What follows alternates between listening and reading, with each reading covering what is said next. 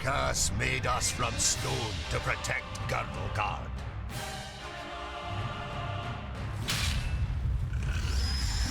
Against orcs, ogres, and all the other beasts of Tion.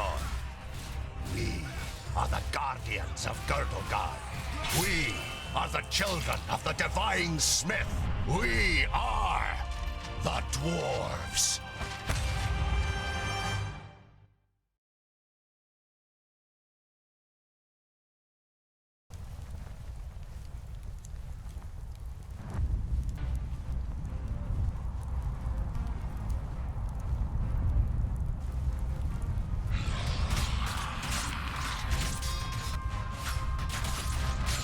Understood!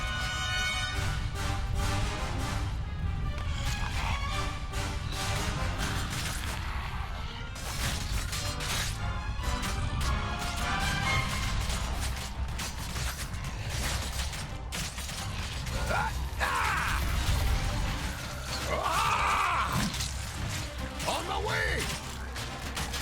Understood! Charge! On the way! Understood!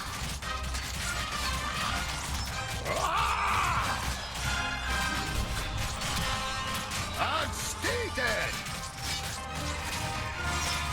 Come here, you! That's that! Understood! On the way! Understood! On the way!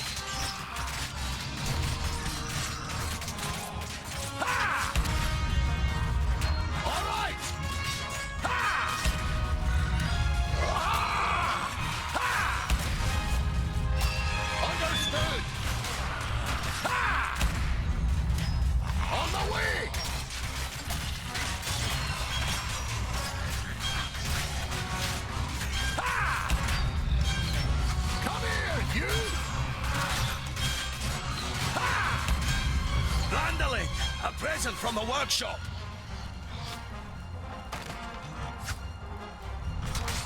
All right.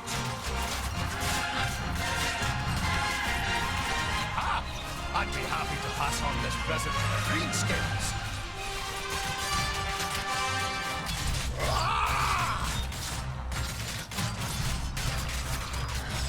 Charge!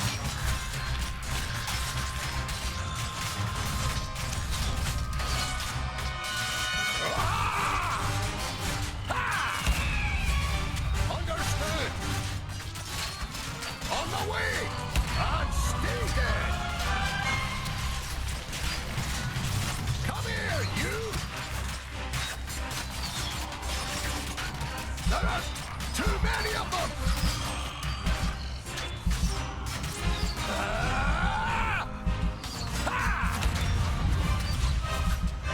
And again! Understood! Come here, you!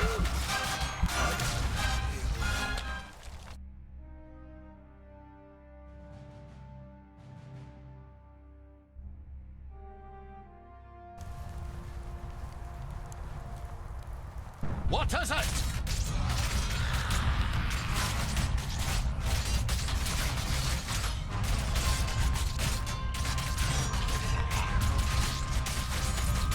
Hey guys, so my name is Vidix, welcome to my channel. You just watched my first experience with the Dwarves. I'm trying this on hard for the very first time I played, so of course I died pretty quickly. Still, I'm gonna try again. So here we go. We gotta leap forward and try to knock out a few of them right away. And it seems like it's an instant kill if you attack them while they are on the ground. And then you have this mighty hammer,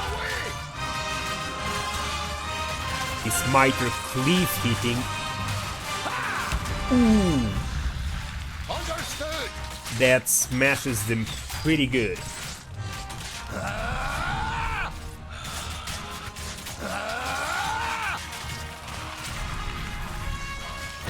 That's Okay, so we have a limited amount of AP, of ability points, which are these blue markers beneath the character portrait.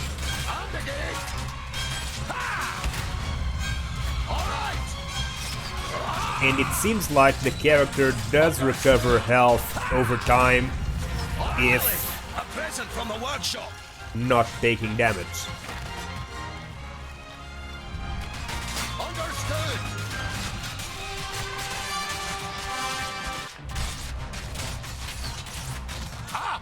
I'd be happy to pass on this present to the greenskins.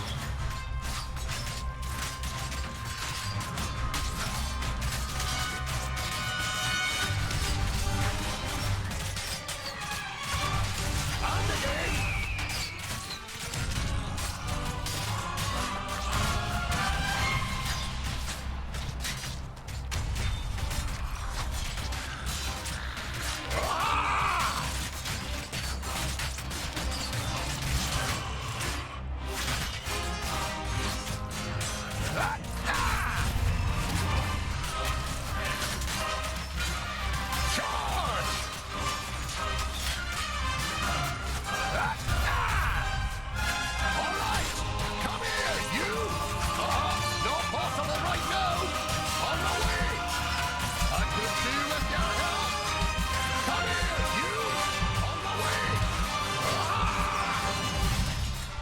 I'm gonna die again. And well, I guess we're learning a few lessons, but not enough for me to give up, Yes. because I'm learning with every new attempt. So Understood. by now, I'm hoping to be able to do it. Let's see. Charge. That's that.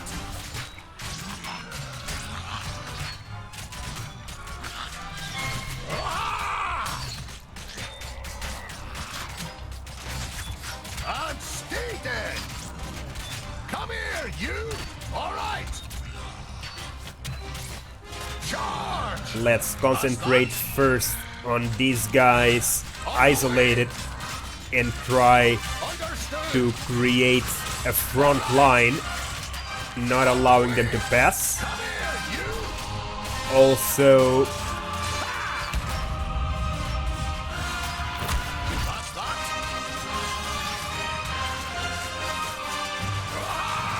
we also need to be careful not to allow On the way. the grenades All to right. spread them all around, because that's terrible for us. It gets us surrounded, and that's bad. Come here, you. Ha! Charge. That's that. Understood.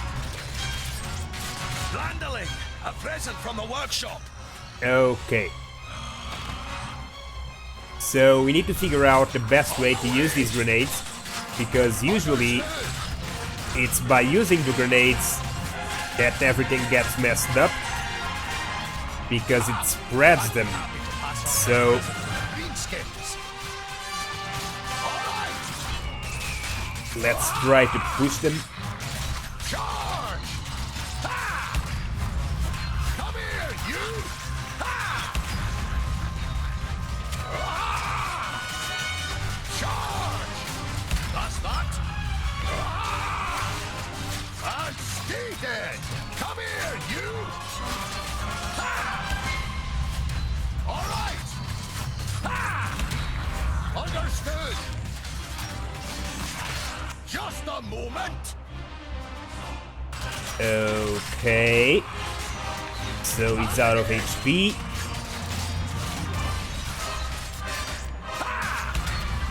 Time to use a single grenade. All right.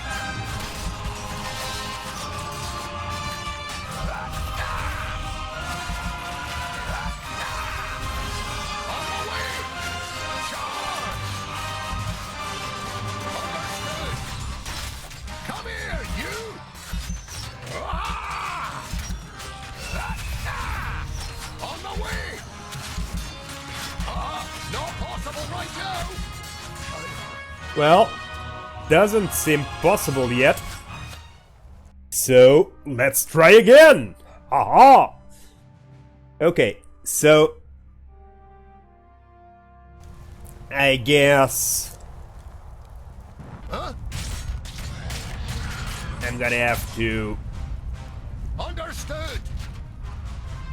be more careful.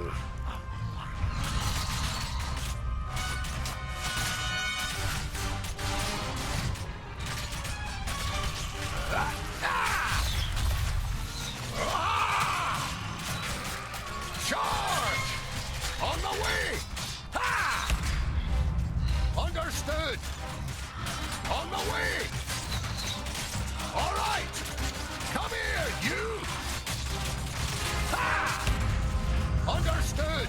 And stay dead! All right! Come here, you! Just a moment! Charge! That's that! On the way! Ah! Come here, you! And stay dead!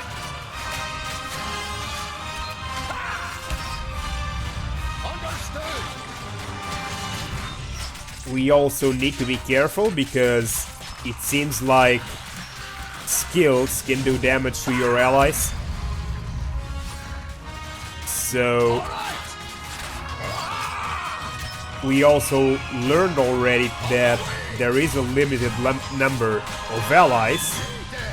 So we want to keep them alive as much as possible. Charge! And stay dead! Landolin, a present from the workshop. Okay. On the way!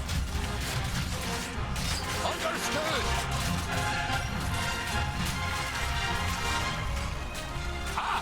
I'd be happy to pass on this present to the Greenskins. Good. All right!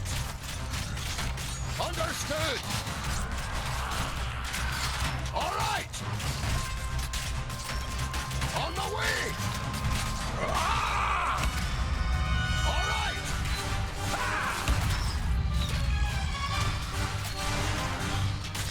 That's that! Come here, you!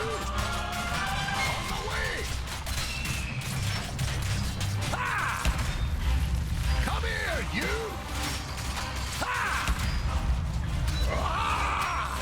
Die. Charge! And stay dead! Okay, this is going better this time. Come here, you! I managed not to allow them to spread too much.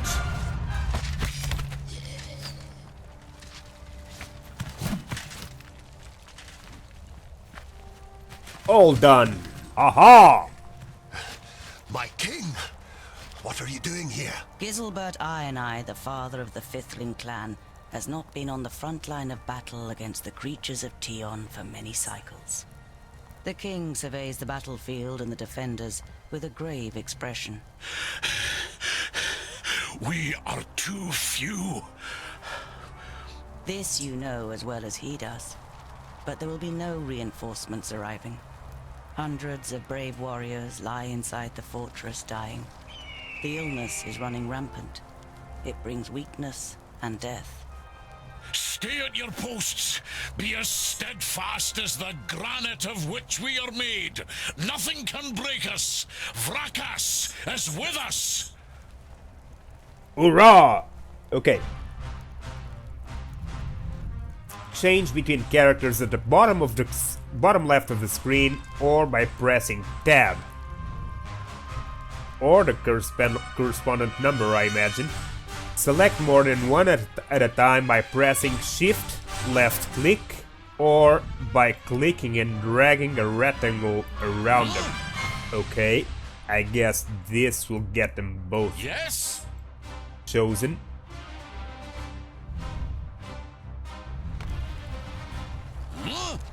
While the game is paused, you can give commands to several heroes in a row, which are executed simultaneously once the game is resumed.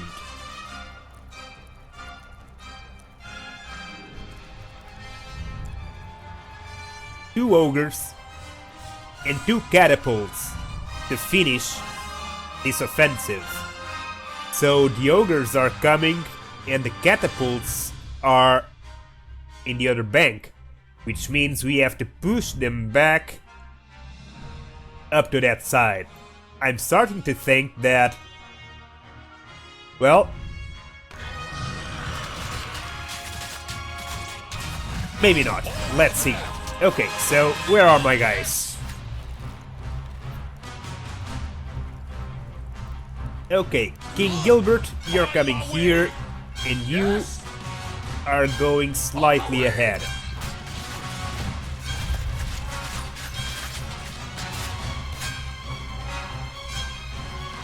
Now you... No. In there, okay.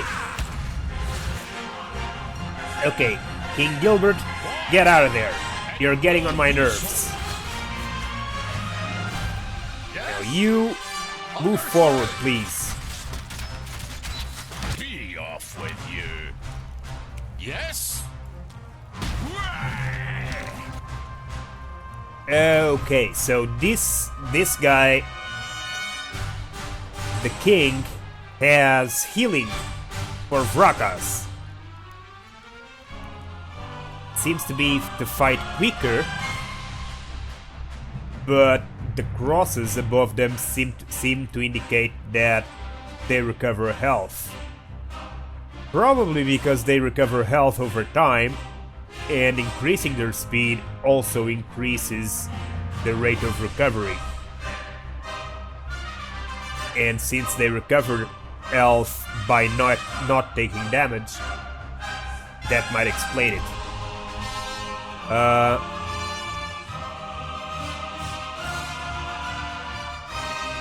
Still,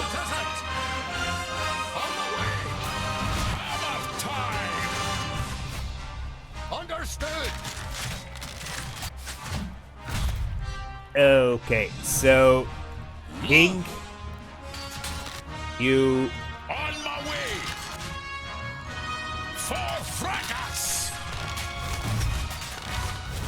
smack that guy.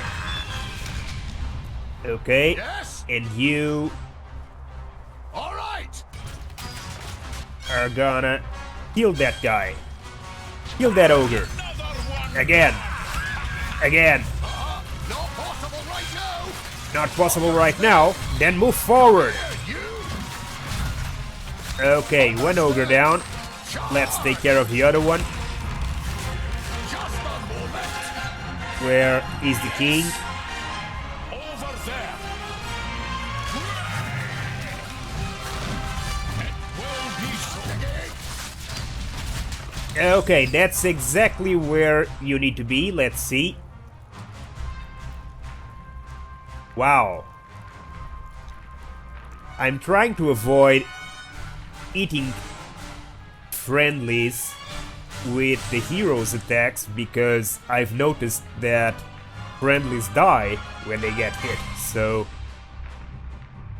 of course, for that, I need to place my heroes in the open, but I guess we can try this. This seems like a massive area. Yeah, I was looking for this one, but I guess we can try this. What is it? And you are gonna smack the hell out. Let's see, in front of you. Yeah, why not? Let's try to do the running stance here. Okay, let's unleash it.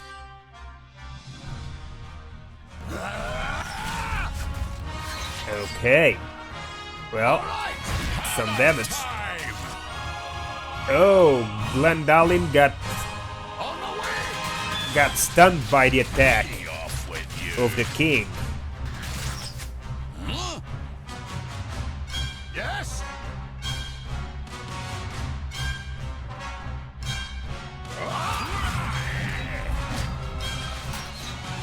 Nice, nice. Heal him. Heal him. Okay. Is that we've defeated both the ogres. Now we just need to destroy the catapults. So let's back out a little. Our heroes are here. And we are gonna start pushing across the bridge.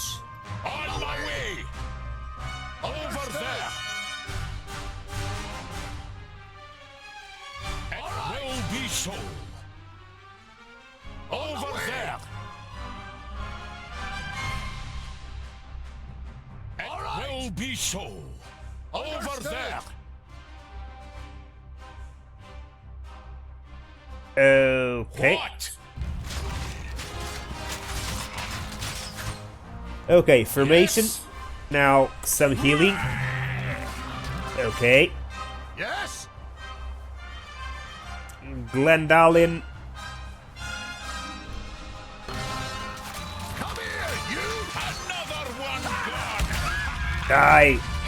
Well done. Another one gone! Push, push, push. We gotta go for the catapults. Not possible right now!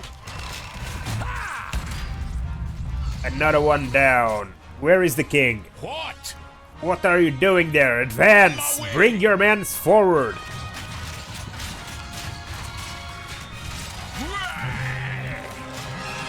Exactly!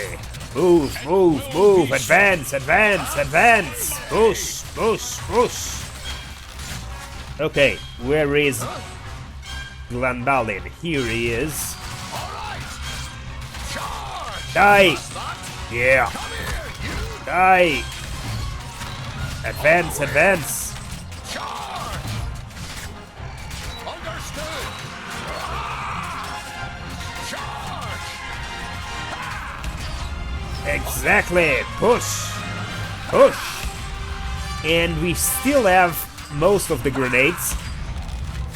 So I guess we can use those to try and attack On the way! the catapults. Just a moment! Be off and stay dead! Not possible right now!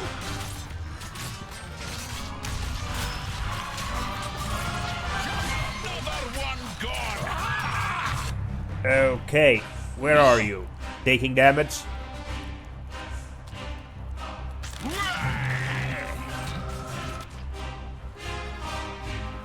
Yeah, they retreat a bit to recover health when they are too low.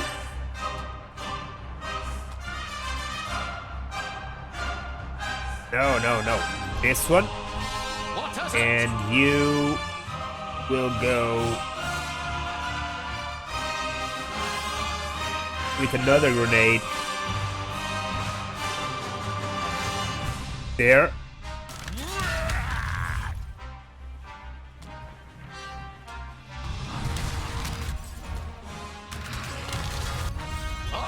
Not possible right Hammer now! time!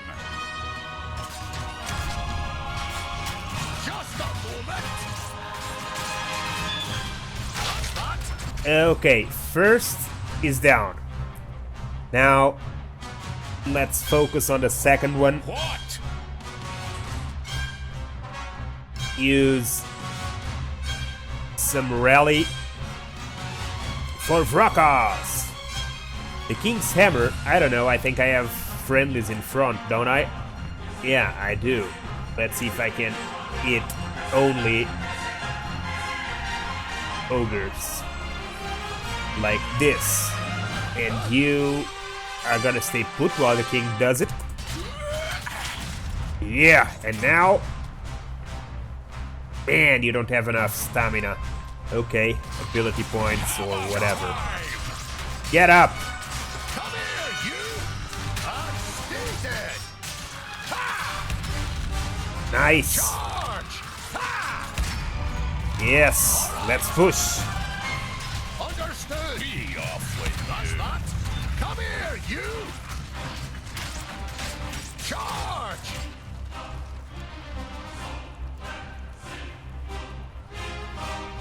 Okay, it's time for a jump in this direction. There are still a lot of them. Where is the king? The king is kind of stuck. He cannot attack right now. I mean, he can, but only like this, so he might as well move forward and smack this guy.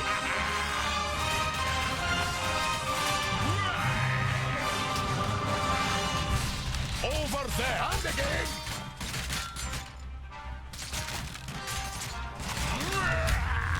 Exactly. Move, move, move. Open a path. Open a path. Now, some healing, and you can...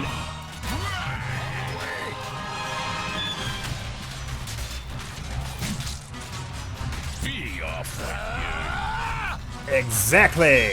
Get up. Get up. Okay. Break it. Yeah.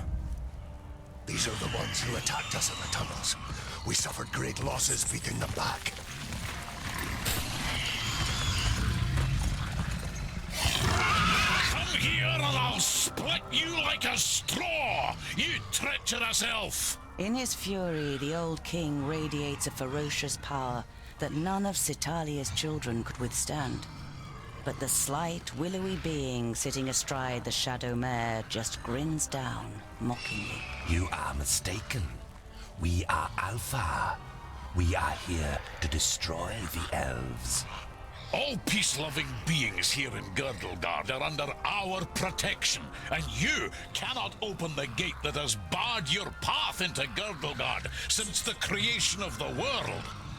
Not us, but perhaps one of your kind. This cannot be. Silence, you fool! Vrakas, forgive me for what I am about to do. Quickly, in formation!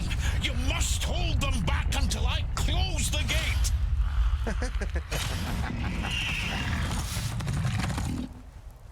What is it?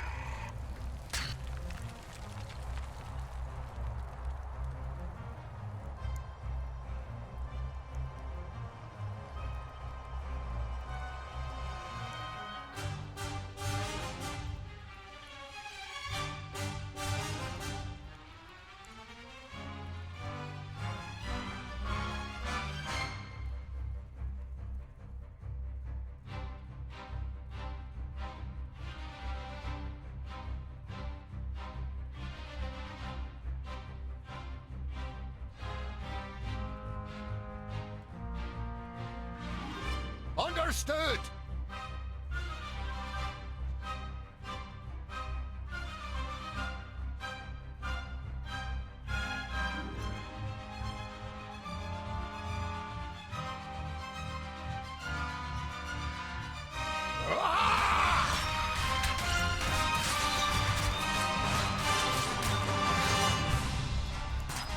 And stay dead!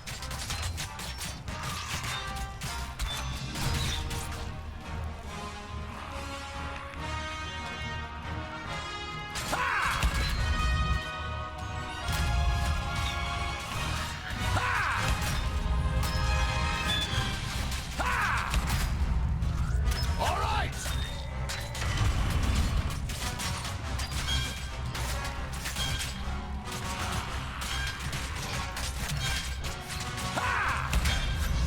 Understood!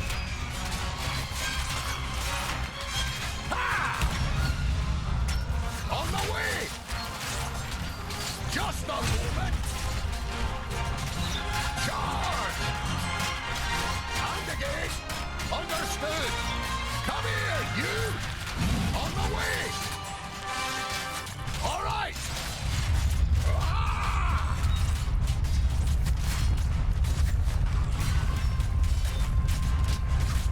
And stay dead!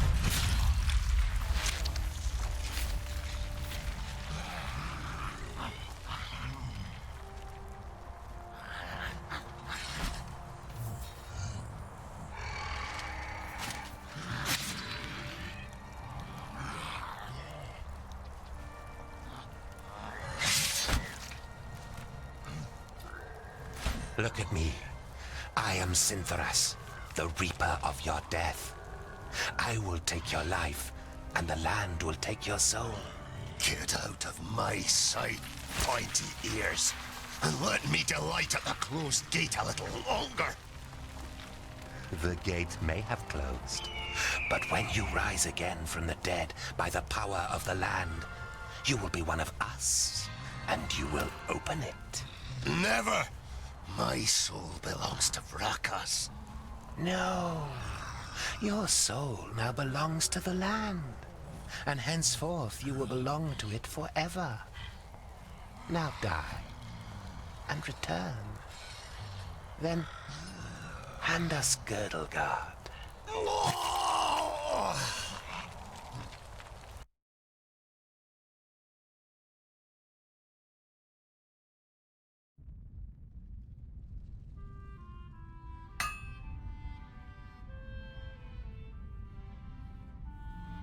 You're a perfectionist, Tungdil Bolafar.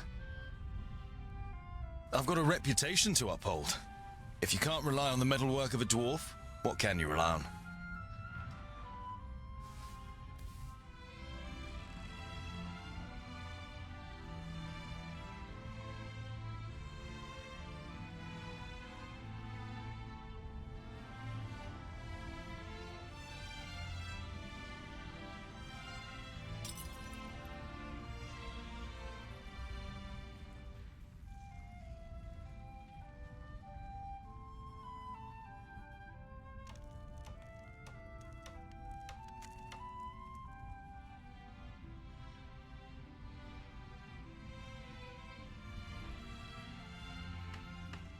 What can I do for you?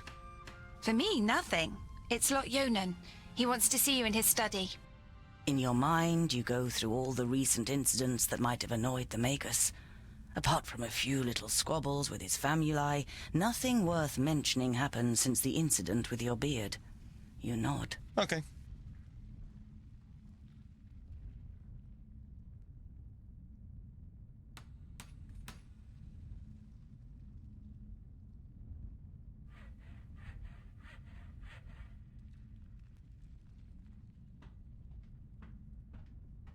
You look dreadful.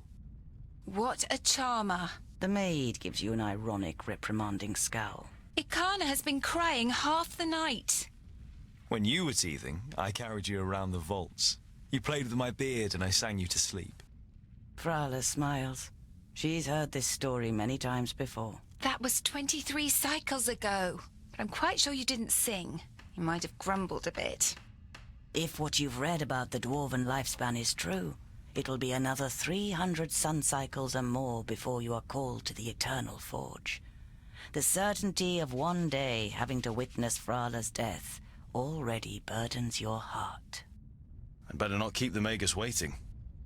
See you later. There's goulash for dinner.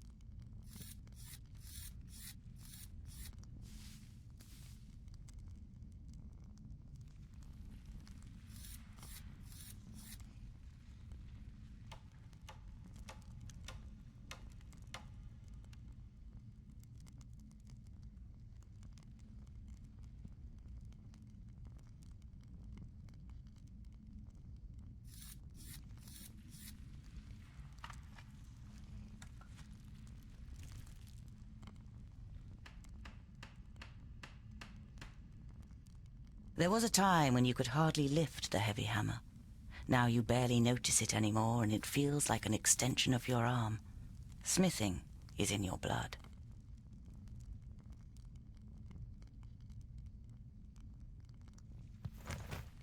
This is where you swung the forge hammer for the first time 30 cycles ago. No one taught you the craft.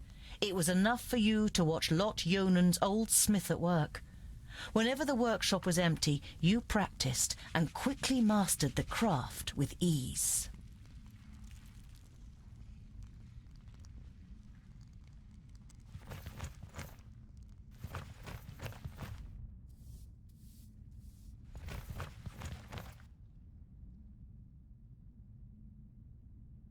There are apparently dwarves who have never seen the sky. And you too feel more comfortable when you have rock over your head.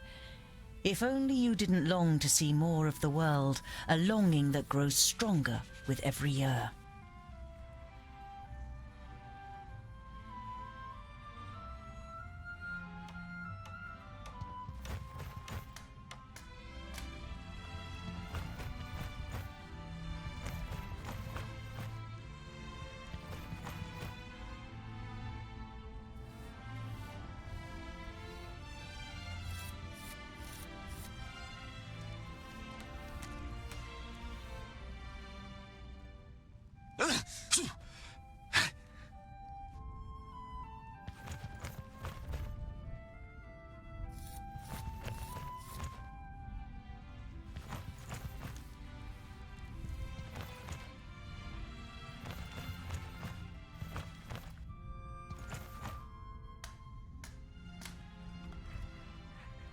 Everything you know about dwarves you learnt from books. The divine smith created the dwarves, and from time to time you make him an offering of some crumbs of gold. It's the most valuable thing you have to offer Vracus.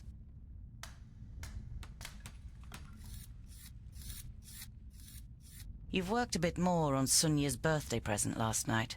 The little one is crazy about horses. You, on the other hand, prefer to keep your distance unless you're fitting them with hooves. Too many legs and way too big.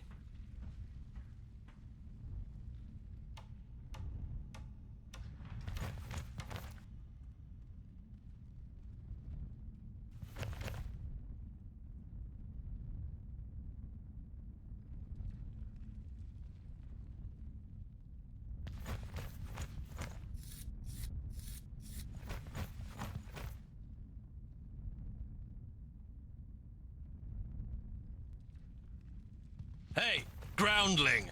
Come to the kitchen, we need you. Jolison, a 4th degree famulus and your favorite foe among the students of magic, gives you a disparaging glance and disappears without waiting for your reply.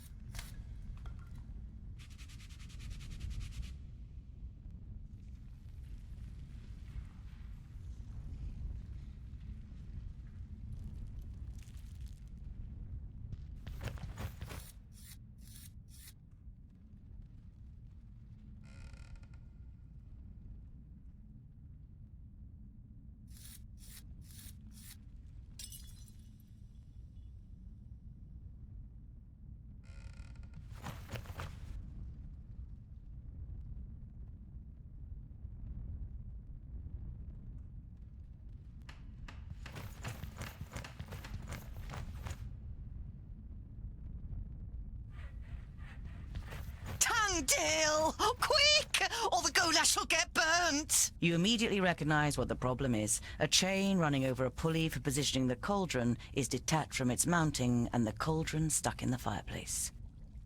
It's a heavy load, and none of the famuli, who feel superior even during kitchen duty, dare do anything.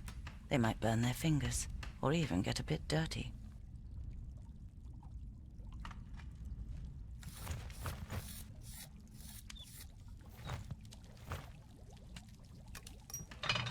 It'd be a waste of goulash. And I'm hungry. Here, hold this.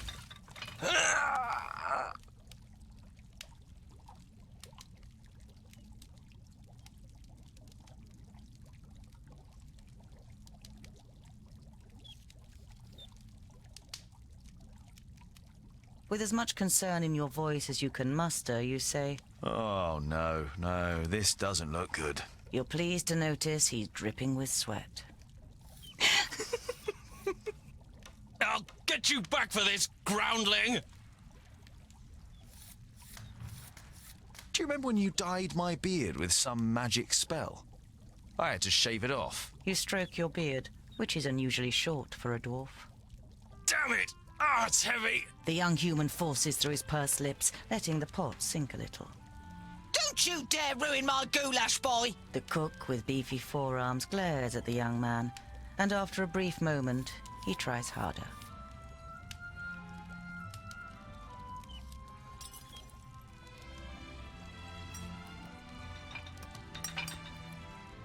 You damned freak! For a moment, you hope the famulus really does raise his hand to you.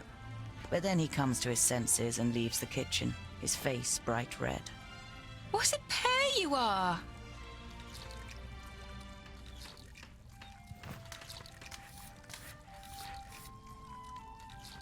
The goulash is bubbling in the cauldron.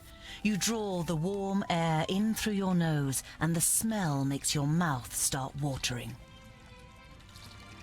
Vegetables, bread, cheese, but the cook is not to be trifled with. Many painful knuckles have taught you that she knows how to handle her heavy wooden spoon, and that she may possibly have eyes in the back of her head.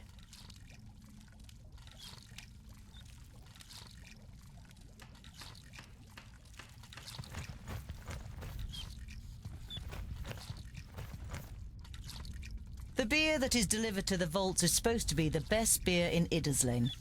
It's certainly your favourite beer, but you haven't drunk enough other beers to truly know.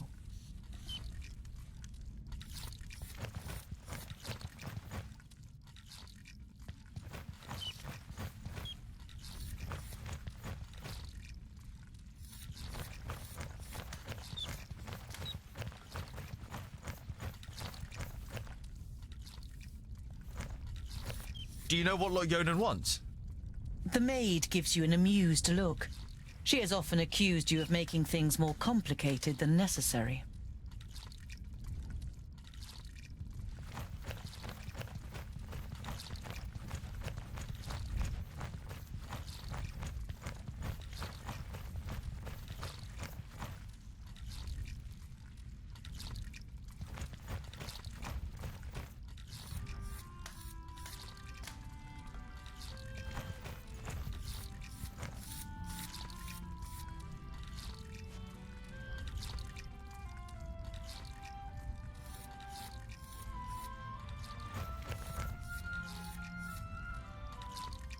The blacksmith? Do you want something? Did a horse bolt while you were trying to shoe it? It's certainly not on our plates.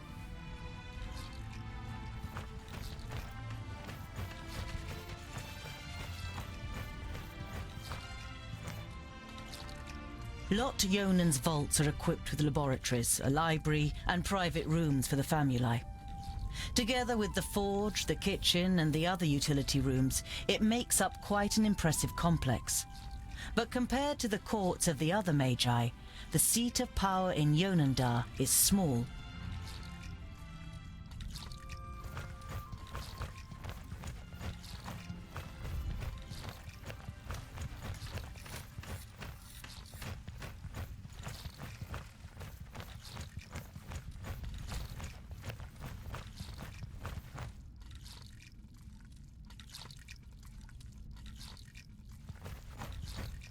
Lot Yonan didn't just take you in. He also taught you how to read and write. But you don't feel like reading right now. Especially as you already know all the books by heart.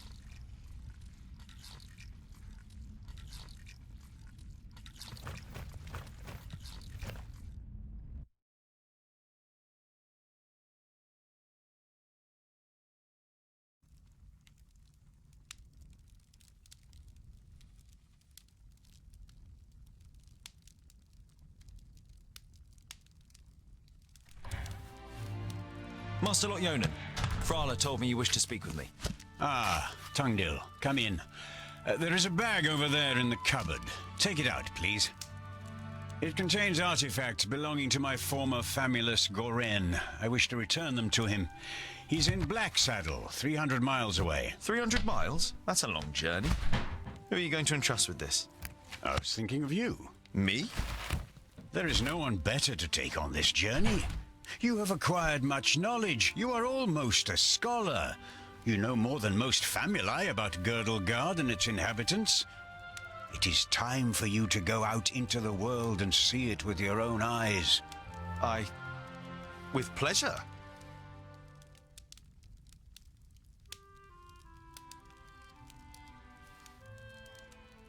What's in the bag? Magical devices. You better leave the bag closed if you want to avoid any accidents. Dwarves don't really like magic, and magic doesn't like you either. Rakus gave us so much craftsmanship that there's no space left in our bodies for magic. Strictly speaking, every time you've been too close to magic, it has ended in catastrophe.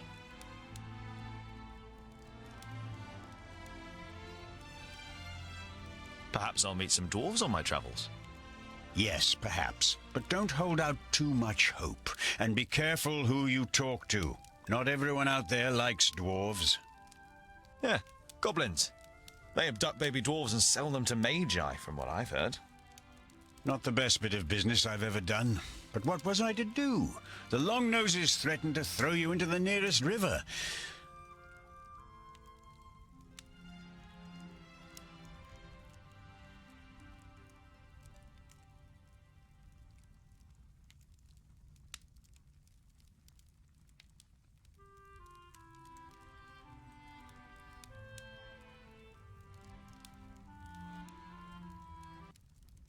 Be on your guard. Look after the bag and don't lose it. May Palandiel be with you. And Varakas too, of course. I'll set off immediately. I'll see you soon, Lot Yonan.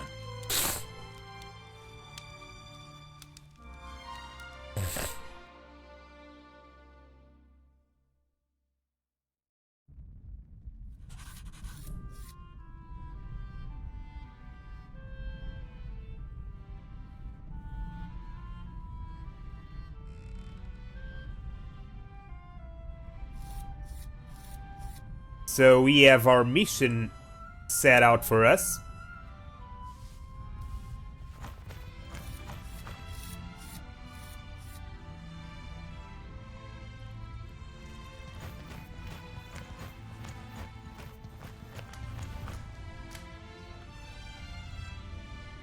I guess we've checked everything. We have already checked everything in here. But I'm gonna just see if anything changed after the conversation. And since we are going on a travel, if there is anything I can pick up here in the room that wasn't here before. I wonder if dwarves ask Rakus for help on long journeys. The figure on the homemade altar doesn't answer. Aha. If I hurry, I might be back in time for Sonia's birthday. You're longing to see her face when you give her your homemade present.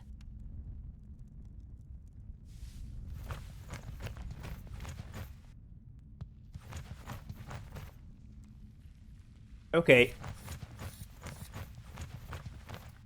Nothing in here. Let's say goodbye to Frala.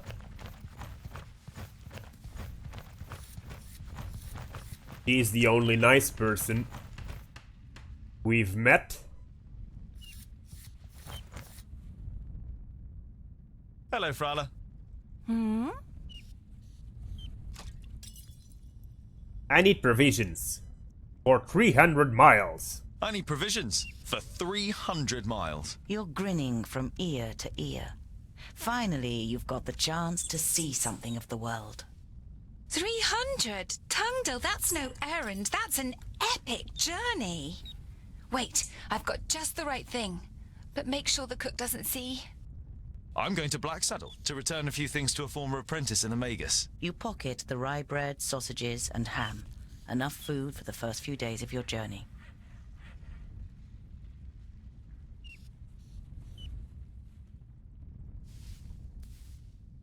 Perhaps I'll even meet some dwarves on the way. Frala throws you a cautious glance. It's a tricky subject that you can't help but broach. There aren't dwarves down here. You're the only one in Idaslane, as far as we know. I know, but I can't just have been born out of a rock. Somewhere in the mountains, I have a clan. Maybe even a family. Yes. Maybe. Frala has reminded you more than once that Lot Yonan wrote to the dwarf clans, and none of them were missing a dwarf boy.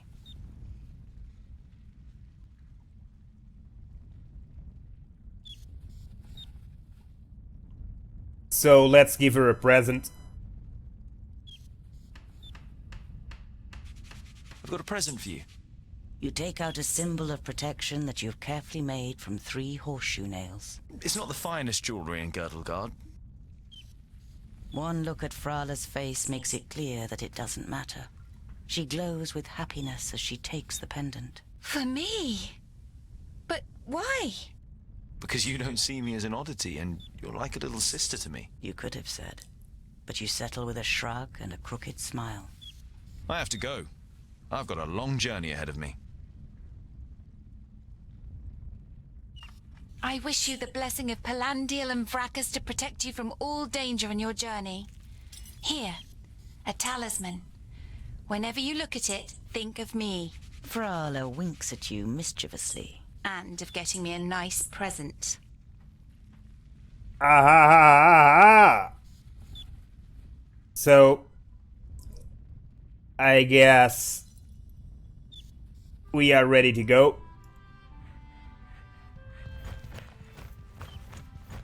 Let's just check these symbols down here that I haven't checked yet.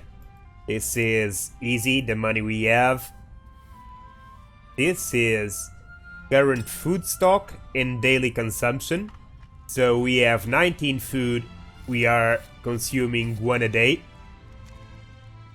I guess it's 1 food per person. So we have food for 19 days. And this is, okay, day 1 of your adventure. And this is probably some kind of clock. I don't know. Maybe it's just a symbol to tell you that this is a day.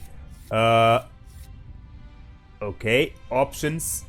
Quest log. Main quests. Lot Yonan. Grayed out is completed. Quest finished. And the fabulous rucksack. The fabulous rucksack. Your guardian, the Magus Lot Yonan, asked you to bring a rucksack with some magical utensils in it to his former fabulous Goran. Goran lives on Black Saddle, a table mountain in the middle of Girdlegard. We have no side quests so far. So, and here, characters, group, and inventory. Let's check it. Okay. Dungdil. Level 1, 75 experience. Elf. Skills, 1 of 3. Stubborn. If its health is below 30%, Dungdil gains bonuses on armor and damage. And Blacksmith Blow. A weak attack. A mighty blow, dealing lots of damage to a few enemies and throws them back. Okay. Relationships. None so far. Items. Money. Provisions. The rucksack with magical artifacts. And Frala's gift. Frala's scarf.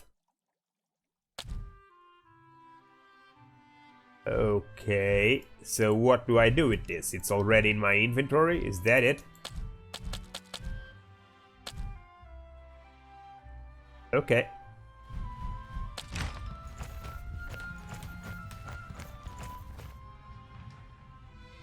So I guess the way forward is up.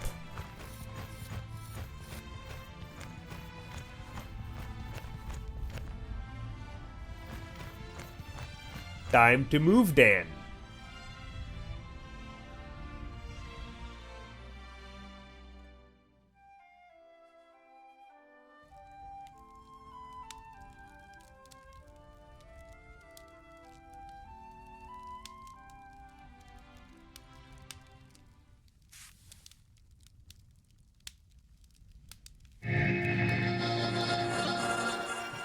How nice to see you again, Lotyonen. It must Whoa. have been an age since we last met face to face. Nudin, welcome. Please, sit down. No, thank you, my friend. These are urgent matters, and I don't have much time. You must come to Leos Nudin immediately. The perished land is stirring. Are you sure? What makes you think that? I found out about 60 orbits ago, during a visit to the borders. Our magical barriers have weakened and become porous. The Elfar have left their land, and a huge horde of orcs have marched into Girdlegard. Were you able to strengthen the spell with your magic? No, I can't repair the damage alone. We need the combined power of the 6. The other 4 are already on their way here, but we need your help too. I will set off for Parista without delay.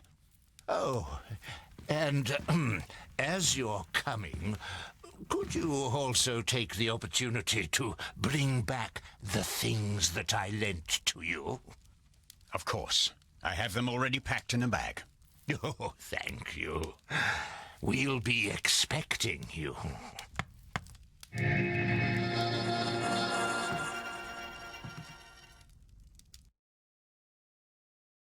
Okay, so that fat boy with a deformed face was Nudin. Utterly blinded by the sunlight, you squeeze your eyes tightly shut after only a few steps. The time spent underground has made you so sensitive to light that you're forced to seek shelter in the shade of a mighty oak. Okay, so like I was saying, that first guy, that fat guy that went to our master, I don't know what his name is, Yotyonen. Our master is a good guy. And that fat guy with a deformed face is Nudin, which is, like our master, one of the 6 masters. So in total there are 6 of them, from what I gathered from their dialogue. And they have in place a magical barrier that prevents ogres and those white dudes to invade these lands. Gildergard. But it seemed kind of suspicious because, first of all, his appearance. But not only that, but the master, our master, Yotyonen, seemed to be, I don't know, deceptive. It wasn't really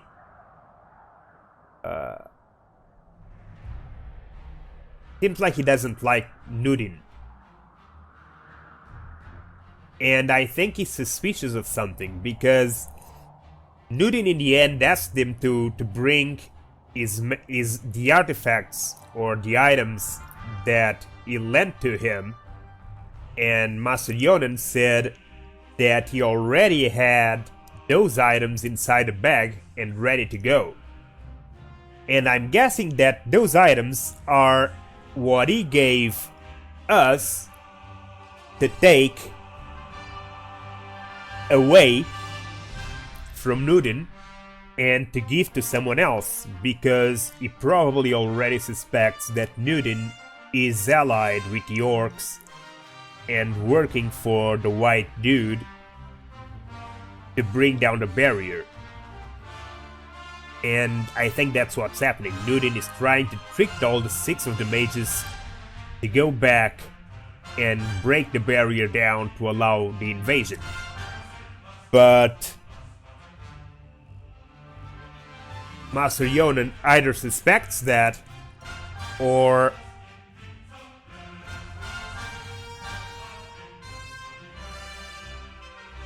he's up to something himself. I don't know. We'll have to see. So, let's advance! You reach a small lake by a birchwood. Your feet hurt and your eyes still sting in the unaccustomed sunlight. But a smile spreads across your face nonetheless. You've covered a decent distance on the first day of your big journey. You pitch your camp and lie down to sleep on the hard forest floor. When you awake in the morning, your legs are stiff and achy. Trying not to feel sorry for yourself, you throw your rucksack over your shoulder. You're a dwarf, and dwarves don't complain. Exactly. Dwarves don't complain. So, let's see.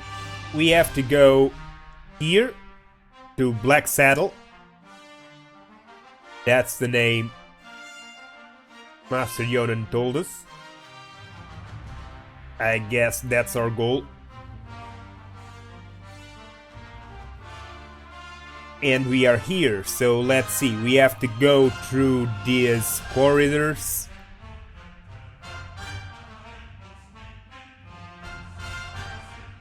There is a river in here, and it seems like passages are in these 2 places. There's nothing in here, and nothing in here. There's a question mark over here, so I'm guessing everyone will go straight forward to get to the question marker. And that's why I'm gonna do differently. I'm gonna go to the left.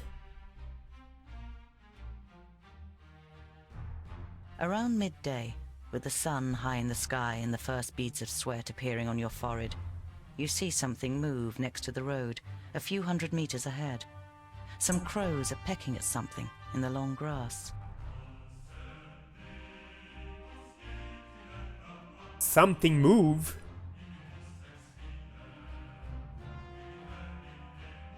Some crows. Okay, so around midday with the sun high in the sky and the first beads of sweat appearing on your forehead, you see something move next to the road a few hundred meters ahead. Some crows are pecking at something in the long grass.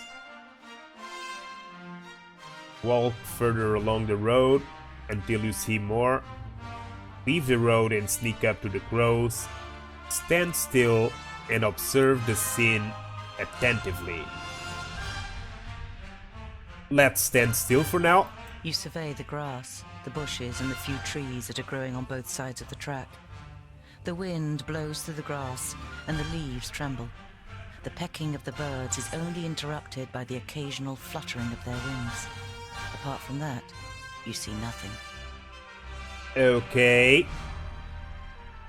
Let's try to sneak to the crows. The creaking leather armor, the clattering rucksack, and a dwarf's inability to be quiet makes the crows flap around as you move from one bush to another. You give up trying to be stealthy, stand up straight, and see 2 human bodies in the flattened grass. Okay. So I guess sneaking is not an option with the dwarfs. They are terrible at sneaking, so lesson learned, I guess. There's not much sense in trying to sneak. What is this? You don't see any signs of a struggle in the area where the corpses are lying. Were they stabbed by a companion? A stranger could hardly have crept up on them with such sparse cover.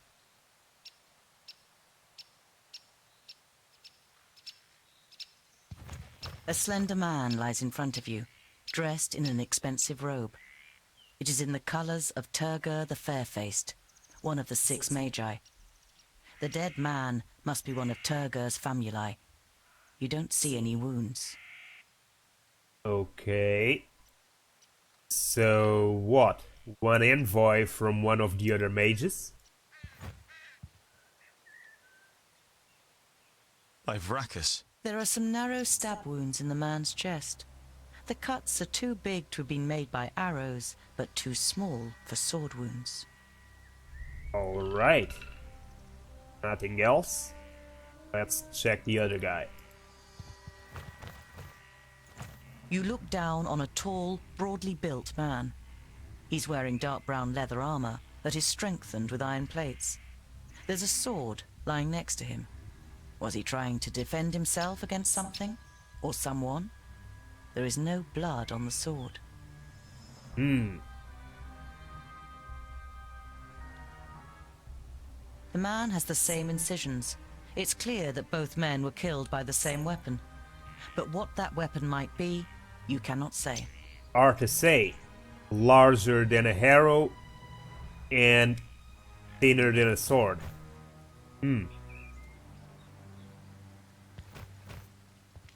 A rucksack that probably belonged to one of the dead. It seems to have been searched and then thrown away carelessly. Let's search it. You find a few implements, some provisions, and a map. A route is drawn on it from Parista, Nudin's capital, to Lot-Yonan's vaults. Nudin's Does this capital. mean that Turgur the Fair-Faced is in Parista and wanted to send Lot-Yonan a message? And if so, why didn't he use magic? Did he want to contact him without anyone noticing? Why all this secrecy? So, Nudin.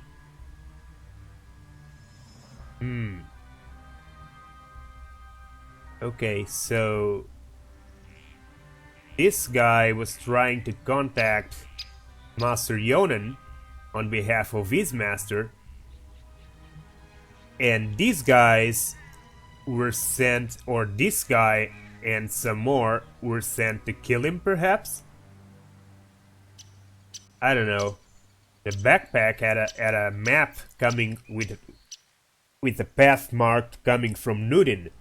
Nudin is where the fat guy with the deformed face came from. He is Nudin. So all starts to get really suspicious.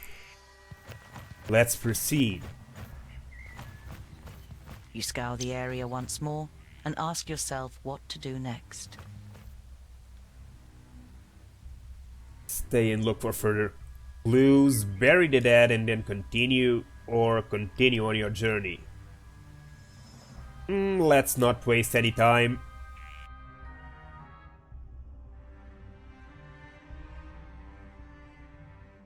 You're sorry that you don't have time to bury the dead, but the sun will be setting soon. You continue your way to put a few miles between you and your grisly find before night falls. So, okay, let's proceed. I guess we should turn right to check that question marker. But I also want to check this farmstead. As the gable end of a small farmhouse and a barn appear from behind a hilltop, you hear the loud cries of children at play. A girl runs along the path laughing, followed by a small boy with a big stick in his hand. The boy is trying to catch up his sister with a determined look on his face, but is finding it difficult to keep his short legs under control on the uneven path. Okay, stay where you are and continue to watch. Walk towards the children and greet them. Give the farm a wide berth and continue. Well, let's greet them. You walk towards the children. As you raise your hand to greet them, the boy catches sight of you. His eyes grow wide, and he points to you with a chubby little finger. All he can manage to say is, "There." Now the girl has turned to face you too. Before you can say a word, she lifts her little brother up into her arms and runs screaming towards the farmhouse. Follow or give the farm a wide berth. I don't know. They got scared. I don't want to get killed by an angry mob. But let's follow them. Without rushing, you follow the children to the farmhouse into which they've disappeared. After a few moments, they reappear, accompanied by their parents. Uh-oh. Their father is a thick-set man with grey hair. I am Opacha. Okay. This is my wife, Remsa. The blonde woman nods a greeting almost imperceptibly and clasps her daughter tightly to her. She looks you over with an anxious expression. It's a pleasure to meet you. My name is Tungdal. You try to make your voice sound as harmless as possible. Nicely played. So, your wife seems worried. If 2 travelers passed by here in the last few days, I should put a few more miles behind me before night falls. I'm sorry if I scared your wife and children. The man waves dismissively. No. It's just that my fair woman is especially jumpy these days. The orcs have been spotted near Calmstead. You should take it more seriously. The farmer's wife clutches her daughter even tighter before the girl finally protests. The boy steps forward excitedly and cuts the air with his stick. If strangers come, we're supposed to run away, but I can hit them too. Opatia pats his son on the head, laughing. We're safe. The orcs have no reason to come so far north. What do we say? If there are orcs nearby, you should probably get out of harm's way. If 2 travelers pass by here, I should put a few more miles. Let's keep up with the orcs dialogue. If there are orcs nearby, you should probably get out of harm's way. Wouldn't it be better to move to one of the bigger villages if there are orcs around? The farm is our livelihood. We can't just leave the place. The fields don't look after themselves. King Tilligorn's cavalry will take care of the orcs, or Lord Yonan and his magi. But the cavalry can't be everywhere at once. Even a handful of orcs would be enough to finish us. He has a point.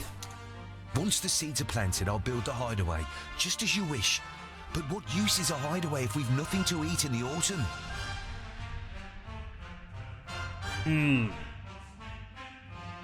You should build the hideaway immediately. You'll starve without a harvest. Sow first and then build. F2 travelers, I should put... I don't know. I really don't know what the best option is. Tell him to build the hideaway right away. Or... tell him to harvest first. Well, orcs are opportunistic, so... if they are in the area, an isolated village with a handful of people is a perfect target for them. So I'm gonna tell him to build the hideaway immediately. If there are orcs in the area, then you shouldn't waste any time. Build that hideaway. The dwarf is right. Remsa gives you a thankful smile before turning to her husband. We'll take care of the other problems when we come to them. The most important thing is that we're safe. Opatia stays silent for a moment, a gloomy expression on his face, before shrugging his shoulders. All right then. Dwarves do know best when it comes to orcs. Okay. So let's ask them about the 2 travelers. Over the last few days, have you seen 2 travelers heading east? Opatia looks at his wife, but she shakes her head. Why do you ask? I found them. 2 dead bodies on the side of the road. A good day's march east from here. Dead bodies? She hastily covers her son's ears. Was it orcs? Remsa, what would orcs be doing up here? It was probably just bandits. You bid farewell and set off on your way. The children follow you for a while before saying their goodbyes in laughter and running back towards the farm. Okay. I guess that went well. Now, I probably should turn to the right to check this question marker. So let's go. What is this? Dwarf merchant. Okay. So what? He'll have things to sell, is that it? We'll have to intercept him then. Let's check this question marker. You see a flickering light through the trees some way from the path. It might come from a campfire. Approach the fire audibly so that you don't frighten anyone. Sneak closer to find who lit the fire, ignore the fire, and continue on your way. So sneaking, we already know it doesn't work. Dwarves can't sneak. They are very clumsy. So we either approach audibly or give it a birth. Let's approach the fire audibly so that they don't get frightened. You walk towards the fire with confident strides until you finally make out 3 broad-shouldered men with axes. 2 rabbits are sizzling over the fire. The men are joking with one another, but you can only understand the odd word. They haven't noticed you yet.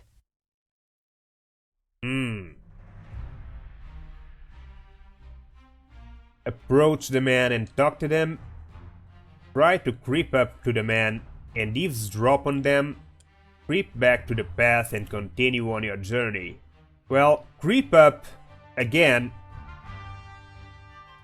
We've seen when we try to get to those 2 bodies that is very clumsy. So let's approach them and talk to them. Once you reach the edge of the firelight, you say amicably, Greetings. My name is... The men jump up and grab their axes. Who's there? Well, I'll be. Is that a groundling? The men look you over suspiciously. Okay. Sorry for the intrusion. With whom do I have the pleasure? Or I'm a traveler and would have nothing against a warm fire and some company. Put your weapon down and we can talk. Then we can talk. I don't know. Let's try the first one. My name is Tungdil. May I know with whom I have the pleasure? Oh! They laugh at you. A perfect stranger, a groundling speaking like a king. We are woodcutters. Talk our language, or better still, get lost. I only wanted to be polite. Sod your politeness and your pretty words, groundling, and be off with you. The man strengthens his grip on the axe and glares at you with sinister yellow eyes. Okay, I guess these guys are not friendly. So, I just have one question. Alright, I'll go if I'm not welcome.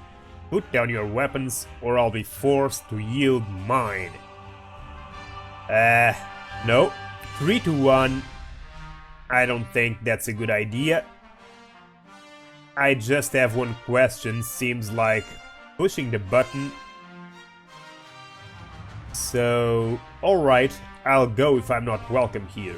You shrug your shoulders indifferently and take 3 small steps backwards without taking your eyes off the men.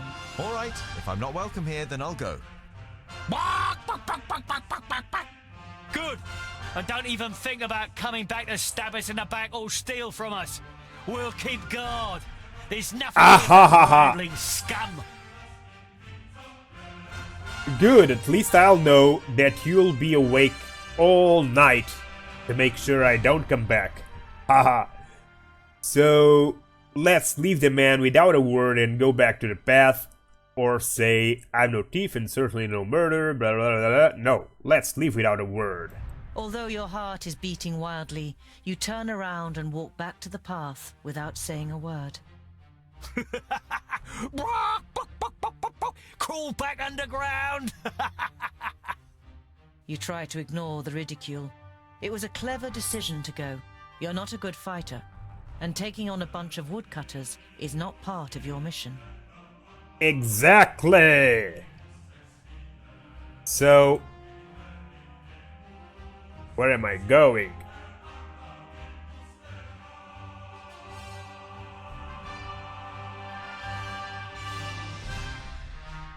Let's see. The question marker, I might as well have avoided altogether. I should have gone right straight ahead and shouldn't have even bothered with this. So now that we're here,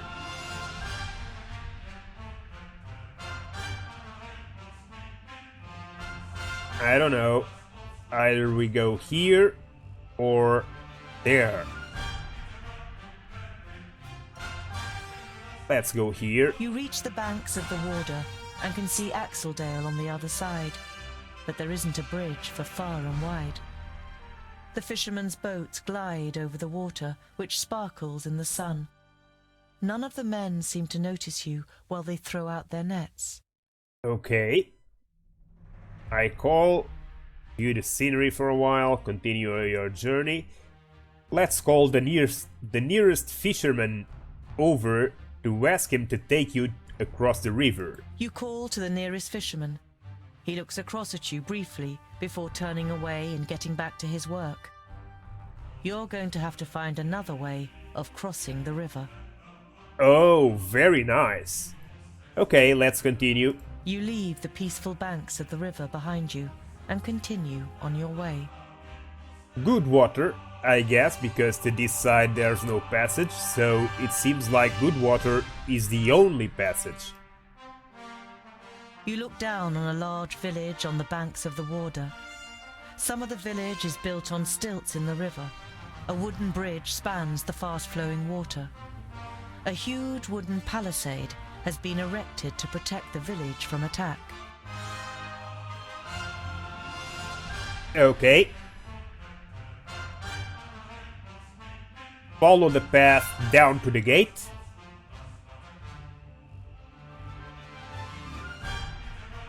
Or look over to the other side of the river. Let's follow the path down to the gate. The guards on the palisade are watching you. Their armor looks well cared for and well made. The smith who made them knew what he was doing.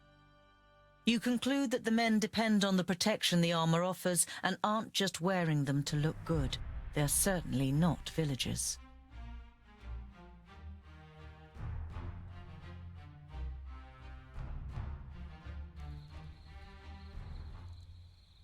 Okay, finally.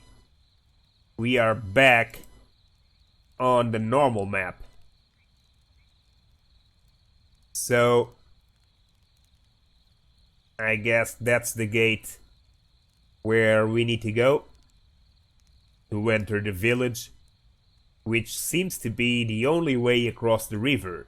So, I'm willing to bet they are gonna ask for either a ton of money or a ton of favors.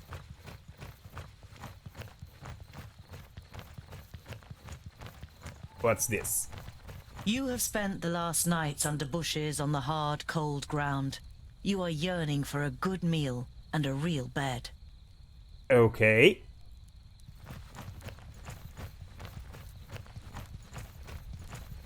Through here, no passage.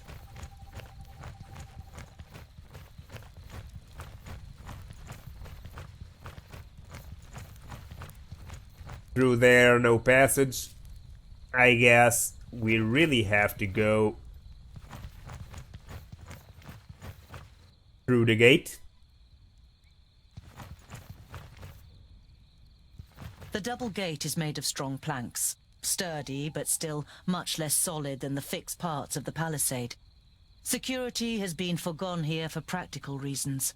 Never a good idea when building fortifications. Okay. Orc skulls? You're not sure it's wise to taunt the beasts with the severed heads of their fellow kind.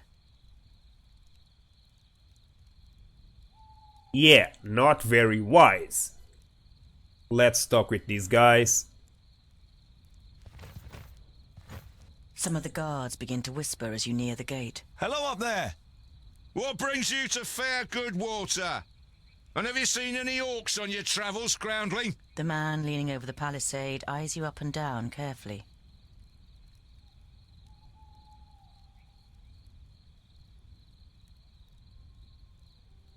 Goodwater is well known for its hospitality. A fact that you've just made up yourself. Let me in, and I will tell other travellers all about it. I regret to inform you that we cannot allow you to enter. The gates stay closed once night has fallen. There is certainly no regret showing in the man's face. Ha!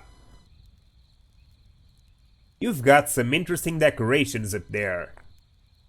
Let's taunt him about the orcs' heads. Your gate doesn't make a very stable impression. I could take a look at it. I know about these things. I owe someone in the village 20 pieces of gold. Bribe the guard. Stay alert. End conversation. Okay. Well, I guess that talking about the orcs' heads might be good or bad, I don't know. But this seems to be the most safe bet, I'd say, since we already took a look at the gates and he was saying that he thought the gate was not secure enough.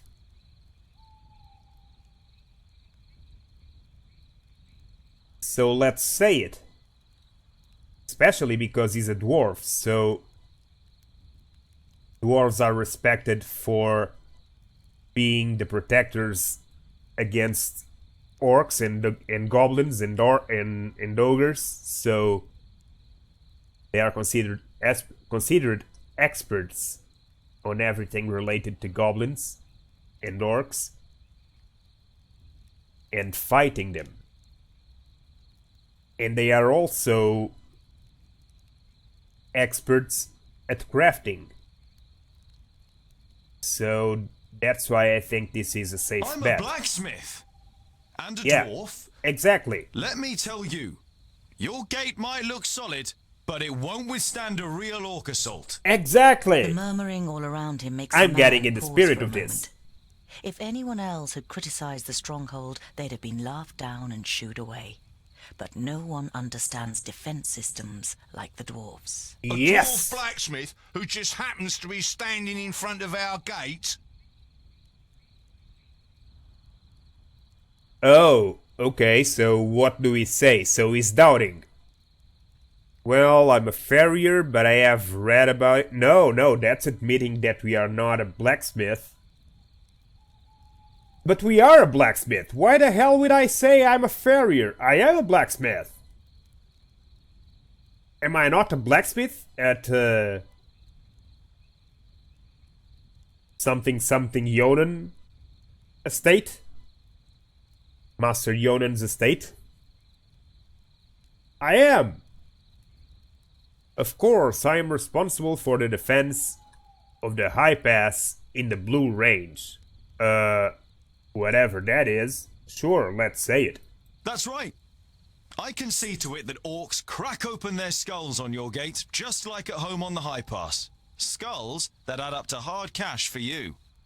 You only know about the secondling stronghold from books, but you can see in the man's face you've pushed the right buttons. All right then. You can spend the night in the village. You begin work tomorrow morning, and it had better work like you promised. Okay. Of course. It's a trifle. So, well played, well played. So, he figured that After a meal, you spend the night in the comfort and shelter of a good those ads. tavern. The next morning, you feel fully refreshed. You strengthen the gate with cross braces of wood and iron, using your experience and skill. Now it should be able to withstand an attack for much longer.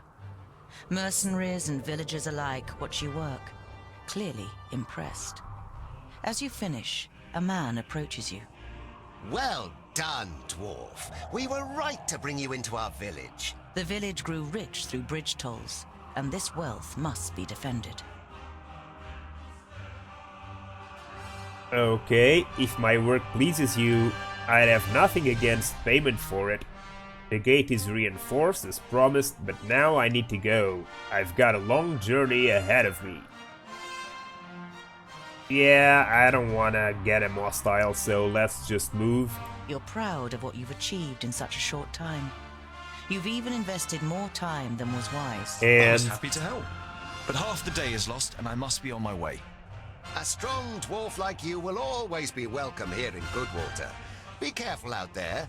Who knows where the orcs might be lurking? Indeed. So, I guess we did it. We managed to cross the river. Encampment with oak, so it's the only way forward. Let's go. An uneasy feeling has been your constant companion since you left Goodwater. Every little sound in the forest makes you fear you've been discovered by a horde of orcs. But you reach the end of the day without bumping into any of the greenskins. It seems as though Vrakas has granted you one more day in Girdlegard. As night begins to fall, you pass a large oak tree and decide to call it a day. Near the oak tree is an abandoned camp with a fireplace, which appears to be a couple of days old. Okay. So, set up camp at the old fireplace and lie down to sleep. Put up camp at the old fireplace and try to stay awake. No, we need to sleep. Or set up camp hidden in the crown of the old oak tree. Yeah, let's stay hidden. You swing yourself up the trunk and then pull up your baggage after you. You're prepared to sleep in a tree like a bird if it means escaping the orcs' attentions. You sling your rope twice around your stomach and the trunk of the tree to stop you from falling accidentally. You close your eyes and dream. You see North Pass and smell the fresh, icy wind that sweeps over the peaks of Great Blade and Dragon's Tongue. But the harmony is interrupted by the hideous roar of an unending flood of orcs throwing itself unceasingly against the fortification. You smell the disgusting green blood of the orcs and taste the rancid fat of their armor on your tongue. The bitter taste becomes stronger until it's unbearable and wrenches you out of your dream. You open your eyes and are surprised at the brightness as a glance at the sky confirms that it's still night. Your eyes move towards the ground, and what you see makes the blood in your veins freeze. Uh-oh.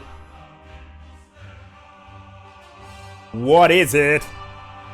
What is it?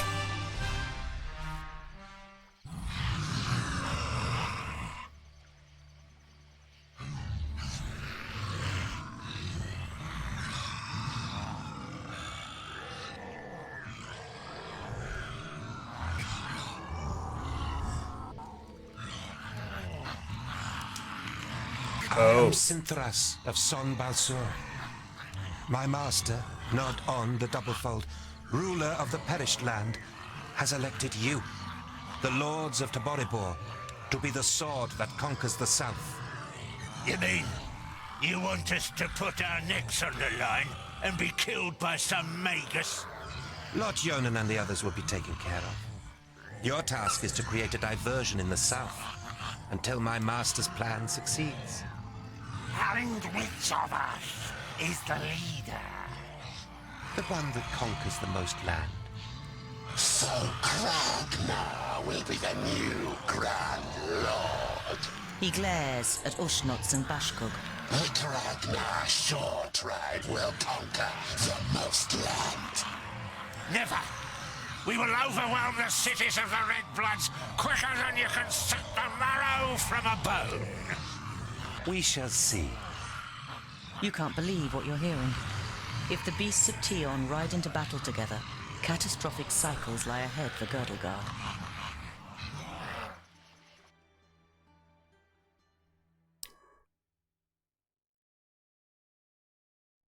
Okay. So that seems to be the The plan. night in the oak tree was the worst of your life. You spent every single moment afraid that you would be found and savaged by the orcs.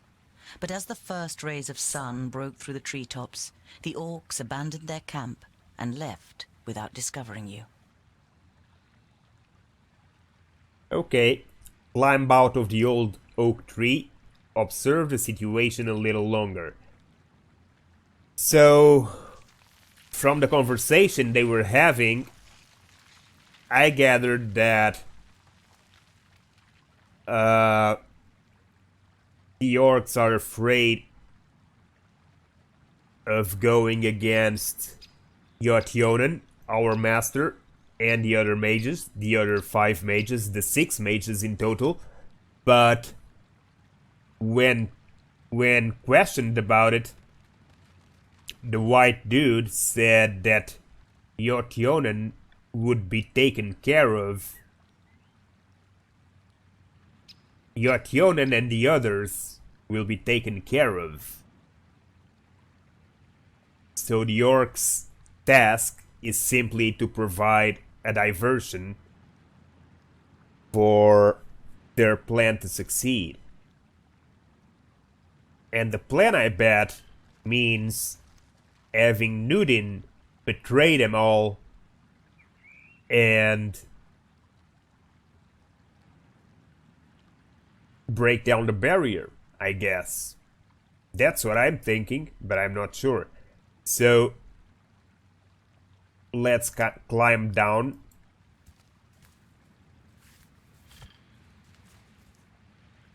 Yep. Down you go. And what do we have here?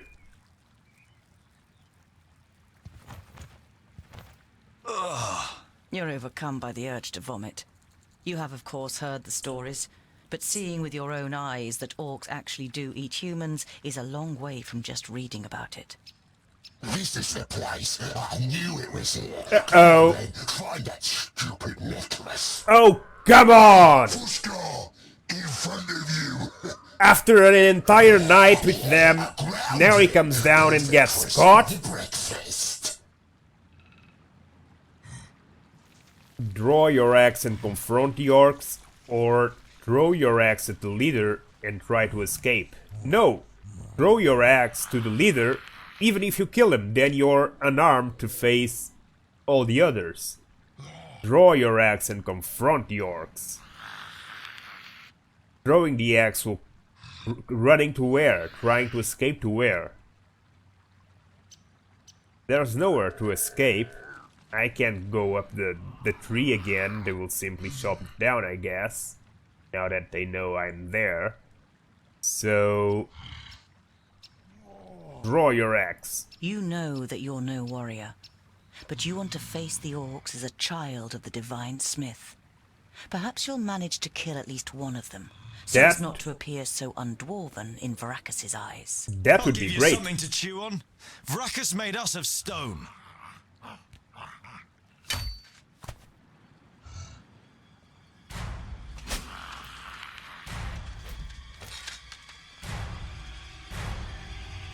Uh-oh. Oink, oink, little piggies!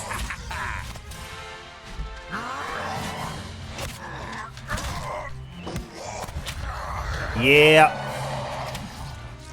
Someone had to come in to save him. Barrowin's beard! How did you manage to lose your weapon? Well... Go and get it, and this time, hold it tight.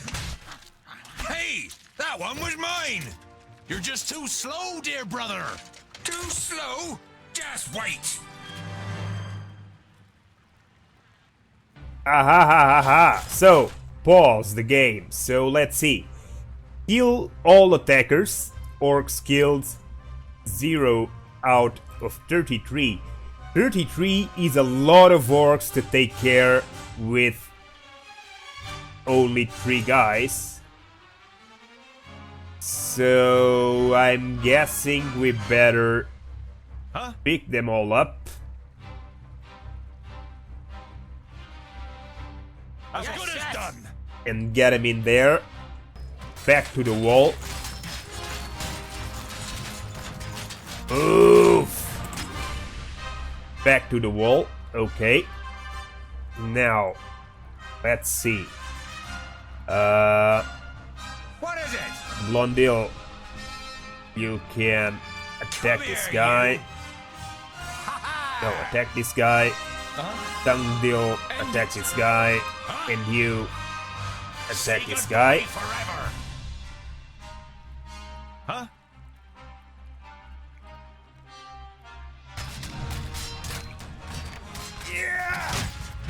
One dead. Let's kill the other one. Pavrakas! Please wait a moment.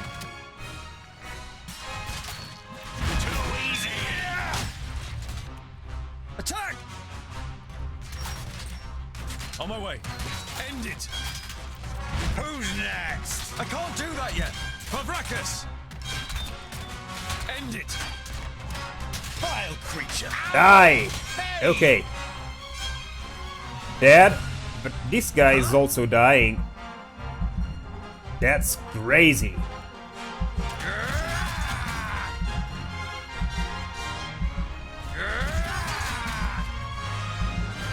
Okay. At least he killed those two, and he now has a little room to breathe. Dungdil should also be recovering health. What is it? And you need to... Eruption. Push back all enemies surrounding him.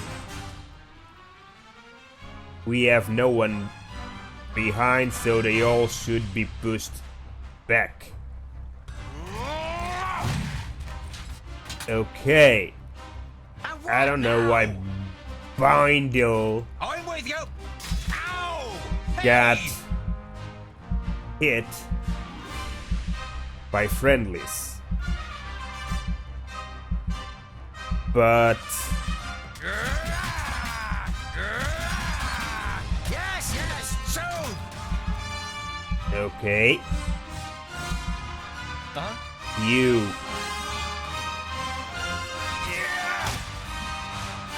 Okay. Now you attack this guy, and you.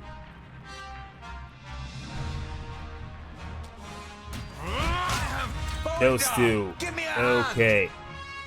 And now I'll kill this guy. What is it? And you Of course. get here. I didn't hit you very hard. Jump? No, we better not. Use just the... That hits me pretty hard. I'm not that quick. Okay. This is that. Yes. Now, Dungdil.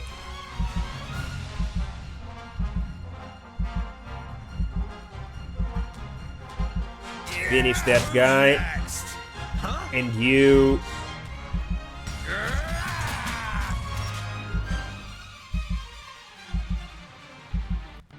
better... He's gonna die. What is it? He's gonna die, which is terrible. Let's see.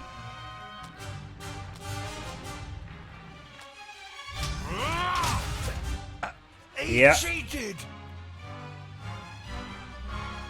He's down because of the damn archers. Huh? On my way. As good as done. Understood. I need help over here, quickly. On my way. Okay, Dungdil will have a little room to breathe. Say goodbye forever. Dungdil, here. Stay there. Huh? With pleasure. Dungdil, stay there. What is it? Oh, what bad luck for you! Dungdil, Huh? stay there. You see, by staying out of combat, his health recovers. Unfortunately, I have no way to stuck him down on that place, so he keeps moving into the arrow's range, which is terrible. With pleasure.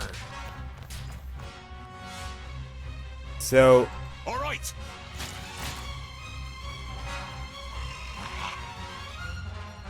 seems like What is it? As good as done. he can't heal them. He's down, nothing we can do. On my way. Let's move back. As good as done.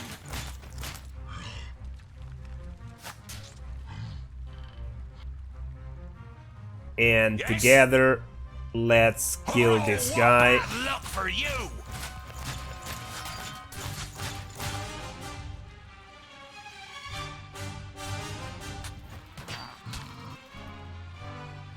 Okay.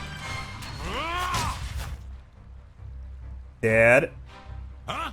And now, let's go after this one. Say goodbye forever. Oh, what bad luck for you.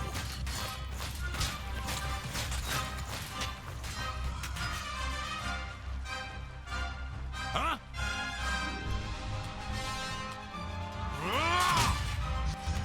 That too. What is And it? now, where is the other archer? Right there.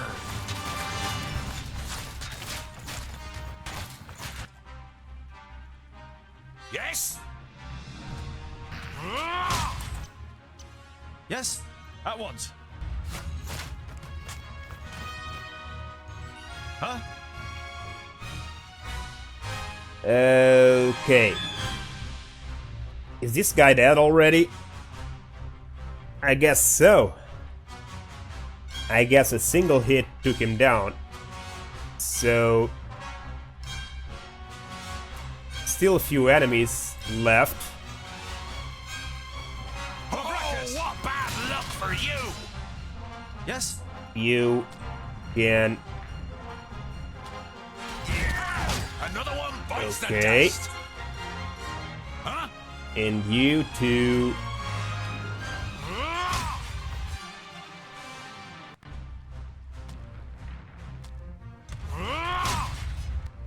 Nice. Uh-huh. And you... Huh? With pleasure. Uh-huh. Oh, what bad luck for you. Yes? Now With that pleasure. guy... Uh-huh.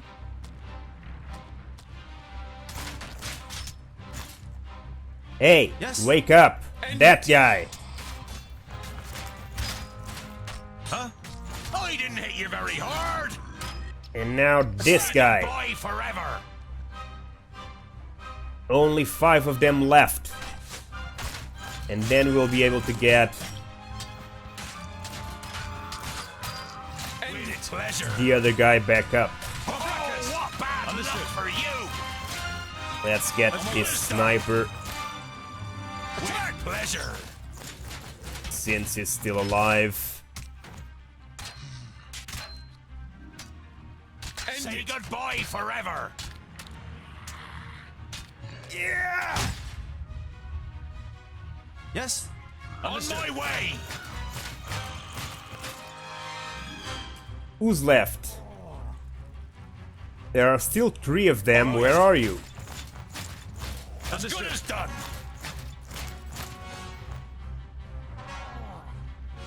All right.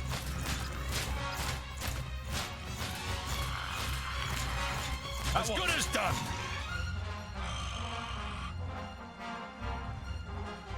On my way.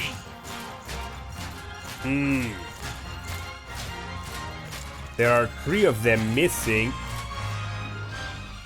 All right.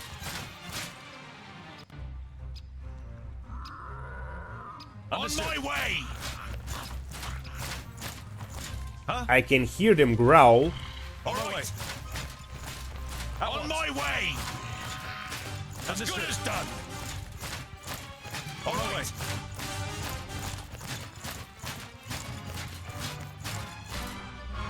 On my way! Understood. As good as done! On my way! All right! As good as done! Okay. 2 more. For pleasure! Yes. So you can take this one, and you can take this one. Exactly. Let's see. None of them is dead, but you can finish that guy, and you can finish that.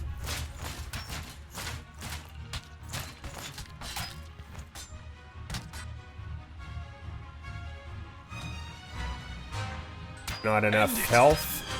Not enough ability points. This one is dead too. Let's finish this one. I didn't hit you very hard. What is it? And final one. End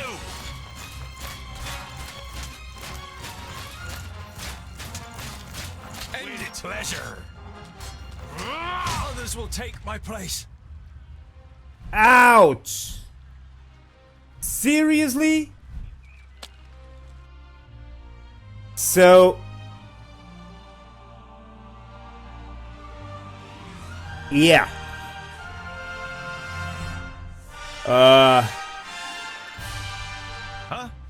He killed himself. I mean, I killed myself. Because... Boindil... No, it wasn't Boindil. It was Boindal killed Tungdil with his skill.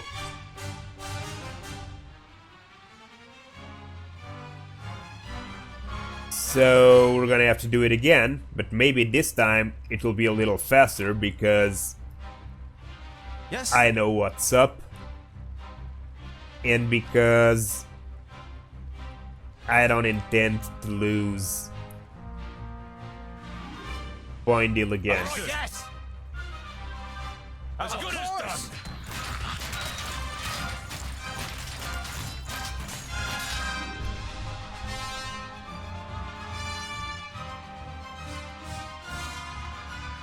So you are gonna attack this guy. No, you're gonna attack this guy. You are gonna... No, not that. You're gonna do this. And you are gonna do this. Okay. There. You will do... Not yet. You'll do this. Okay. And you will do this.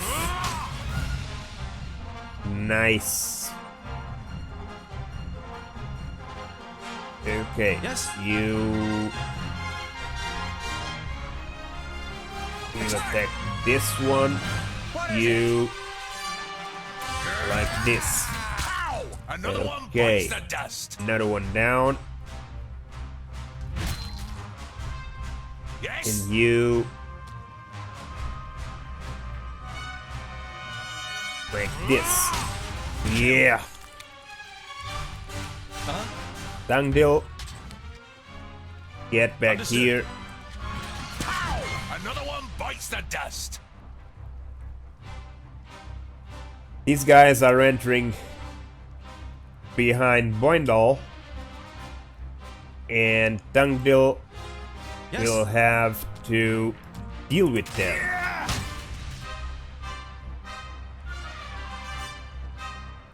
At the same time, we can't forget Boindil because he's very fragile.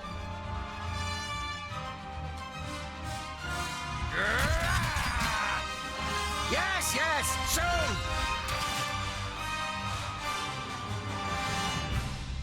Huh?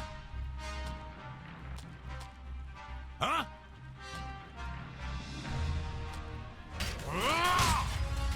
Nice. Yes?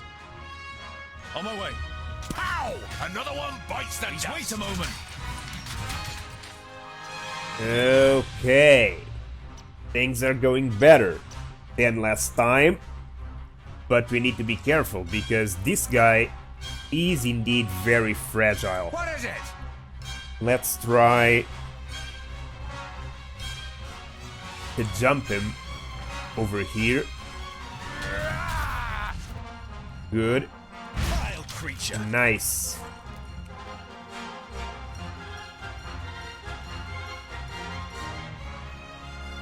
Yes? And you leave this idiot.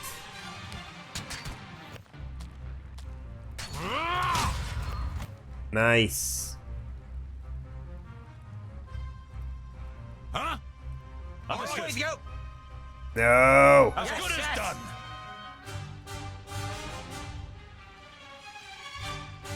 Uh-huh. On my way. In here, and Yes. you On my in way. here.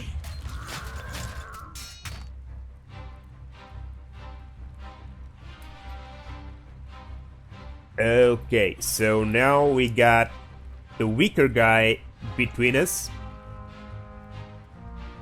The arrows have started raining. I think it's time Yes? At once. End it. Who's next? we go after the archers.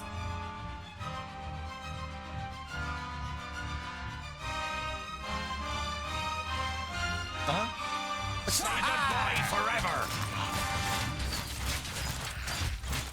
Always go.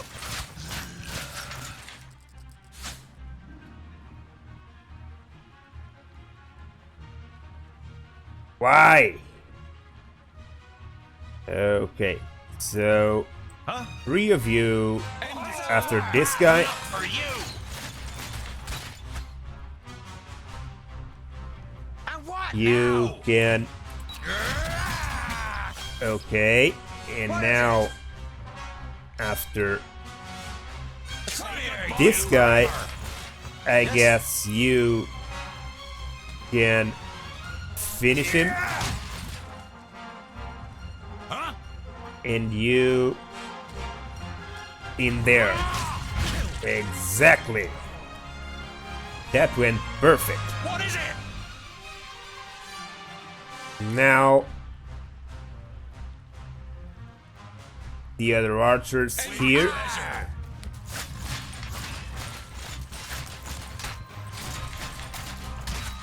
He hardly put up a fight. Indeed. And this one. Goodbye forever.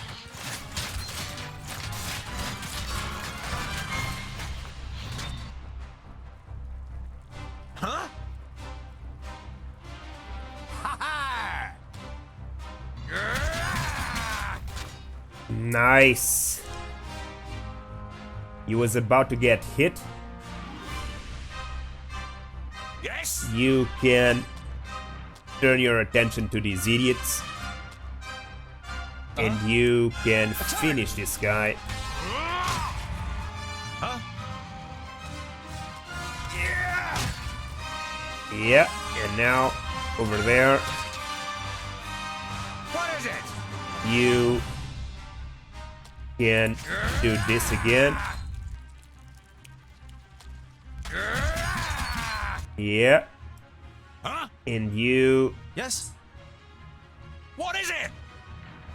finish that guy. I just need a little rest. No! Man, On my way. Boindal, Pleasure. Oh, what bad luck for Boindal's skill, you. With pleasure. And again. it's terrible for allies. On my way. But I guess that's the risk of playing on hard mode. As good as done. From what I gather, you do. On my way. There is no Oh, invulnerability to friendly damage. As good as done. Say goodbye forever. With pleasure. So you in there, and you in there. What is it? Finish him, What bad luck for you. and you finish him. I didn't hit you very hard. Huh? Say goodbye forever. Uh-huh.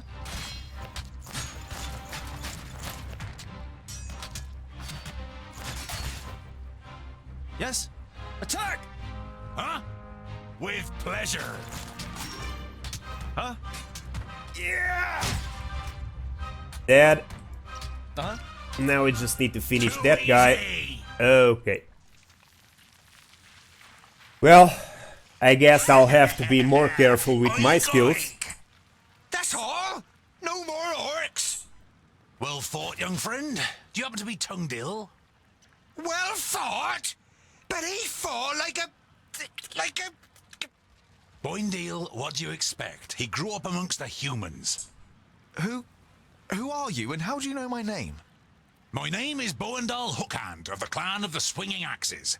This is my brother Boindale Doubleblade. We've been sent to find you. Boindale e Boindale. Are there any more piggy snouts around here?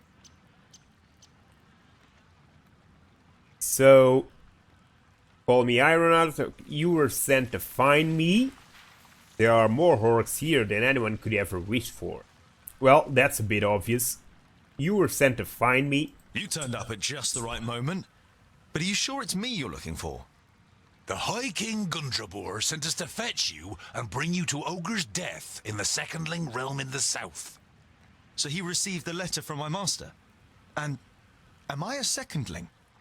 Well, something like that, I guess.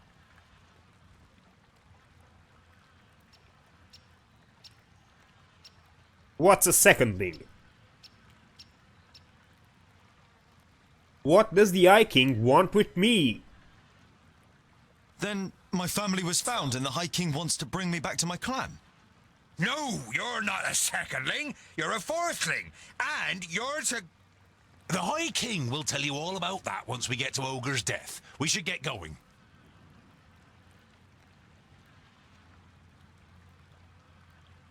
Okay. There are more orcs here. There was a meeting last night. The Elfar serve a certain Nod On who calls himself Lord of the Perish Land. They have enlisted 3 orc hordes to cause unrest in the south. Did you hear that, Boindale? Piggy snouts! The Elfar from San Balzur and the orcs from Taboribor are working together? And could ally with the orcs from the Perish Land. The twins look at you solemnly. You all know what that would mean for the people of Girdlegard.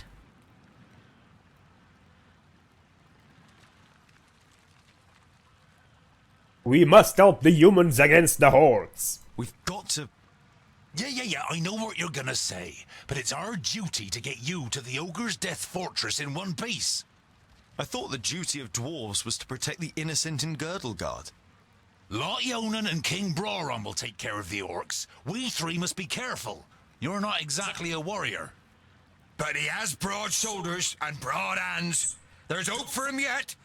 So when you've got the chance to split a few orc skulls, you should take it. Okay.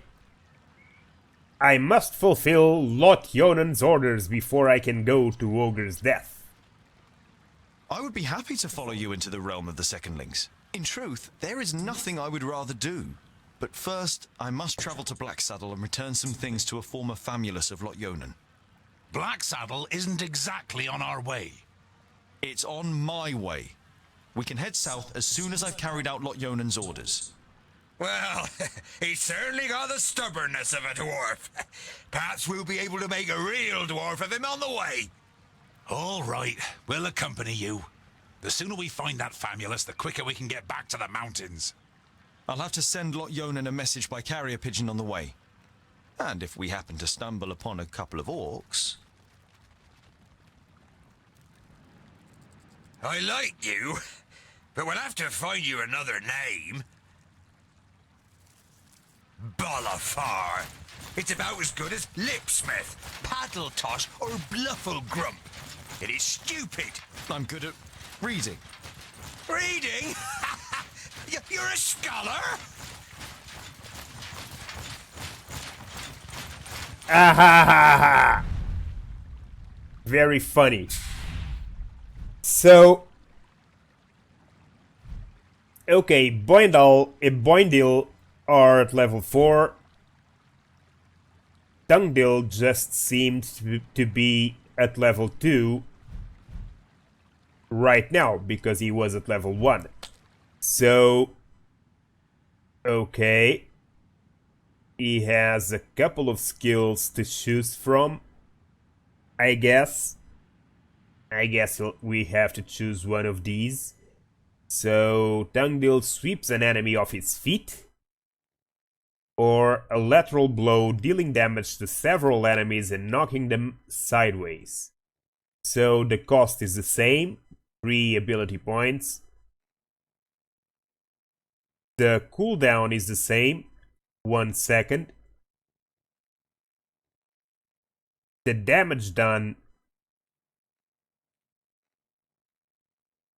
is larger with Cleave.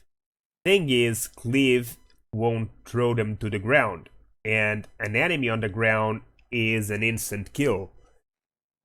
So, disadvantage is this only works on a single enemy at a time, and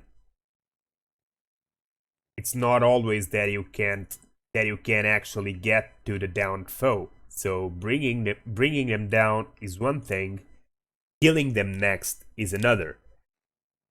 It's a guaranteed kill, but you still have to hit him.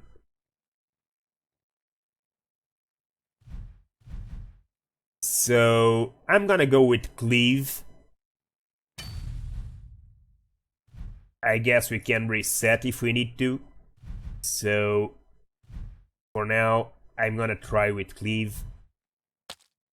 He's a dwarf, so you found 26 revisions, but now there are 3 of us. 355 coins, 54 coins, and Talisman of Protection, simple. When damage is received, there is a 50% chance of reducing the damage by 50%.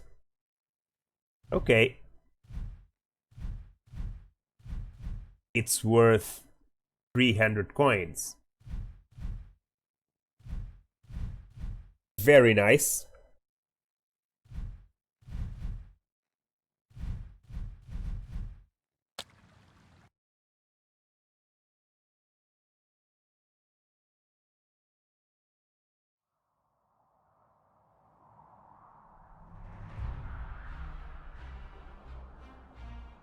Wow. So, what is this? 9? Is this a Ogre Horde? York Horde?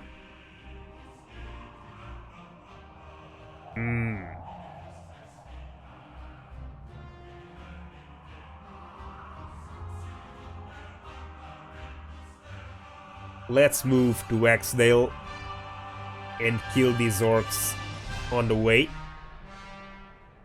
These ones are at Goodwater, which is probably under attack.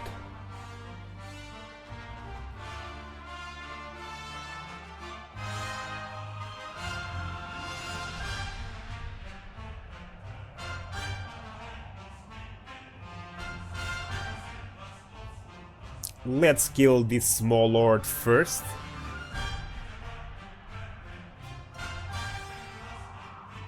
Ah, they moved to Exdale. Axeldale. Okay, so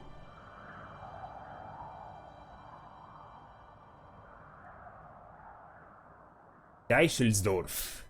Axeldale.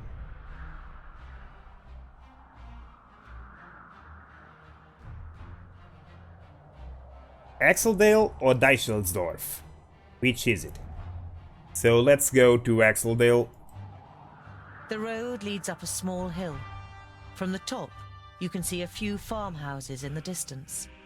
There is smoke rising up from the village, and the battle cries of attacking orcs can be heard. Yeah, even I repaired this the far gate. off.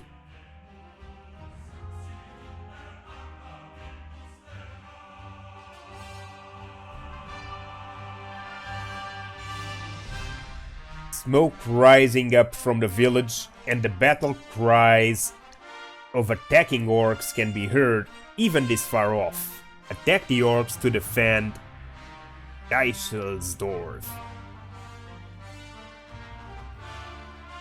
Okay. Of course, let's defend the city.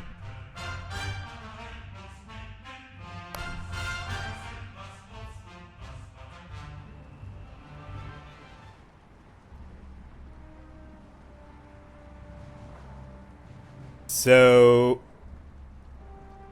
Tungdale.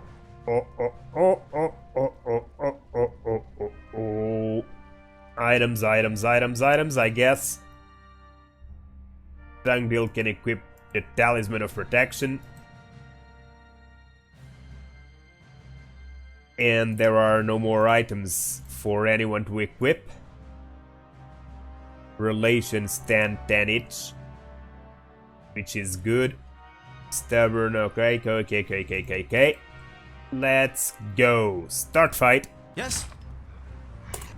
Kill the trombone players. Kill the trombone players before there are too many reinforcements. 12 out of 35. Okay. We need to kill these guys. Huh? As good as done. And there you forever. Those blasted trumpeters are calling for reinforcements. Not for long.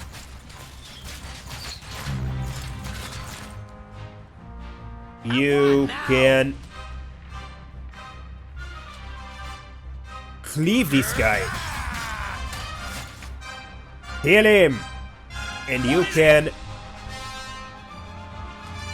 finish it. Dead. Now, let's go after the other ones.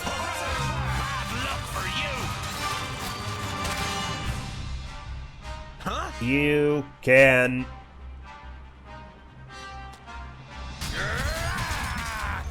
No! I'm not that quick. In there. And you two in there too. With pleasure. And what now? Come here, you. Yes, so, what is it? Oh, what bad luck for you!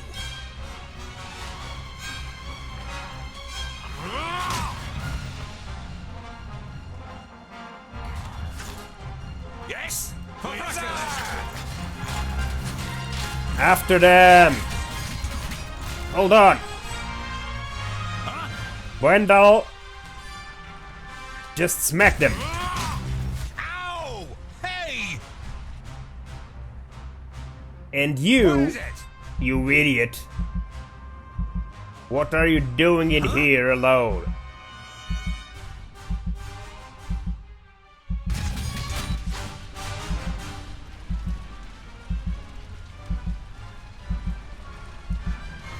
Oh, he's blinded. And getting swarmed. This is terrible! He's gonna die! I guess this battle is lost. Gonna have to do it again. What is it?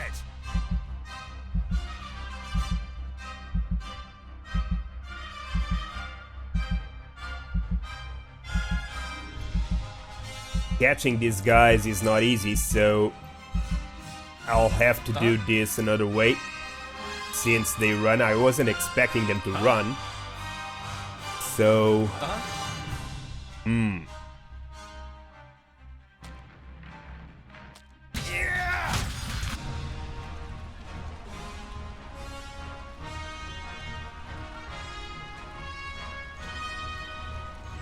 Yes?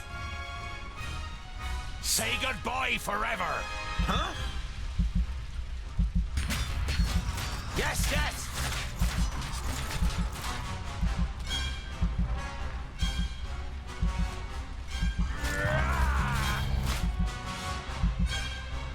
What is it? Yes? You two are lost? Man. Huh? As good as done. Come here, you. Too easy. Who's next? Next is this guy, who keeps making noise. Huh? So let's try this, and then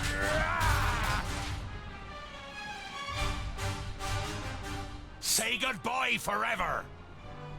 Yes? Understood. Pavrakas! At once. He cheated! he can't move. So What is it? he's down. Huh? He's gonna be down, which is good, because we're gonna need to replay this battle.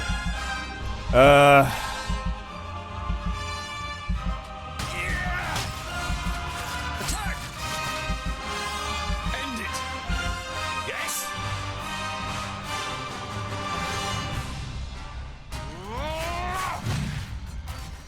Oh, what bad luck for you!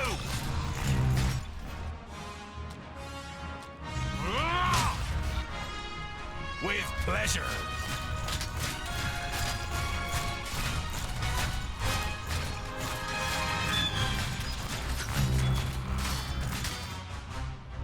Say goodbye forever. Ha ha ha.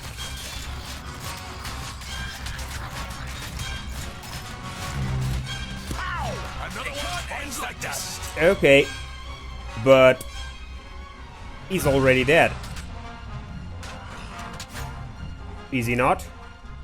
We only have What is it? Boindal.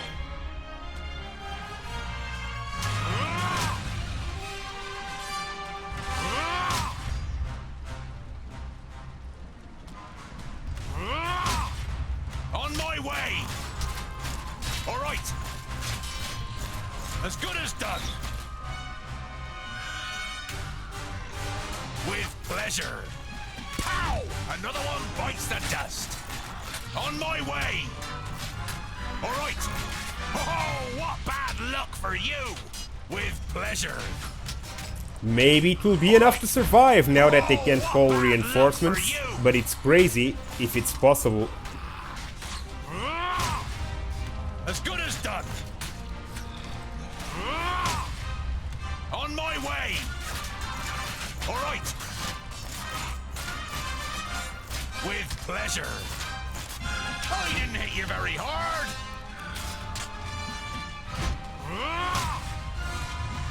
On my way.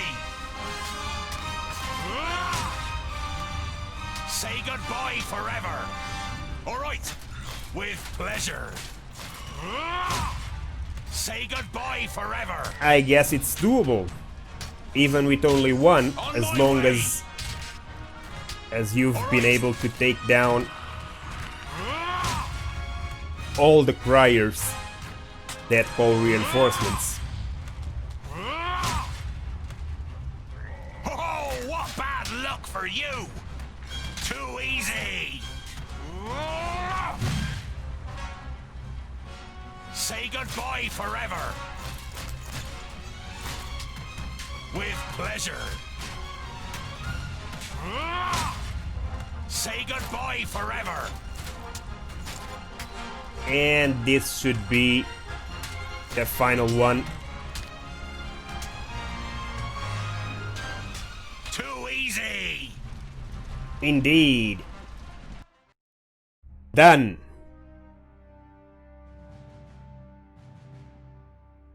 No sooner is the battle won than terrified survivors start to venture out of their hiding places. Women with sheets ripped into strips and buckets of hot water take care of the injured. A man with a blood-encrusted arm approaches you. My name is Malchius. I am... well, I think that I am now the mayor of this village. Without your help, we wouldn't have been able to stop the orcs. I thank you, and regret that we have nothing to offer you as a reward. The man's contemplative expression brightens. Unless, if you want to cross the river, we can ferry you. Everyone for miles around will know your names, for we owe our lives to you. Whenever you want to get to the other bank, just let us know. You thank him politely and spend the night as honored guests in Malchius's house. All evening, people come to the house to give you small gifts and swear eternal thanks. The next day, you depart. First amidst protest, then grateful cheers. Cool. So, we've defeated that horde. We found some gold, a small healing potion.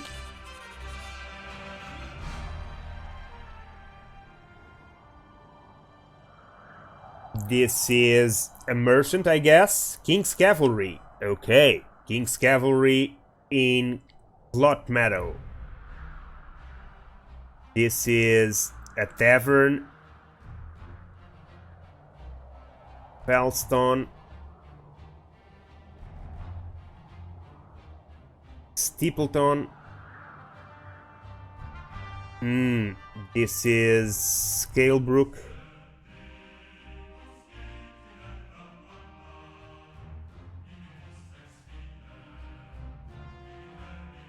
Goodwater are still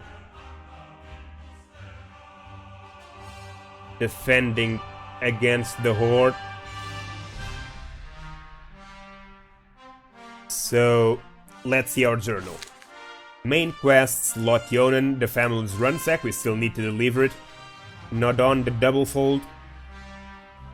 You have found that the orcs from Thor Bodibor are in league with the Alfar from Son Balsur, someone by the name of Nodon, who the Alf Sitoras called the Lord of the Perished Land, will cause a diversion in the south. A diversion from what? You intend to keep your eyes and your ears open. Side quest, diversion in the south. The Alf Sitoras ordered three orc warlords to cause unrest in the south of Gildergard. You can't be everywhere at once, but perhaps you can stop one or two hordes and prevent the worst from happening.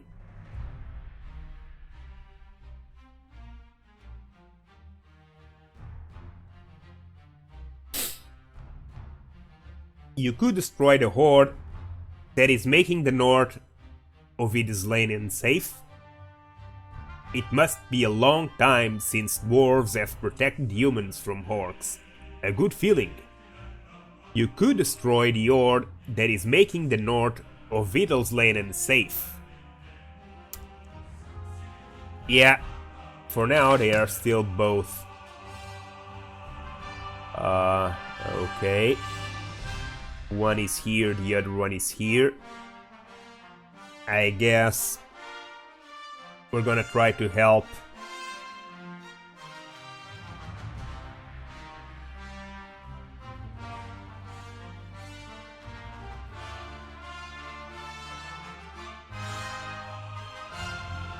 These guys in here, or should we talk with the King's Cavalry? I don't know.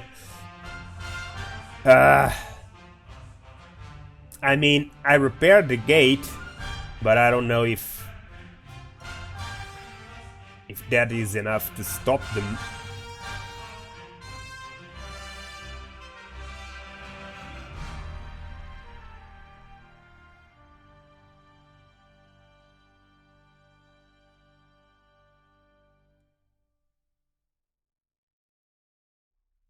So that's the King Cavalry.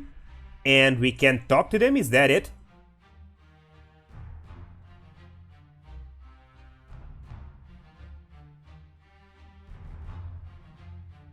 You and the twins approach Goodwater. A huge army of orcs has surrounded the village on 3 sides. You see smoke and fire and hear the battle cries.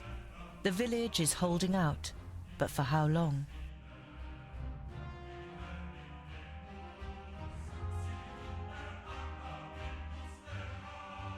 Take the difficult battle to defend Goodwater. Should we defend Goodwater right now? Are we strong enough for that? I have no idea. Let's try it.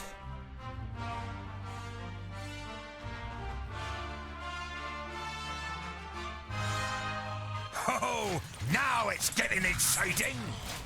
Archers in front of them, 3 dwarves behind. I wouldn't like to be in their shoes. Aha! Archers in front of them, 3 dwarves behind them. That's cool. So let's see. Anything they can use? Drinking it heals a few health points. Okay.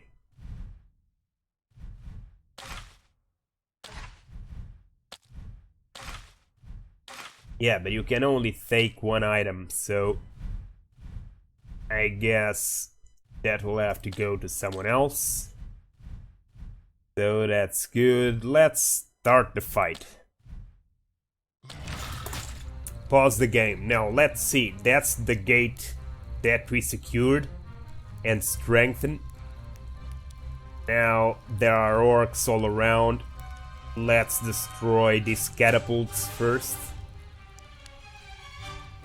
While the front men are distracted. Bad luck for you!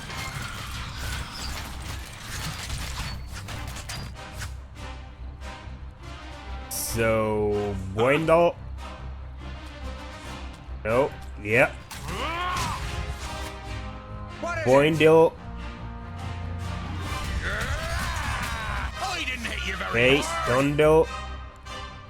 Understood. Ow! Another one bites the dust. Who's next? Done. First catapult is down. Now let's destroy the other one.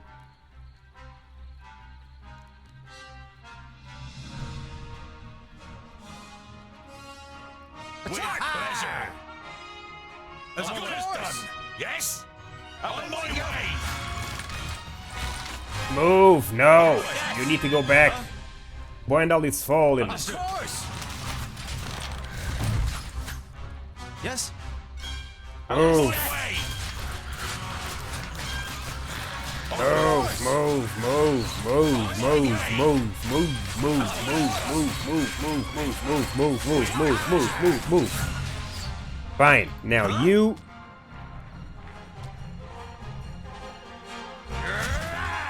You in there. This will take my place.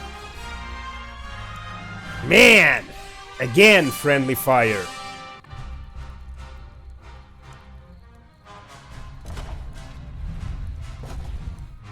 What is it?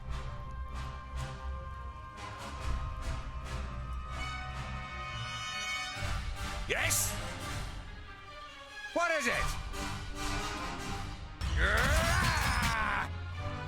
What is it? Okay.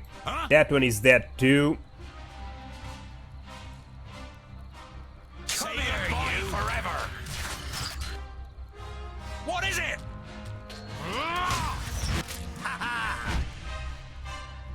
Yes, yes.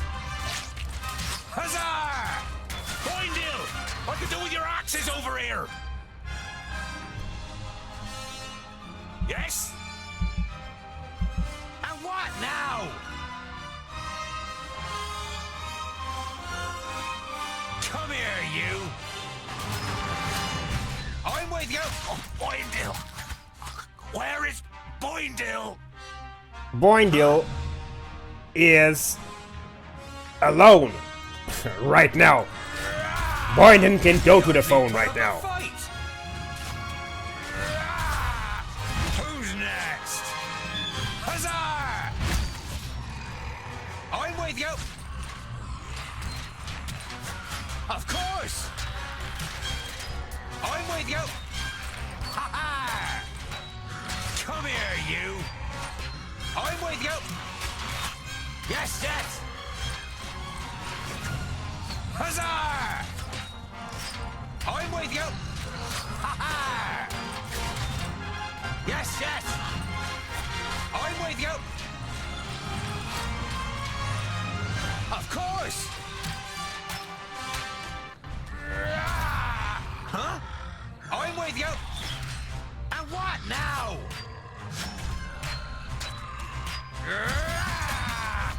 Nice, nice, nice, nice.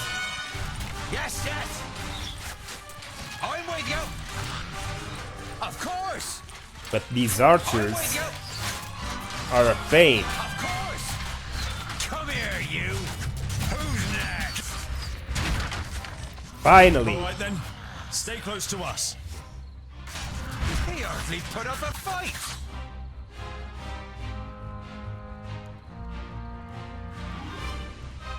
What is it?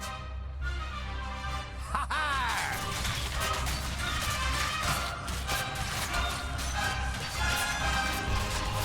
I am going off. Give me a hand. Yeah.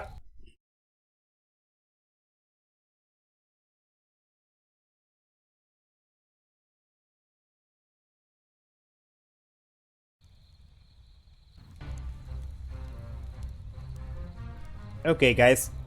Just give me a second. I need to take a short break. It will be quick. I'll be right back.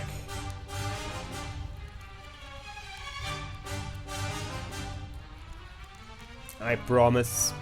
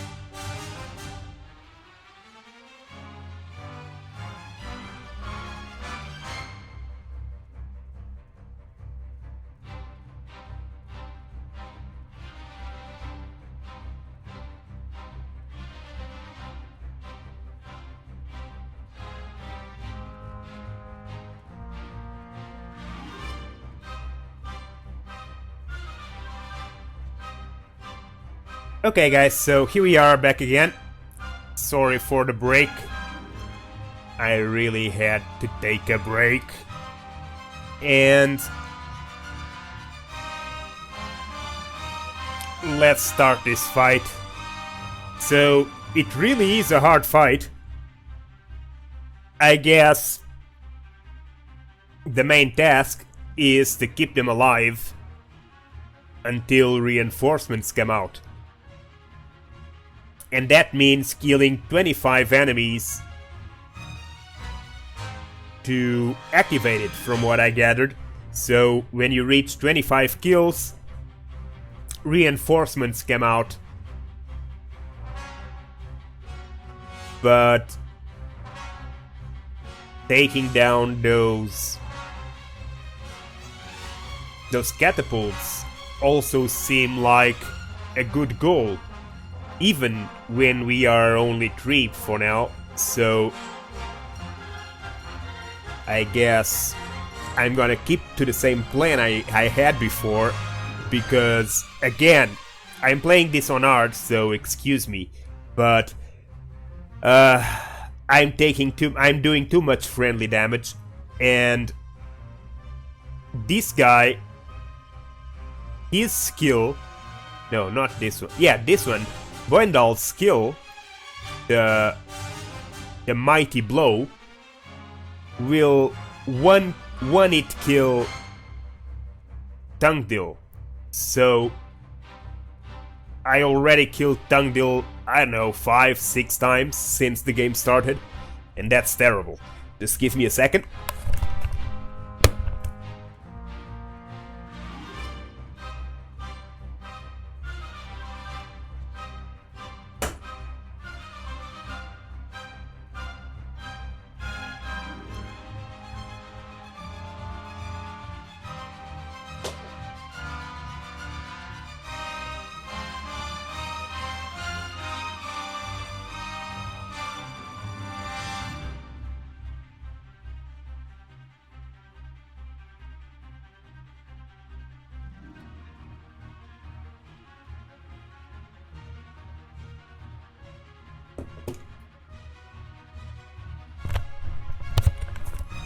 Just placing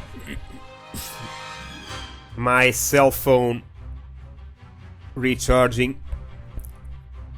I've been here quite a while, so sorry for these breaks, but we should be ready to go for a couple more hours now. Still, I'd really like to get my smartphone going, just to be able to have an extra screen.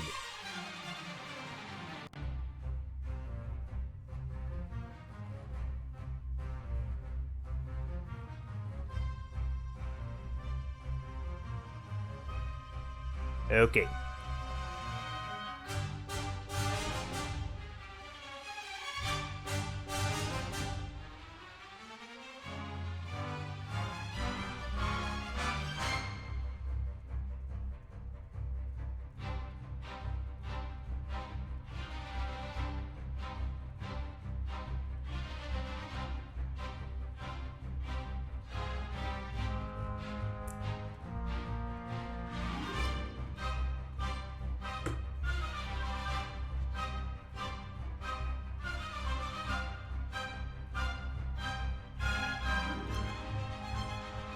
Okay, almost there. Done. So, should be ready to go. Sorry for the breaks, but I really had to. And now that I have everything set up again, I think we should be ready to go for some more time. Okay, so we have to fight the attack on the gate we reinforced. First attempt didn't go so well because unfortunately I got hit by friendly fire. So we're gonna try it again. This time, I'm gonna do the same thing I did before, but I'm gonna try not to hit myself and stay alive until reinforcements come out. So wait! Where the hell are you going? Who told you you could go there? Jesus! Yes? As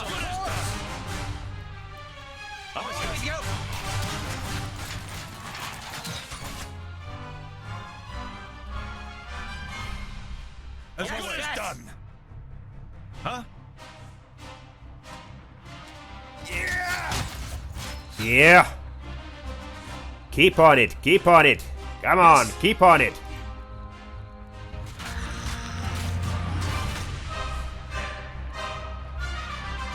You too! Can't do that yet. Please wait a moment. End it. You too! No. This one. Okay. Now... jump over here. Good.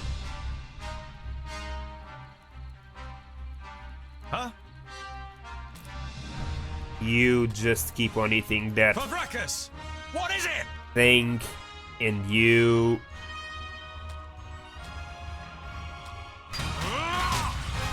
Good. Now, insist on the damn thing. Huh? Of course! But why do you go to that side when you could have gone through here? That's stupid, you idiot! Man.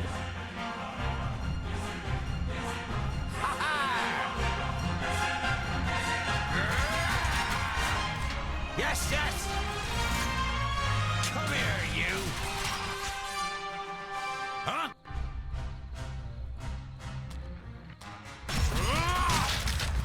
Done. Yes. Now, can you please move? Huh?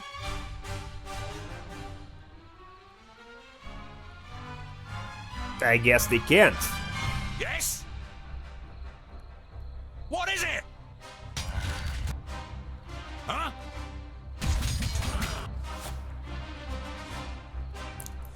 Damn it! How many more of them are there? And what now? Seems like they are unable to take orders at this point. What is it? Let me get. Of course! What you do with your axes over here? This game is still very buggy. Very, very buggy.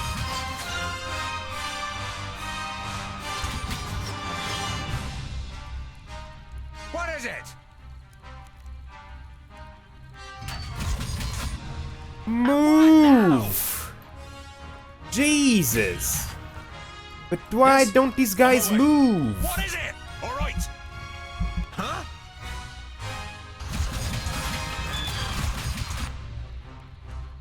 What is it? Huh? On my way.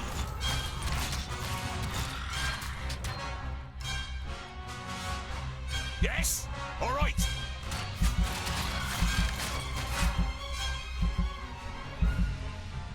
Yes? Kill.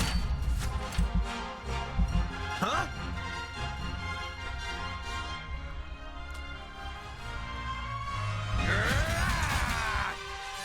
What is it? As good as done. They're hitting me pretty hard! Huh? Let's see. Yes, yes. Damn it! How many more of them are there? Wait, go. Of course. On my way. Recover that health. Recover that health. Recover that health. Avoid the arrows and recover that health. So, this seems like it's a good strategy to retreat back here and just avoid the arrows to recover some health, because they recover health over time, as long as they are not getting hit. So now that we have destroyed that first catapult, let's kill the second one.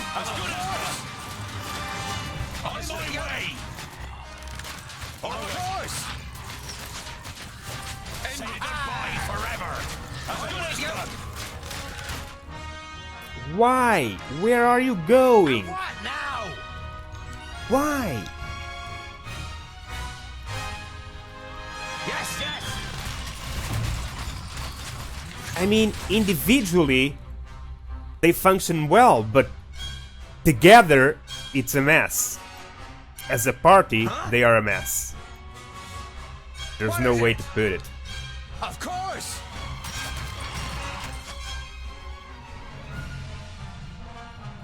This game could be the cake if it wasn't for the glitches it has. It's so damn buggy, man.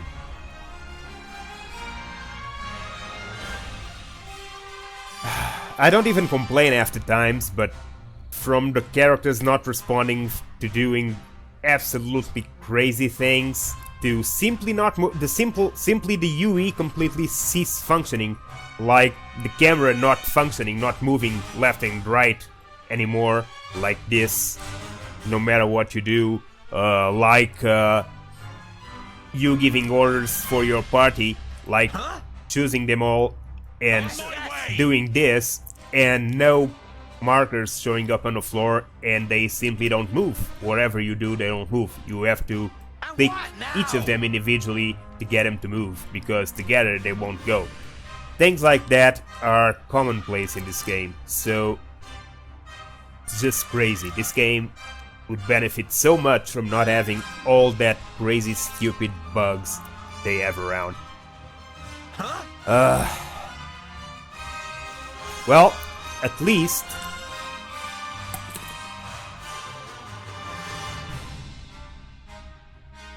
we are gonna get rid of this catapult, of this second catapult, finally. Yes.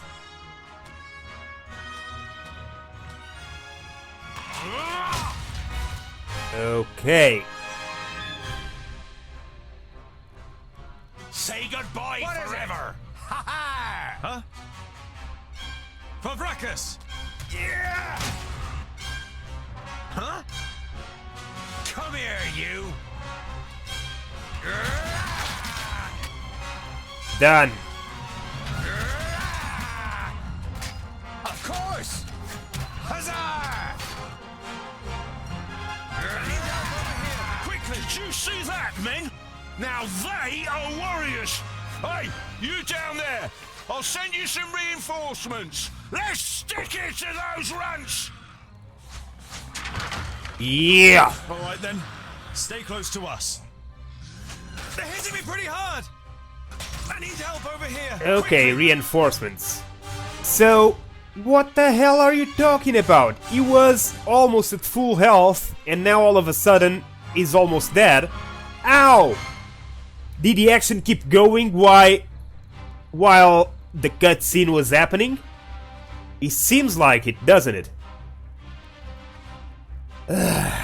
It's a sea of problems, this game.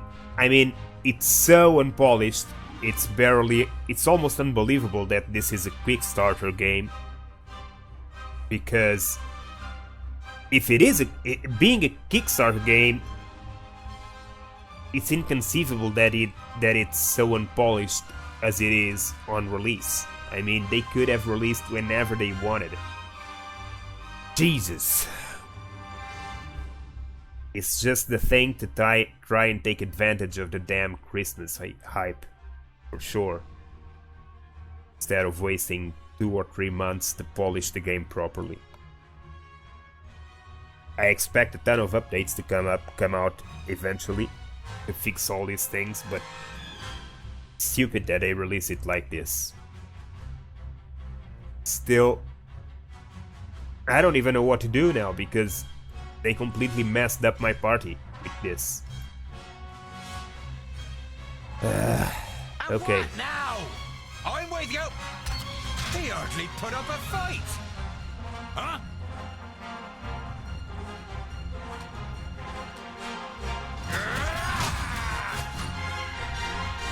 Good. Now you... I don't know, stay where you are? No, you're taking arrows, aren't you? Maybe not. Who else is there?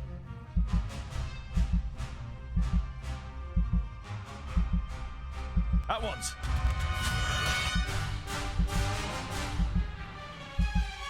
And if he didn't hit you very hard. Okay. Yes? He's not gonna survive, it's impossible. Problem is... It's not that I needed him to survive, I just needed to get out of here to be able to get to the soldiers.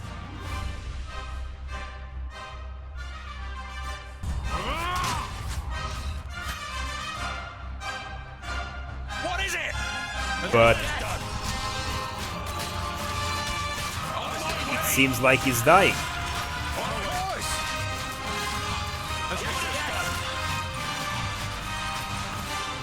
Well, running seems to have saved him. I guess the more he runs, the longer he stays alive, which is stupid. On my way. Always go.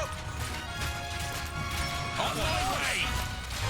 He can have a trillion guys running after him. As long as he's running, his health is recovering. Crazy. So, let's try to help those guys. Always go.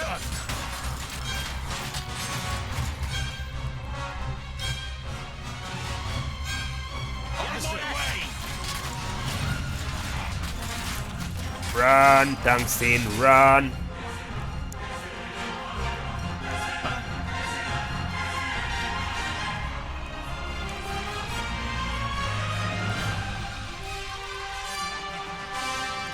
I don't know, I don't think he's gonna make it. Yes?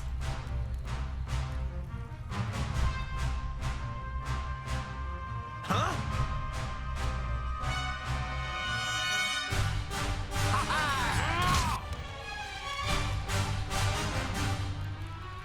What is it? What is it?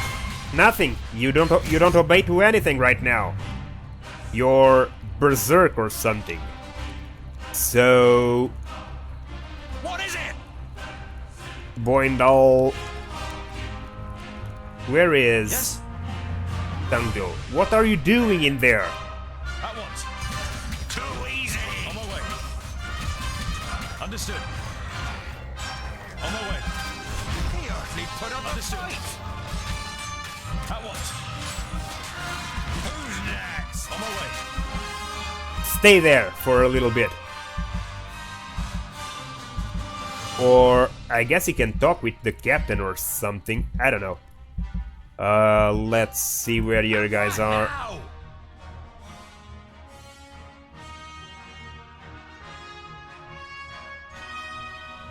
Boindil.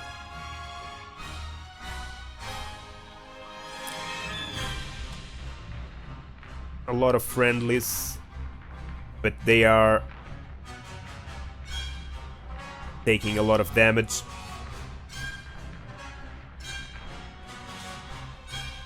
Yes?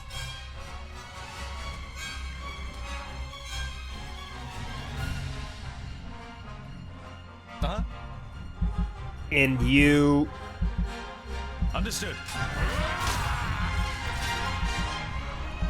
Pavrakas! He hardly put up a fight. Okay. At once. Ouch! So, you can't leave them alone for a second that they all go rampage on you. What are you doing in there? And what now? What are you doing in there?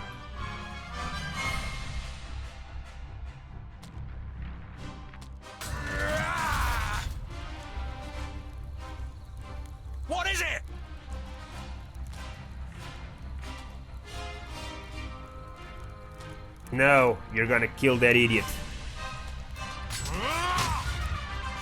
All right.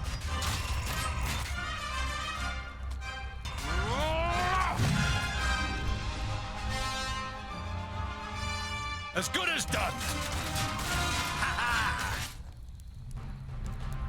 Okay.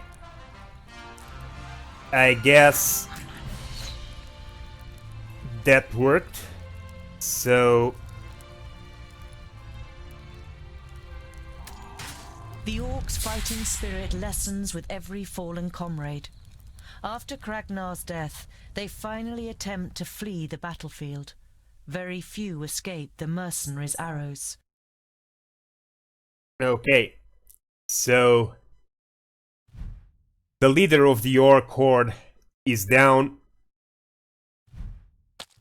and we defeated 80 enemies. The leader of the mercenaries approaches you, surrounded by his soldiers. His expression is one of recognition, caution, perhaps even awe. You're the groundling, dwarf, who reinforced our gate a couple of days ago. It served us very well, just as your axes have. A young mercenary runs towards you. He has something in his hands that he clearly wants to get rid of quickly. Commander, we found this on their leader. It feels strange. The commander looks at the amulet in the man's hand and makes no suggestion that he plans to touch it himself. You take your opportunity. May I? You take the amulet and can feel a tingling on your skin. It is clearly magical. Keep it, as a sign of our gratitude. The commander bids you farewell with a short nod and moves away. It would seem he thinks he's made a good deal. Yeah, I would agree with him. So he just gave you a bauble that he didn't want and he was afraid of as payment for defending and defending their life and their village. So yeah, of course that bauble might be very important, but in his mind I'm sure he made a great deal. So there is only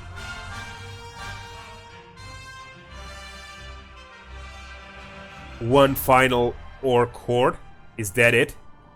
But it seems to be super strong. So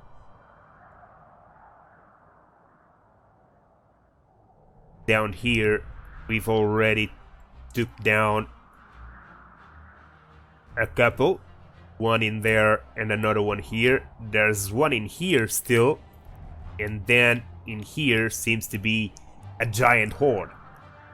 Let's see our journal. Lotionen.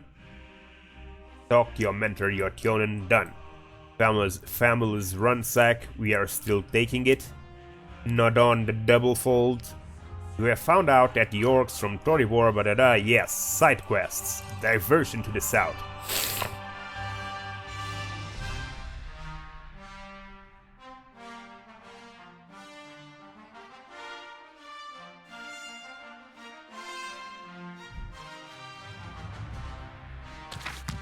Okay.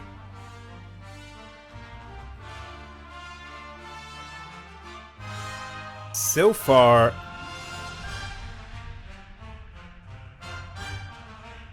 we have kept this bank protected from attacks. The orcs were unable to cross, but it seems they did cross now.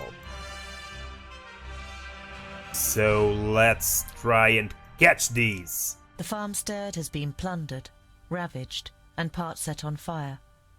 But not all of the buildings are destroyed. You call out for any survivors, but there is no answer. You remember how you advised the farmer to build a hideaway. From the way things look now, you sincerely hope that he took your advice to heart.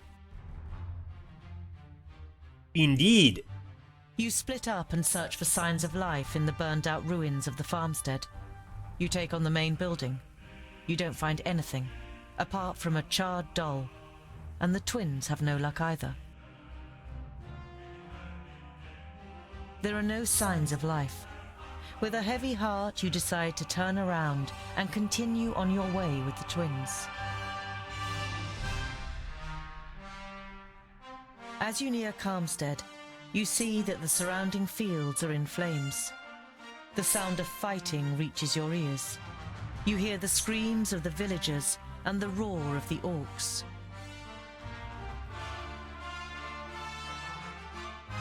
Let's defend Calmstead. Because these orcs managed to cross the bank.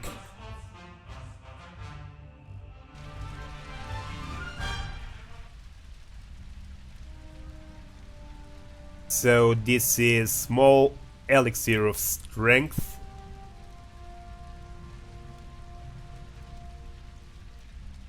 This is talisman of healing, simple. 10% chance of regenerate 10% health during a successful attack.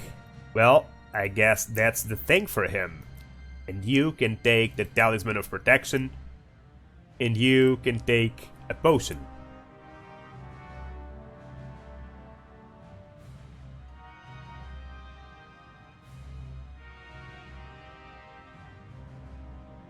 Okay.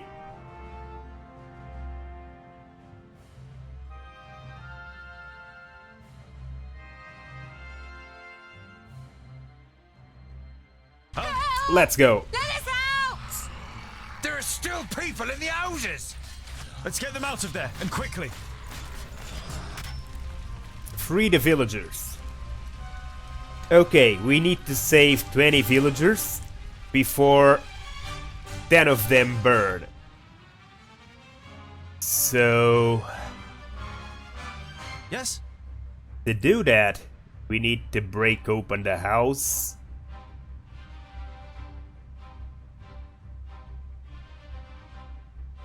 Huh? I guess you can start by whacking the hell out of this guy. Huh?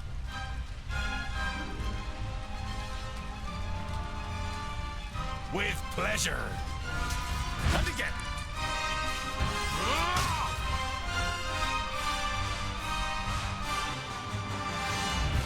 On my way.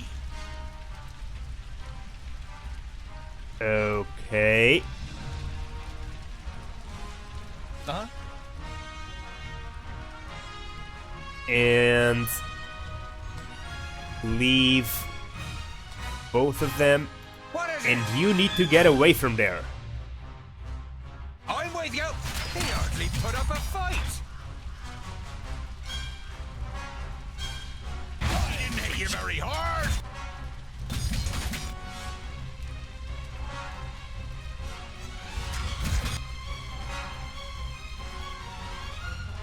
What is it? Huh? Huh? Oh, what bad luck for you! I told you to go here. Away. Jesus. This And game what is so now? terrible in his glitches. Of course! I heard you the amount of times that the UE simply ignores your orders is mind-blowing. With pleasure!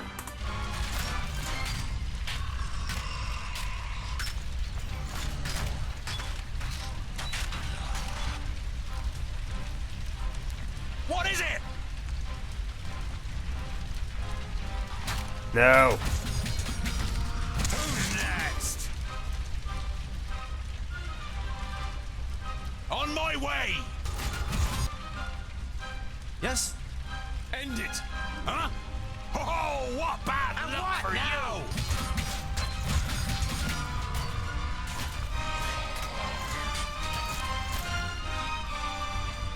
What I don't understand is why is this guy going blind so often? I'm with you! Yes, yes!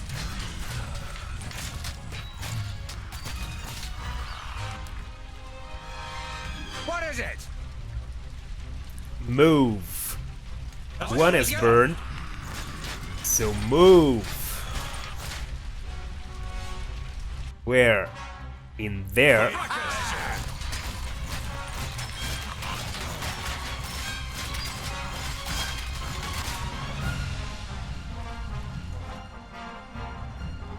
What is it?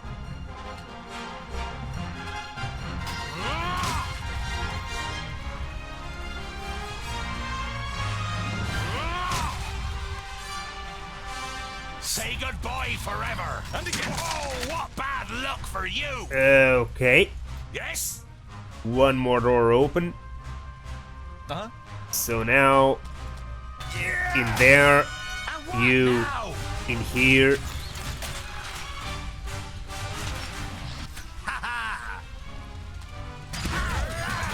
Bites the dust. Come here, you.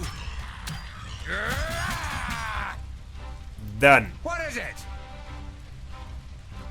What? It's one dying on every house, is that it? Oh, yes. So let's see, where are there more houses? In there. Yeah.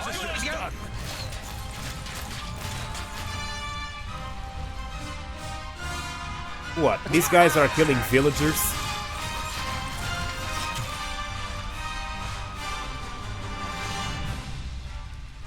Say goodbye forever.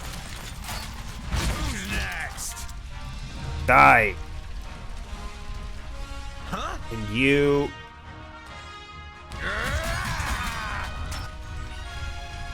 Okay. In there. In there. Yes. End it.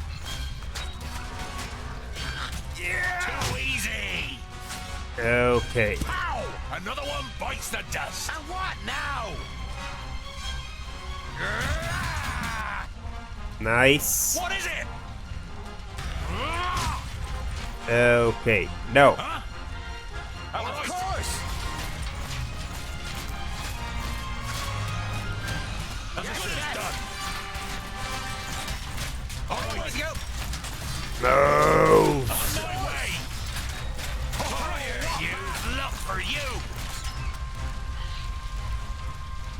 Okay. What is it? You. What is it you say? Vile creature.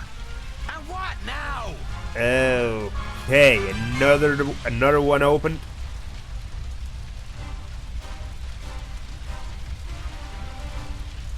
Say goodbye forever.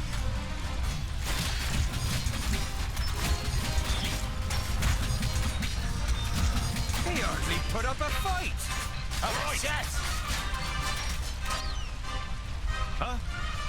Yeah.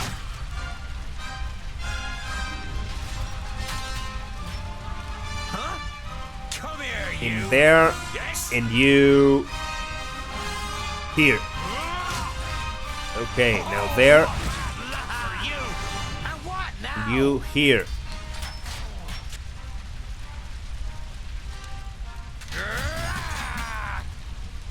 Yes. End it. Yeah. Finally. Uh-huh. Where else? There's another one in here. And another one there at the bottom. So... Come here, you.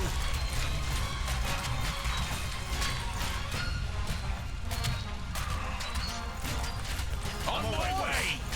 let's go. Now that they got out, let's move. Take this one out.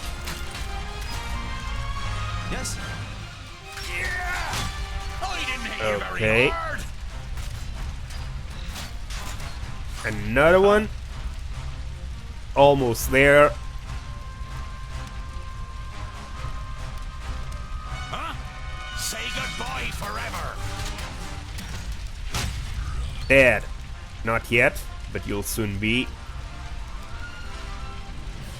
You...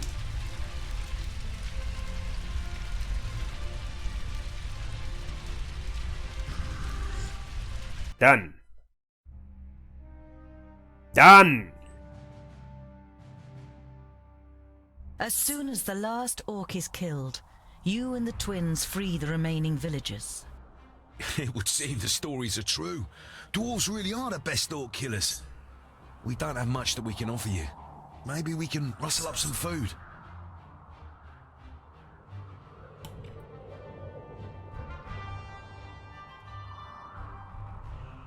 I'm sorry, but we can't accept this. We can't let you leave empty-handed. If you won't accept anything else, then at least allow us to prepare a feast for you this evening. Your protests fall on deaf ears. The food is simple but hearty farmer's fare. The beer strong by human standards. And there's also dancing. You only really stayed on out of politeness.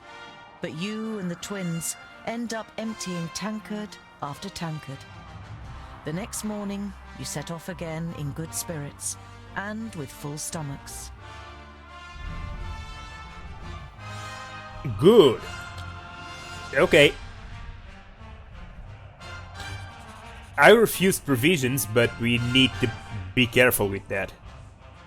What the hell is this? Oh, it's a no. Ha ha ha! It's Idoslam.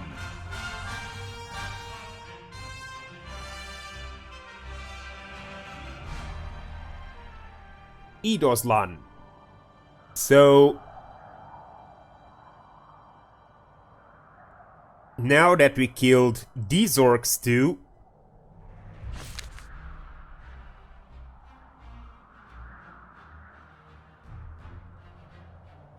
let's see, up here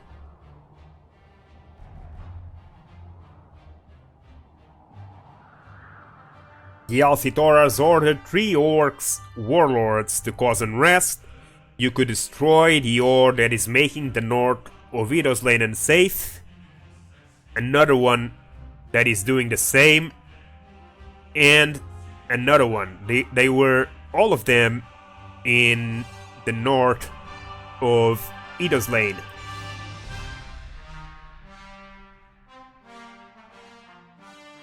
But then I was able to defend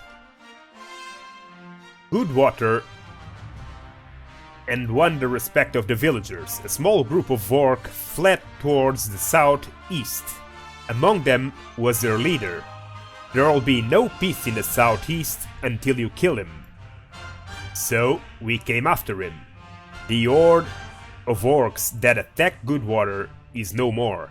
They left a trail of misery in their wake, but you have put an end to their march once and for all. Yeah, that one is gone, but there are still 2 more, I guess. One of them is probably here. The other one, I don't know.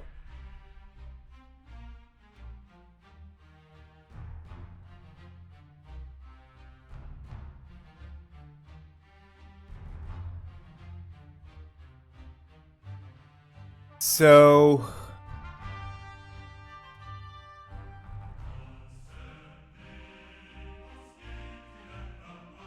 by the evening campfire, Boindale rummages around in his rucksack and pulls out a cheese wrapped in a cloth.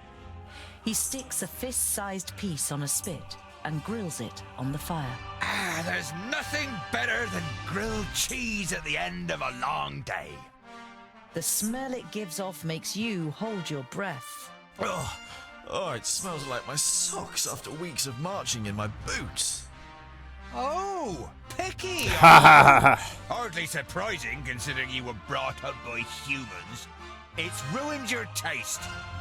Boindale holds the stinky cheese at the end of the stick under your nose. Eat and stop complaining.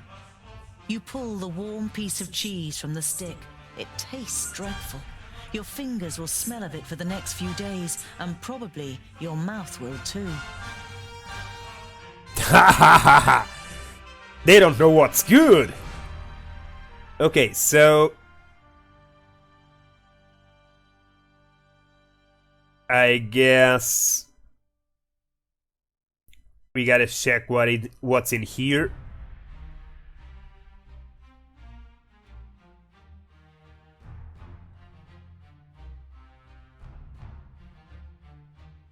Before going after that orc.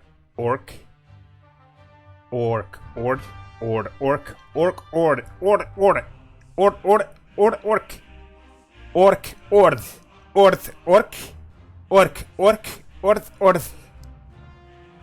So let's see, what is You this? see light through the trees some way from the path. It inevitably brings to mind your encounter with the woodcutters. You tell the dwarves about your encounter with the woodcutters and how you ran away, as starting a fight with them wasn't part of your mission. Ah, then I'll make it my mission. Humans are not our enemies, Boindel. Well, I don't know, should we go there and give them a lesson? Or leave them alone? Thinking about it, they do deserve it. Beating up people is not part of our mission. Well... Thinking about it, they do deserve it.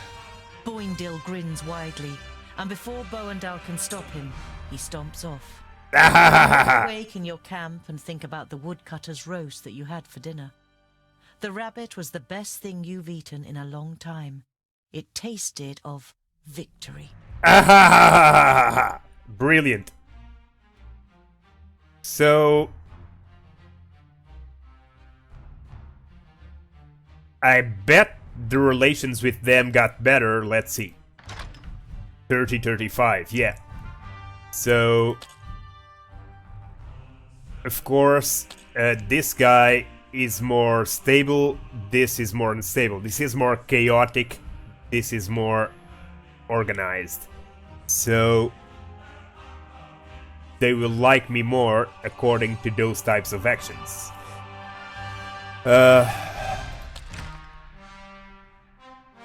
Okay. We have that horde in there. And another in sight.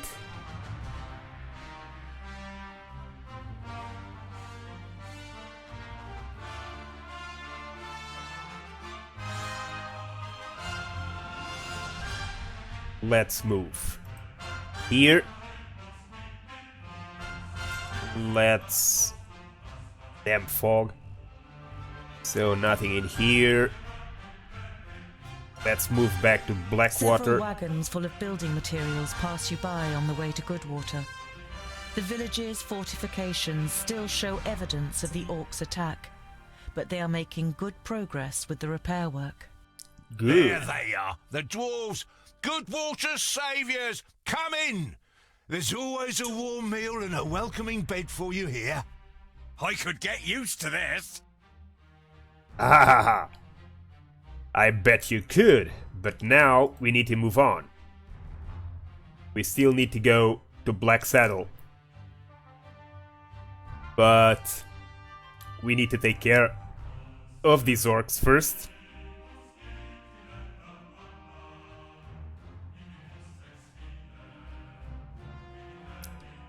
Going here could also be cool, to the tavern.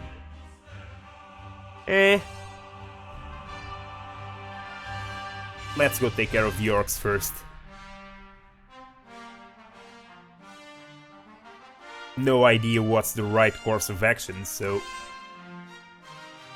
You approach Scalebrook through its expansive fields and spot smoke rising up into the sky. A short while later, you can hear the cries of battle, and finally you can smell the tallow on the orc's armor. Scalebrook is at war.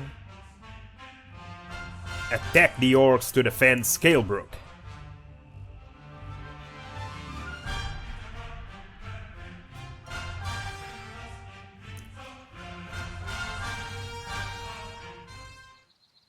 Okay, let's see the items. So you have the talisman, you the other talisman, and you the healing. These two are unused because they can only take one at a time, so I guess we're gonna start. Quick, we have to help those people. Okay, save 15 villagers before the orcs have killed 10 of them. This is gonna be hard.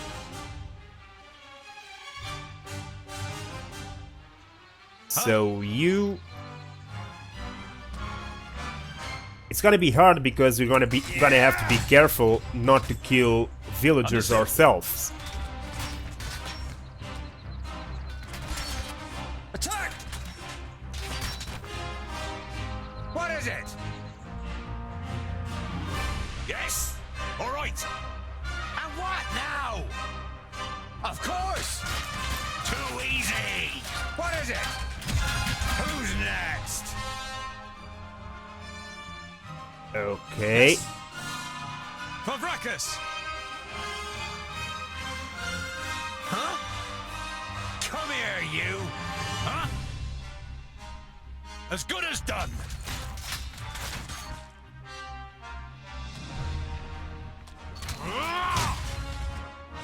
That almost hit that villager. Oh, what bad luck for you!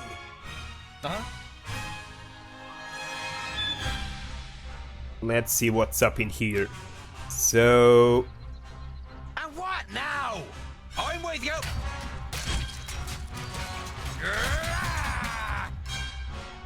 Huh?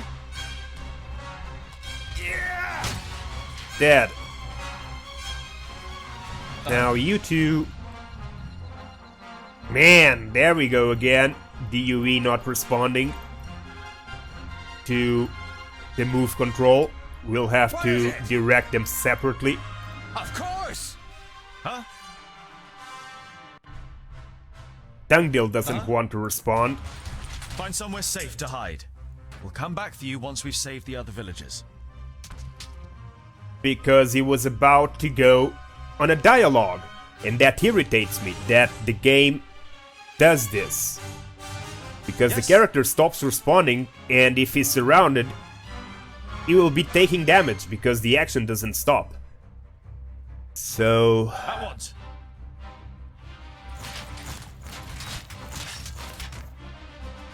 Understood. Huh? I'm with you! Who's next? Say goodbye forever!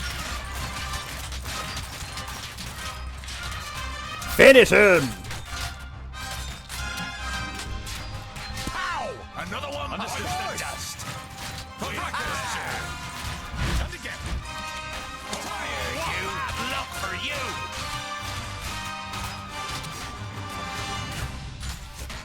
Ha ha! And what now? Okay. Now what? That's it! They're fleeing! I don't think so, they're just rallying! And that's what we should do too. Come on. Come on! Come on, he says! Thank you so much. You saved us. Not yet. The orcs are rallying. You must join us. But we can't. Yes, you You can! must. Here they come. Pause it! Stop!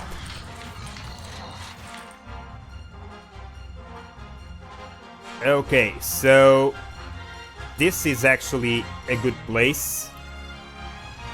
This narrow passage. I just don't know why she is in there alone, but I don't care. I guess the 10 orcs rather fight a single woman than come here and fight this mob. So... What is it? let's make a barrier in here. Yes? With pleasure.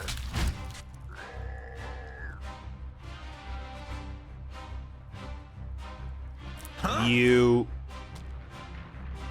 What is it? can I don't know, let's see. Not yet. Let's not use a talisman yet. Okay, now we can. And you can use this. Okay. Hey, Tungdil's this new skill that I got for him, this cleave for Tungdil, it's the same that the king had in the tutorial. That side sweep the king had during the first battle. Which is cool.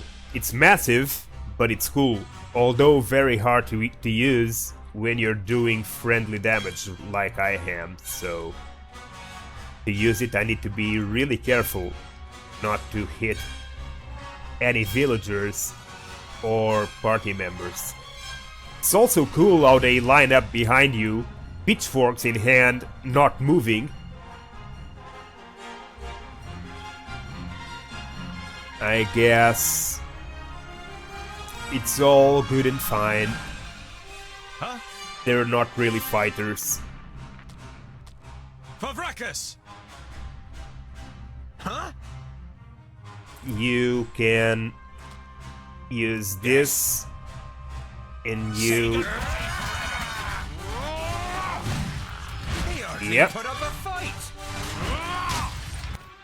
All right, who's next?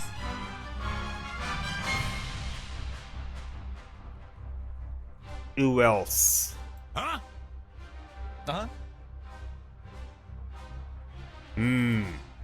Attack! Yeah! Another one bites the dust. Finish them. Too easy. So I guess I like the game. If I didn't like it, I wouldn't be playing it. But I think it's a shame because the game has a lot of potential. It's actually fun. It's got an interesting story, but it's got so many bugs, so many glitches that it's annoying. It gets annoying sometimes. And what now? Especially when they tend to happen recurringly. Yes, yes. Back to formation. Of course. Ow! Another one bites the dust. Oh, yes, didn't hit you very hard. What is it? Yes? What's up to this side? Favrakas! Understood. Vile, who's next? Yeah. On my way. Yes? What about you? Oh, what bad luck for you!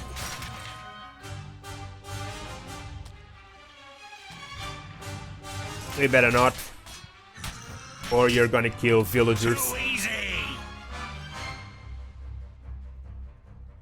So, everyone down? Huh? Let's get those.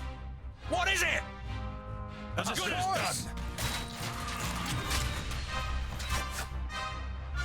Yes? Say goodbye forever. Yeah!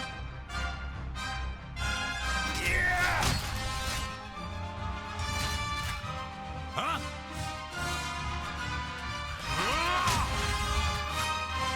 All right. On my way.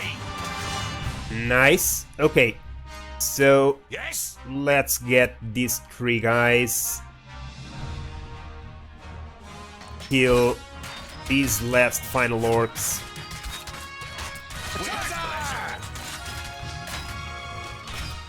And let's go up and finish these ones. And what now?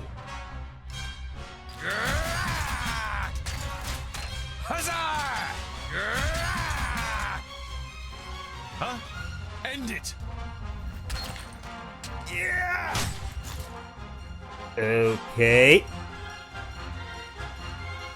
Let's finish these archers all together. Yes!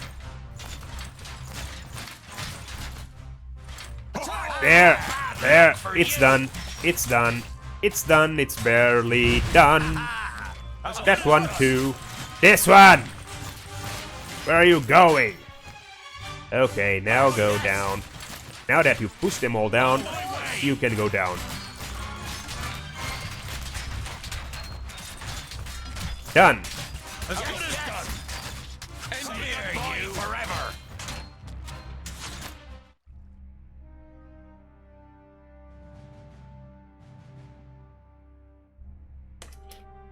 While Boindale still hunts the last of the orcs through the alleyways of the village, you and Boendal are already helping search for survivors. Various villagers, all with shocked, ashen faces, come and thank you for saving them. A middle-aged man nervously steps from one foot to the other and tries to force a smile. My father, the village elder, he is dead. I think I must follow in his footsteps, so I thank you in the name of Scalebrook. Okay. He left behind some gold as a dowry for my sister. She's... The man bows his head, produces a leather pouch, and kneads it with trembling hands. If only you'd come earlier. But before you can reply, the man takes a deep breath and forces himself to look at you. What am I saying? How ungrateful. Thanks to you, many of us are still alive. My daughter may be able to marry one day, thanks to your bravery. The man hesitates briefly, then thrusts the leather pouch towards you. Okay. Let's decline the reward. We won't accept your gold. Bury your dead, rebuild your village, and be a good father to your daughter. Boendal looks at you, and you think you can see an approving nod. The man opens his mouth to say something, but then he just shakes his head and finally starts again. I thank you, dear sir, but there is no way I can let you go with empty hands. Here, take this. My father bought it from a trader, one of your kind. Good.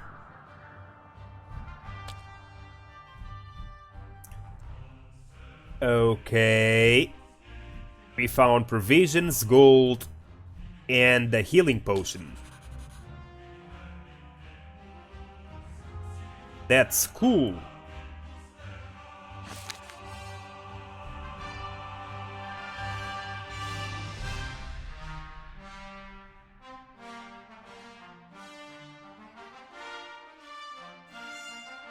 You were able to save a village from the greenskins. Not every villager, but many of them. The survivors will think differently about dwarves from this day on. Nice. So...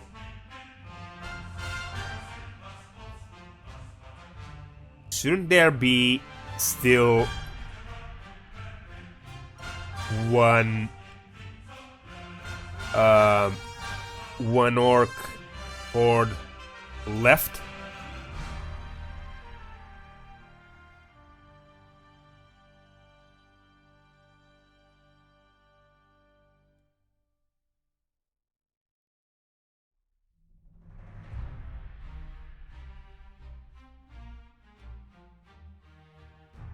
There should. Well, let's move here.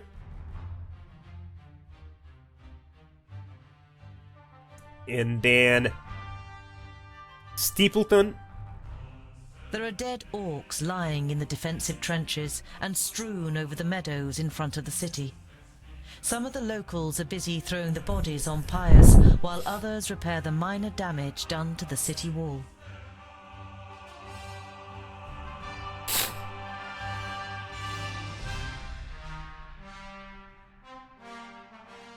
Let's enter the city.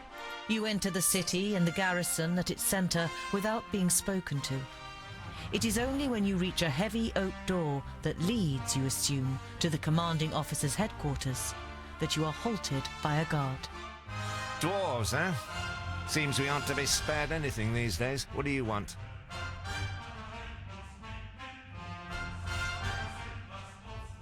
I'd like to speak to your commander. I must speak with your commander. Commander Valor doesn't have time. He's still very busy dealing with the aftermath of the orc attack.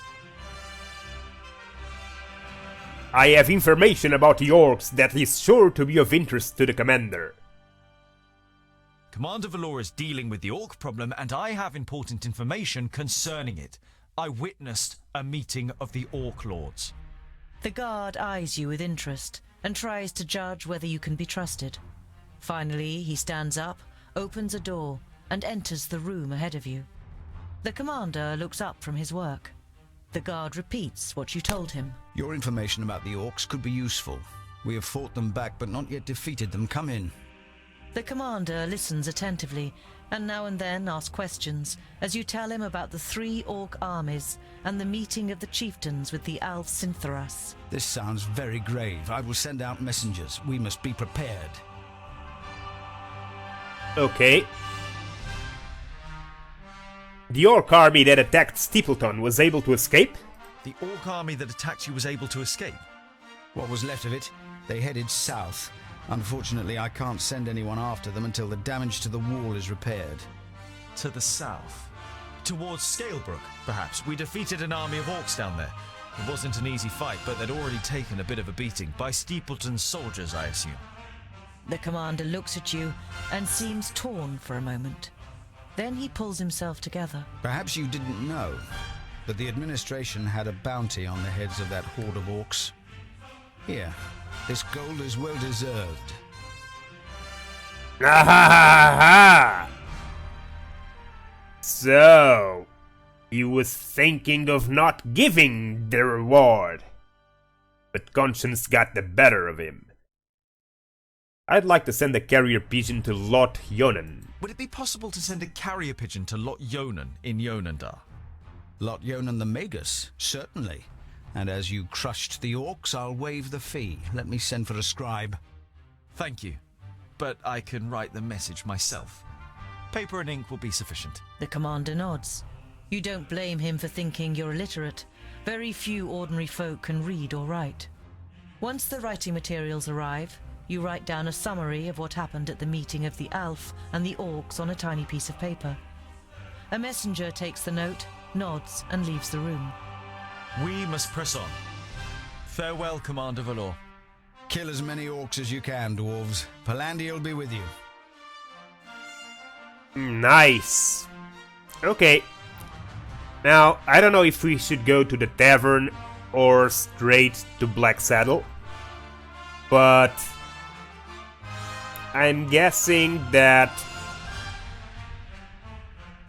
No, I'm not. I'm not guessing anything. I have no idea to which direction the dwarves want to go after we go to Black Saddle.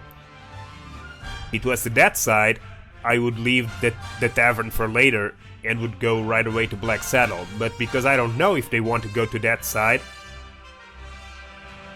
I'm gonna travel to the tavern. It would also be good if we could meet the dwarf merchant.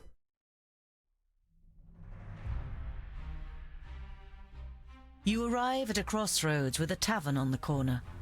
A warm light is emanating from its window, lighting up the road around it. A stone sculpture of a sheep stands in front of the door, and above it a sign, swaying gently in the breeze, reads, "The Stone Sheep." Stay where you are and observe the surroundings. You observe the surroundings, but the road is empty and no one leaves the tavern. You notice a broken window on the first floor, which has been boarded up with planks. Something wet drips onto your nose, and you look up to the cloudy sky with a bad-tempered expression. Huh! Why are we standing here and just getting wet from the outside?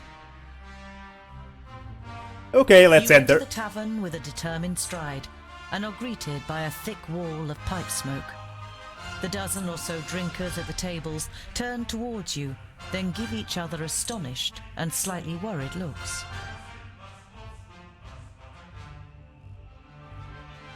Gain an overview of the other guests. In the tavern, there are half a dozen people sitting at the tables, and just as many at the bar, clearly farmers and labourers from the surrounding villages.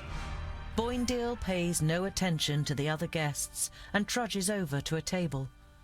Together with his brother, you follow him and sit down. The landlord comes out from behind the bar. What can I get you? You hear surly muttering from one of the tables. What are groundlings doing showing their faces here, now of all times?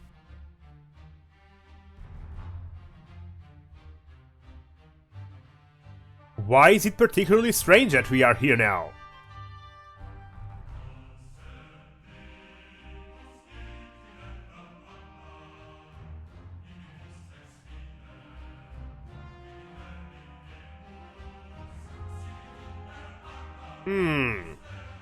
You turn to the guest who'd muttered something about groundlings. And why is it so strange that we're here?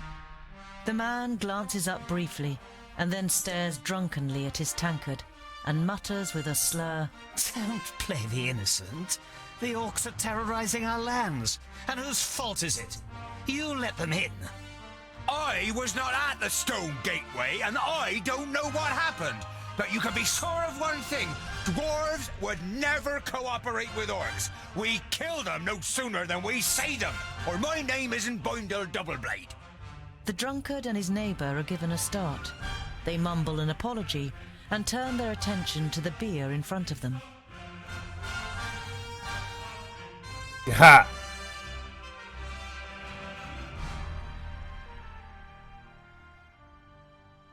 I wouldn't mind a pint of ale. The landlord nods and takes the twins' order too. Shortly after, he returns with your beers and puts them down in front of you. Is that all?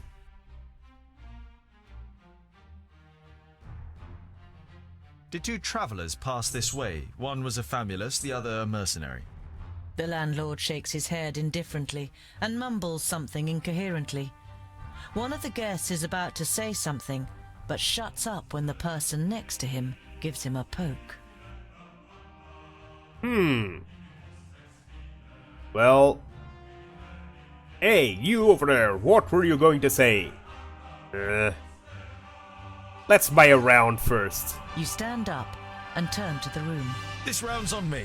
The faces of the guests and the landlord brighten up immediately. Ha! The landlord gets to work pulling everyone a beer and handing out the tankards. Some of the guests say cheers to you as they get their drinks.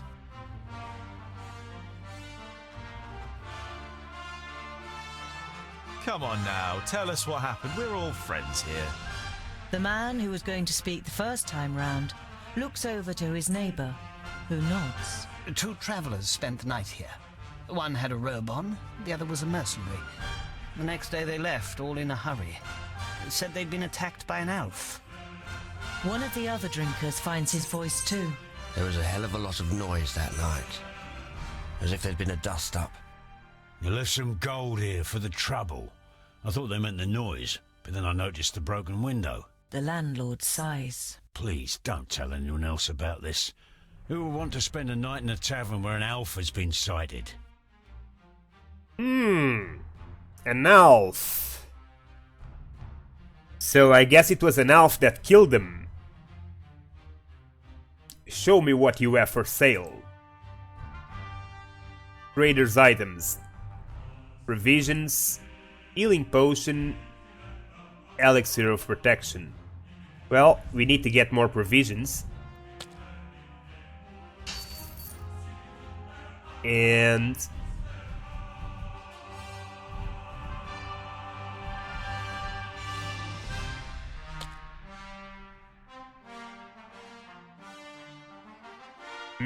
no. I guess that's good for now. We're looking for a room for the night, 5 gold. Sure. We're tired and long for a proper bed. Of course, gentlemen. You spend a restful night in the tavern and then head off on your way again. Okay, I guess before exploring anymore, it's time to go to Black Saddle.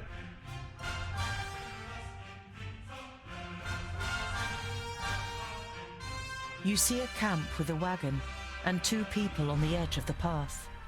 Behind them, Black Saddle towers up above a thick, dark forest, about a half a day's journey away.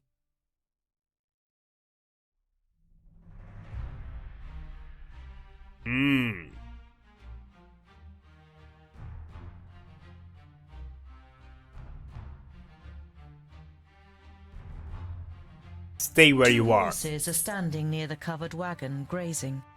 You can make out the shapes of boxes and barrels on the wagon. The 2 humans are wearing smart clothes and are sitting next to a large campfire. They don't seem to have noticed you yet. Go to the humans and speak to them. You don't want to give them a shock, so you address them while you're still a distance away. Hello, friends. Is there any space by your fire? The 2 traders look up and visibly jump when they see you 3 dwarves. Ah, hello. Yes, of course. It doesn't escape your attention that you seem to be causing the traders some uneasiness, but you take up their offer and sit down. The twins follow your example. We're only travellers. We're looking for someone who's said to live on Black Saddle. A hermit. Someone who lives here? The traders exchange amazed looks. If they live here, they must be mad. Normally we wouldn't stop and rest here, but the horses are too exhausted.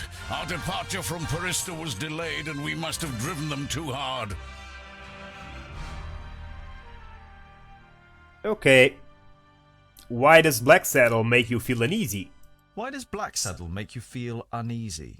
It doesn't look particularly inviting, but it's only a mountain. Only a mountain? You don't know the legend? The trader looks at you and the twins for affirmation, but you all shake your heads.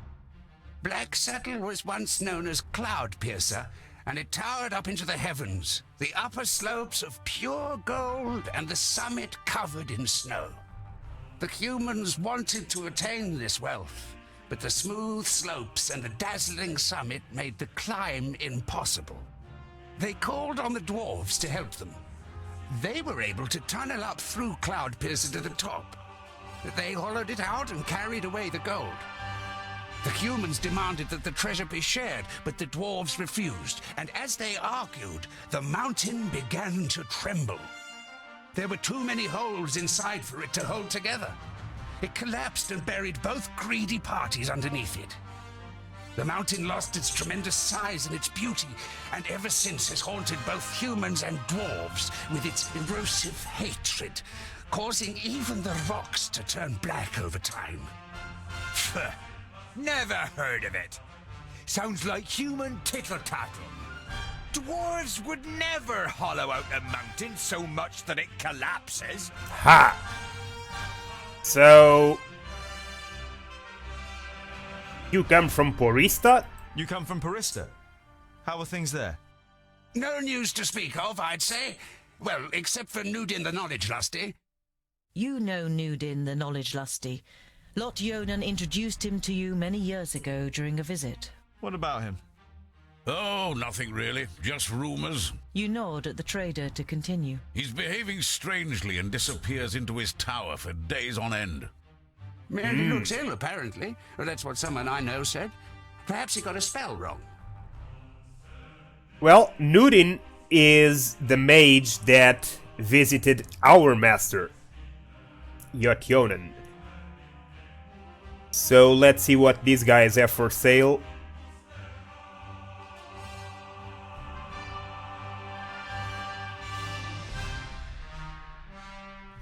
Nothing special.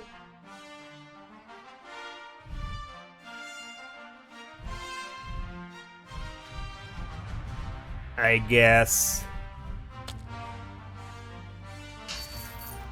we can buy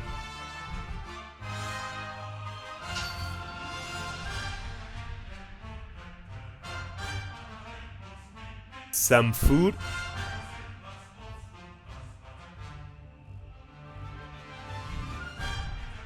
And nothing else for now. time to set up camp for the night. Later in the night, after eating together and some friendly conversation by the campfire, you all decide to sleep. But you take the first watch. It's a night in which nothing happens, and the next morning the traders set off early. After breakfast, you also continue on your journey.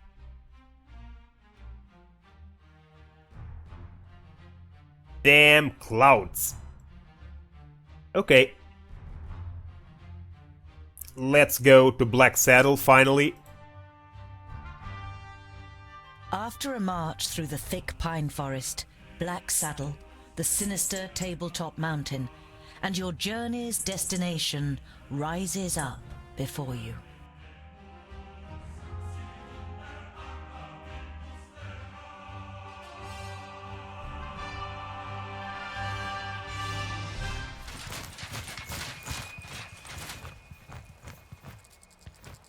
Are you sure that the Famulus lives here?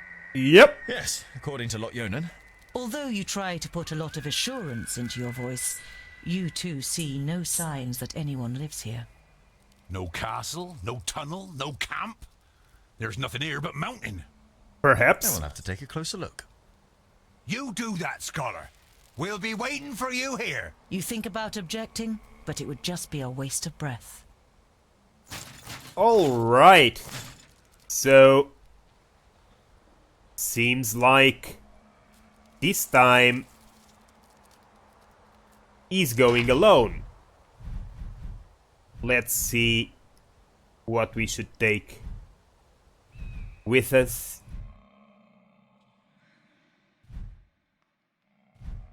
I guess it's irrelevant, we take everything. So, time to investigate. Even the dark, evergreen forest seems to be afraid of the Black Mountain.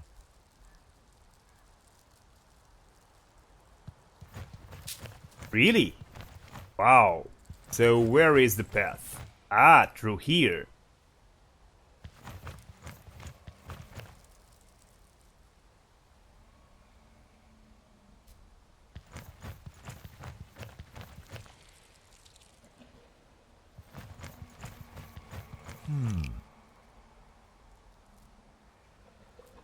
Okay.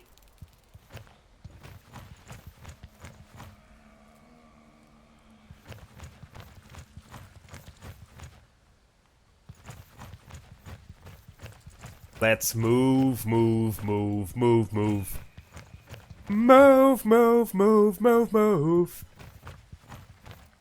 Oh, look at the tree. Is there anything else down here? No.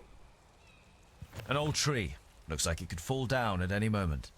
I guess we're gonna make it fall down, right? Right! Haha, I knew it. There we go.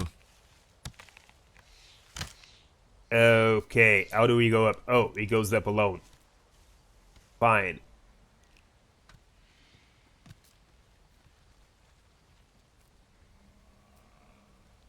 Okay.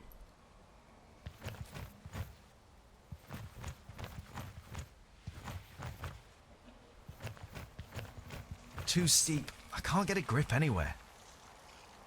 Really? What about here? I should be able to get up here. Indeed. Move, move, no! Careful! Phew.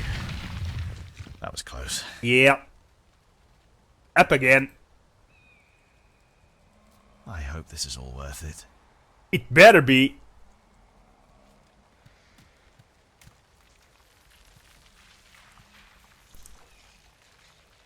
Okay, so those idiots got to rest down there. A rock face.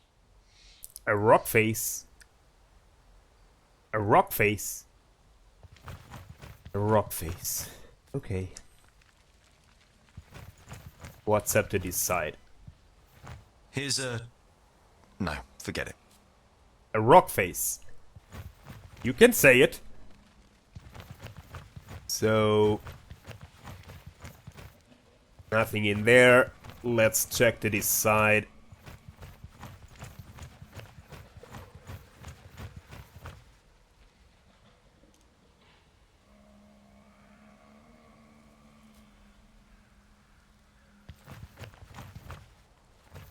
something engraved on it. You realize with surprise that they are runes in the Dwarven language. Okay. Read the runes. Built with the blood of our enemies, be unyielding as the rock, and soak the land in their blood. Huh? Ah, a secret passage.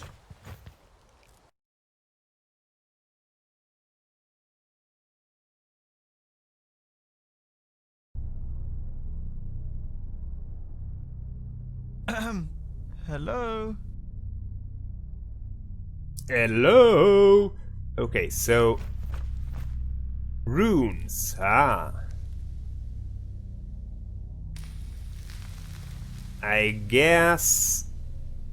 it probably is a smart idea to save at this point. So... okay.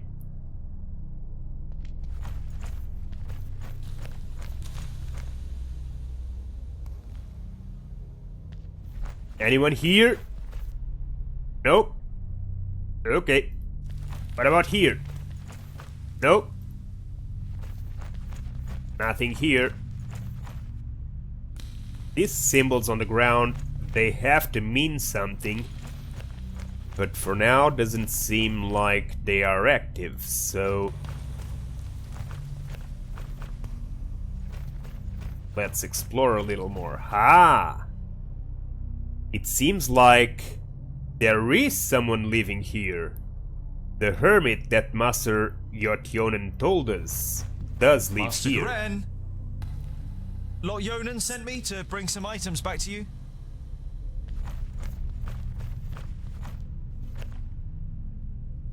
My inquiries are almost at an end.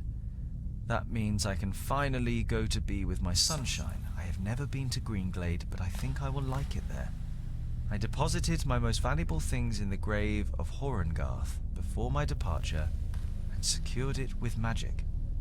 The password is... You recognize the following words as rune names, but they're written in the learned language, so you don't know which they are. Greenglade. Oh, great. Ha! Okay, what else is here? What is this? Take the lamp? Useful. An eternal flame. I know who taught him that. Jotjonen! Jotjonen!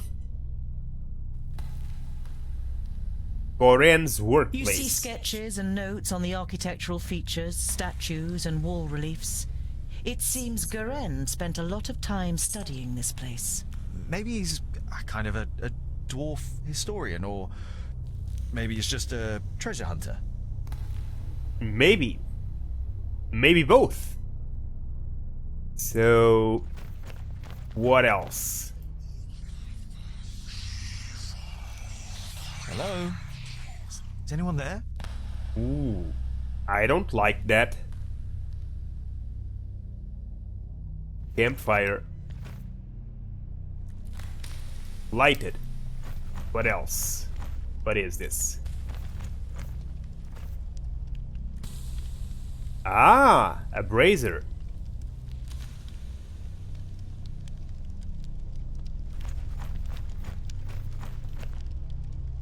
So, why...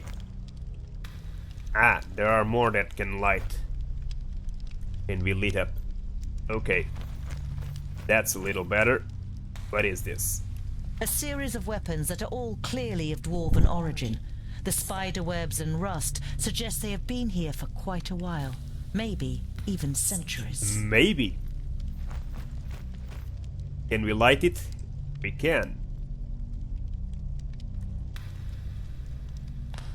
Are these stairs? Do these go up? No, they don't seem like it. Doesn't seem like it lets me go up. But... there has to be something else in here. Ah! Okay. Let me just... That's got to be the goal. Let me just check to this side if I didn't forget anything. So that's where we came from. What? So why are these showing? Born of stone, forged in battle. Arise, reborn from the blood of the enemy. You're not sure if you really want to know what was once in this basin. The whole place gives you the feeling that a decent dwarf shouldn't hang around too long. Ha! What? Could this be a laboratory to create golems? A rune. Clearly magical. Move. Get out of there! So this wasn't working even now. I have no idea how to open this. Sarcophagus. Perhaps I could open it. Perhaps you can, and perhaps you cannot. I think... Graves. Could be buried here.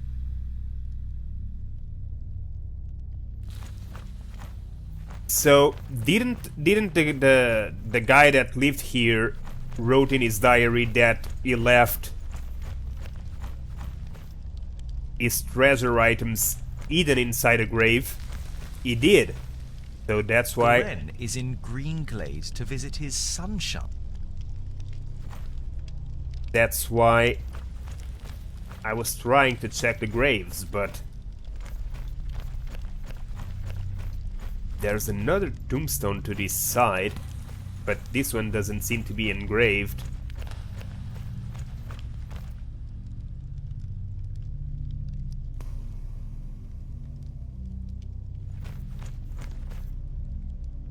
But this one...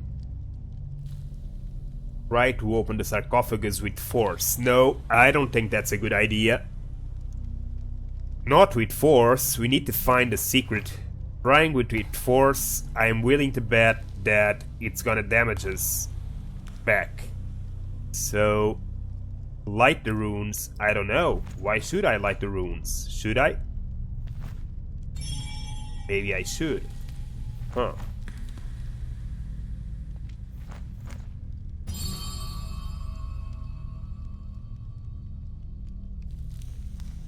No. Only one at a time. Can be lit, is that it? Or do we need to find the right sequence?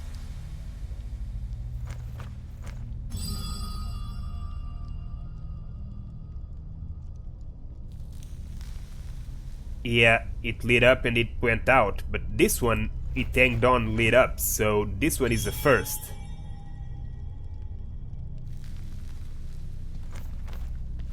That one made these two light out, so...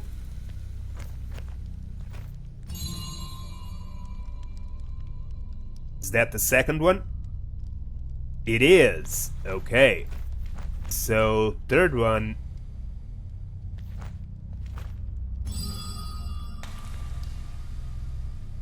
Could it be? No.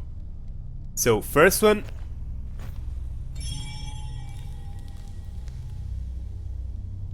Second one.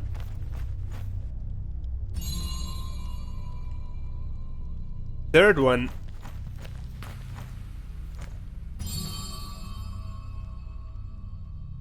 And fourth. That should be it. Ah! Ah! That's it.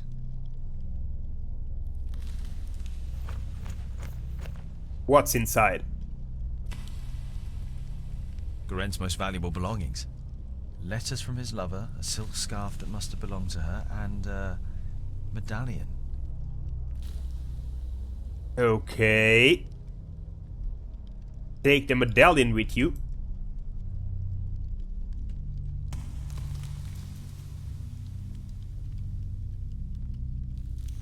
Add it to the inventory, let's see. Talisman of Initiative. Grants 1 extra action point every 5 seconds during battle. Ooh, this is useful.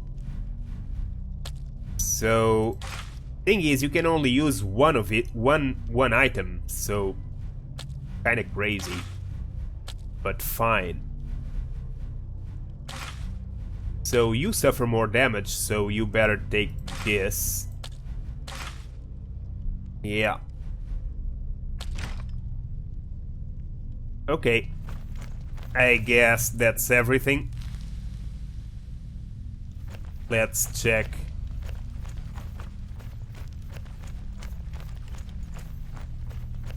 This.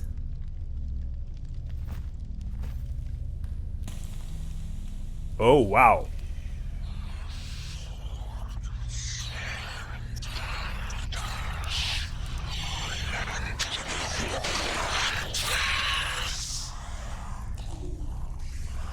Nerdlings, the fortress belongs to the Dwarf Haters. Dwarf Haters? Who are those? Thirdlings. Thirdlings are Dwarf Haters? So...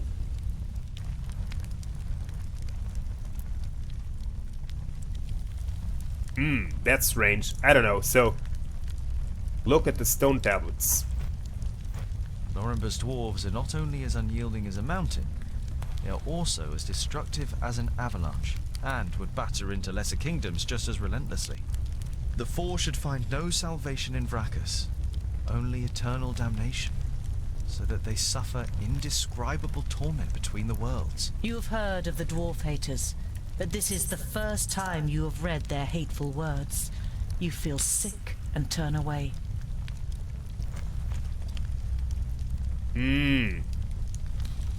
Okay.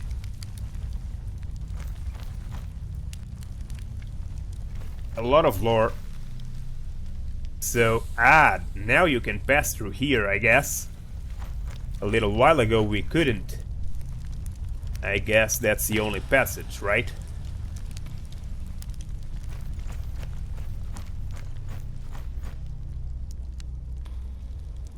Here we go. Upper floor. This is the king we saw 1035 cycles ago. Look at the altar. We gotta light this, It right? would seem that even the Thirdlings worship Vracus, but in all the other kingdoms his shrine would be the biggest, not the statue of the kingdom's progenitor. A couple of gold coins are in the bowl in front of the shrine.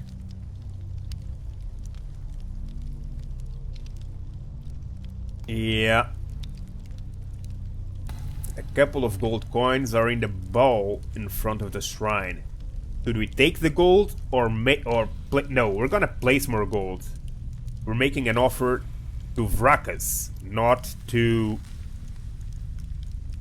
this guy. Whoever he is. He is the kingdom progenitor, but they don't say the name. So, let's make an offer of gold to Vracus. Can't do any harm. Some experience. Fine. What about you? Lorimber, the progenitor of the Thirdlings. In most of the chronicles about the 5 dwarfen kingdoms, only very little is written about the Thirdlings, and what is written is full of disgust. They are called traitors, or worse. Okay, so there are 5 dwarven kingdoms. The firstlings, the secondlings, the thirdlings, the fourthlings, and the fiftlings. That's why he was asking a while ago to the 2 brothers if he was a secondling, and the other guy, one of the brothers, told him he wasn't a secondling, he was a fourthling. But then he shut up because the other brother made him stop talking. I guess the king wants to be able to tell him whatever he wants. So, I don't know. Where should I go next? But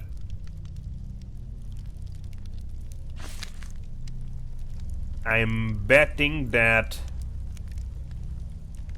Yeah, he moved to Green Glade. So that's where we need to go. Not on the double fold. We don't know anything yet. Diversion in the south. We defeated 2 of the Hordes, so I guess we better go back out.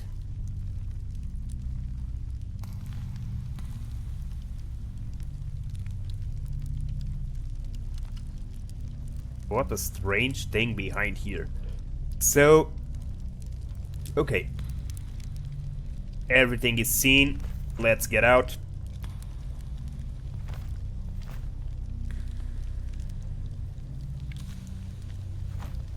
Who's there? I don't believe that we are not gonna find anything else in here. Could it really be true?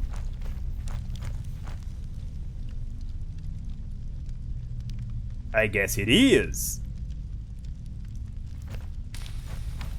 Is there really nothing else in here?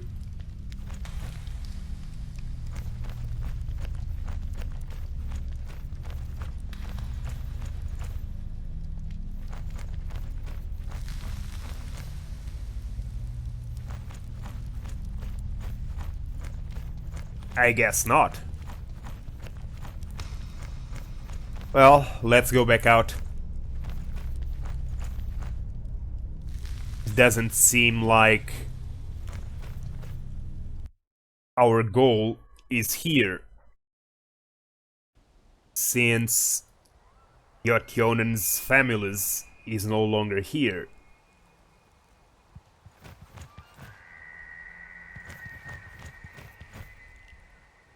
Ah.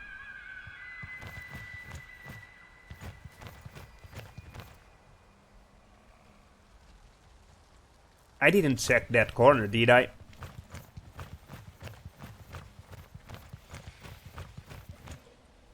Nothing.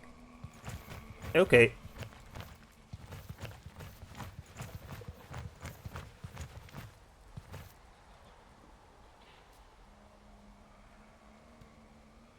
Climb down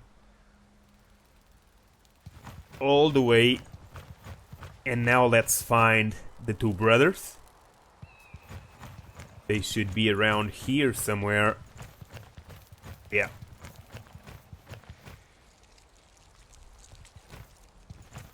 So, Scholar, what are the results of your inquiries? There is an abandoned fortress in the mountain, and I think it belonged to the Thirdlings. Boindill's eyes narrow. The blasted dwarf killers! A Thirdling fortress? Here? In the middle of Girdlegard? We must let High King Gundrabur know about this. The fortress has been long abandoned by the looks of it. Anyway, I can't go to Ogre's death until I have completed my quest. Goren is in Greenglade. Huh.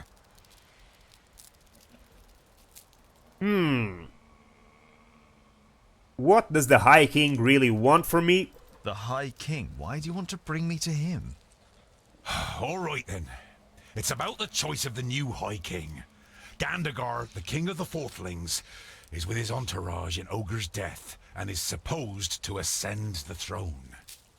But our acting High King Gundrabur wants to prevent that from happening. He fears that Gandagar wishes to instigate a war against the elves.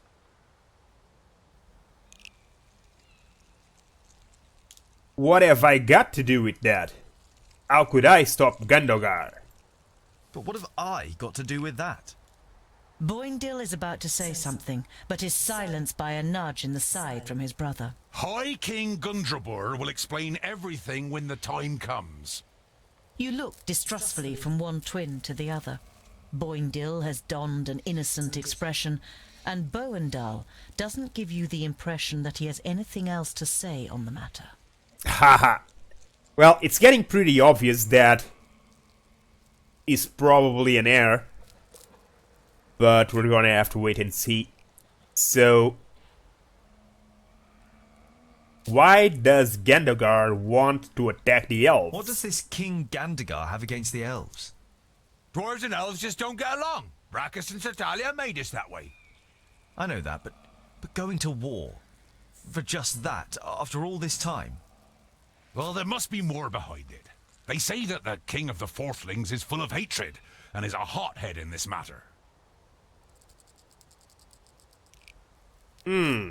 What do you know about the Thirdlings? A Thirdling fortress? Here, in the heart of Girdlegard. That's strange, isn't it?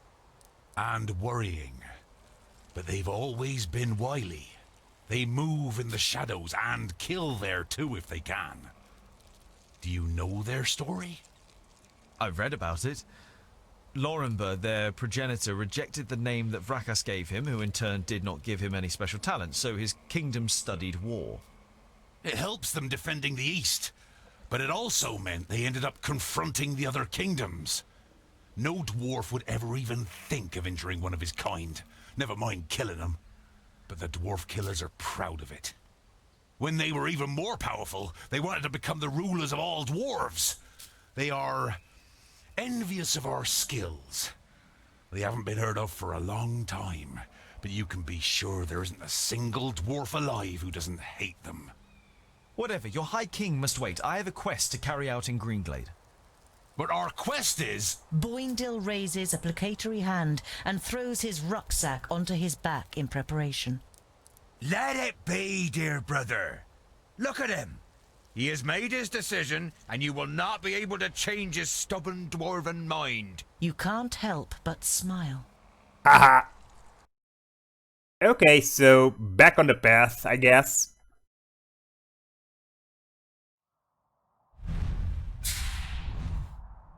Ooh, they leveled up to level 5. Dungdale didn't yet, so I guess I'll have to wait a little more. Goal now is up here.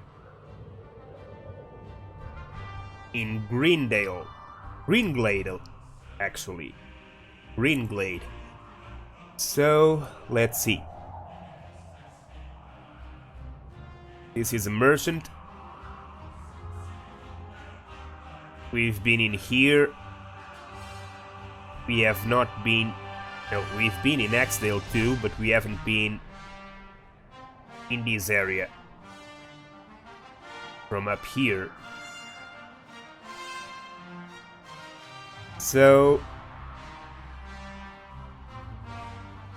to get the Greenglade, let's go... I bet that if I go to here, the merchant will vanish to that side. Oh well. Yeah, obviously.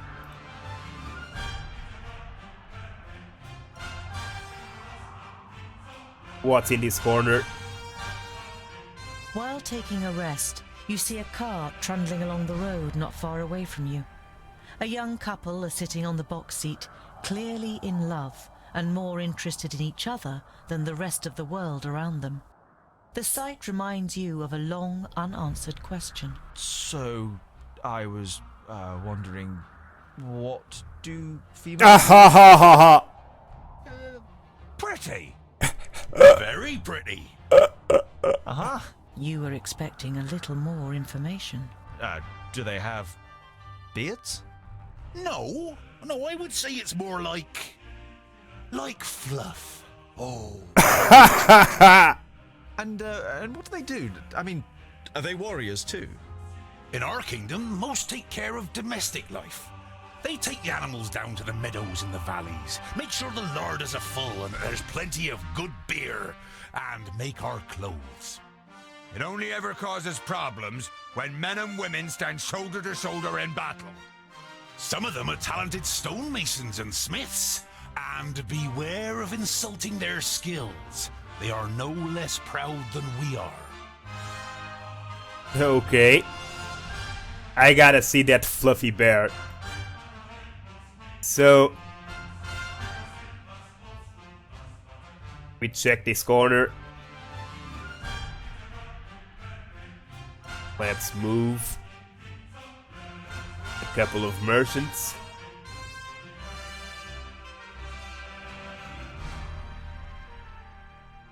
So to get here, We need to go through this passage. And to get there, there are plenty of ways, so nothing to worry about. Let's just keep moving.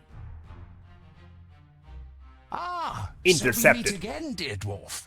Tungdil, wasn't it? Interested in buying something? Nah, not really. You probably have nothing of interest. Yeah.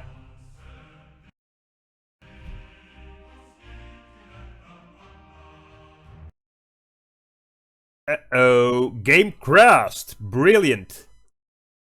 Really brilliant. Okay. Just great.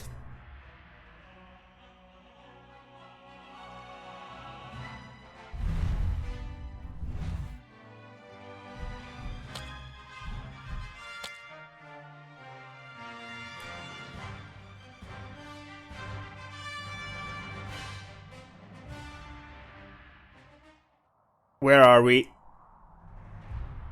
Well, not that bad, I guess. Let's move.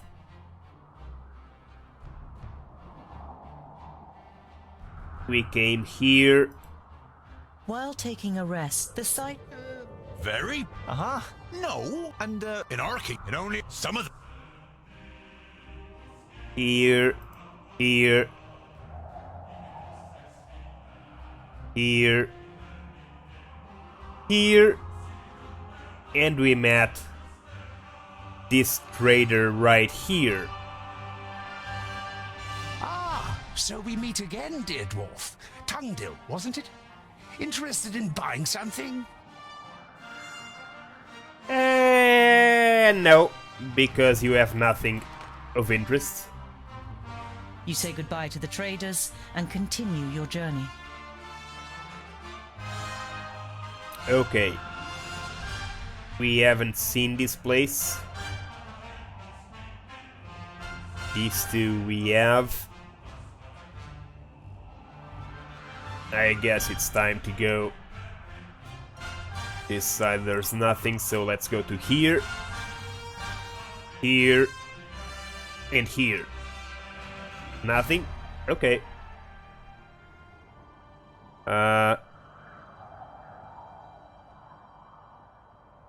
Let's see that question mark.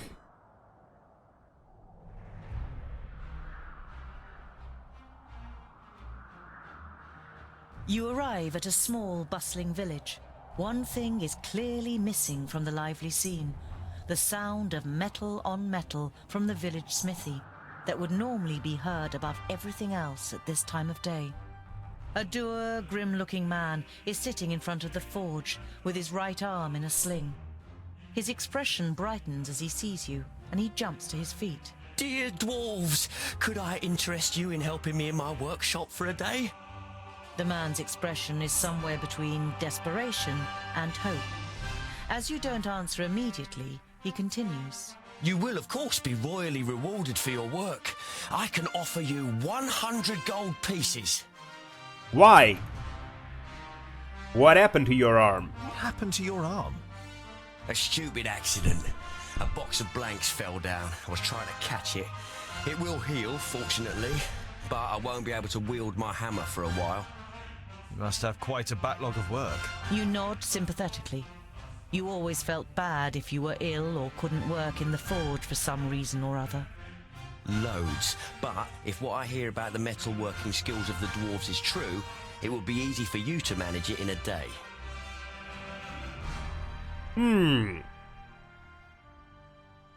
Only for better pay, we don't have time. Okay, let's help him. I'll help you. I worked in a forge for a while. You modestly conceal that in this case, a while means almost a whole human lifetime. A little later, you are standing in the workshop, examining the smith's inferior tools, while he fires up the forge and prepares everything for the job as well as he can with just one good arm. You weren't able to persuade the twins to help you. As warriors, they'd rather go hunting, Boindil declared. But you think it's more probable that you'll find them drinking beer. But you don't care. You're excited about being able to smith again after such a long time. Hours later, you have forgotten everything around you. The heat of the forge, the sweat on your warm skin, the play of the flames. You're in your element and work as if in a trance. The smith left the workshop ages ago with a satisfied grin on his face. Hey, I'm talking to you. You look up in surprise. Everything but the beating of the hammer had ceased to exist, and you didn't notice that someone has come in. Can you do it? You immediately dislike the middle-aged man. He sounds you out so doggedly with his light grey eyes that it feels as though he wants to look right through you and into your deepest thoughts. The man points to 2 horses. Those 2 in 1 hour.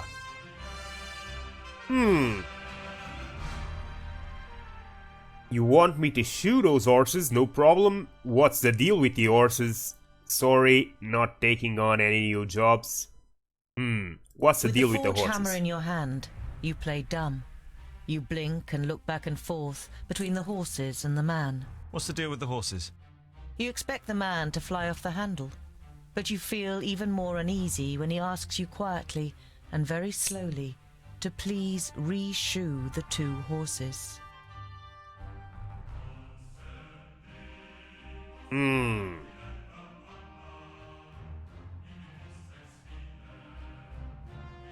I don't know if I should. Man!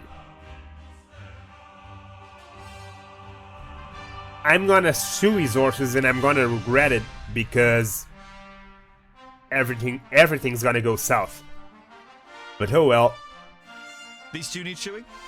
No problem. The man doesn't look convinced, but you get to work with confidence. 2 more armed men are standing next to the horses, sizing you up.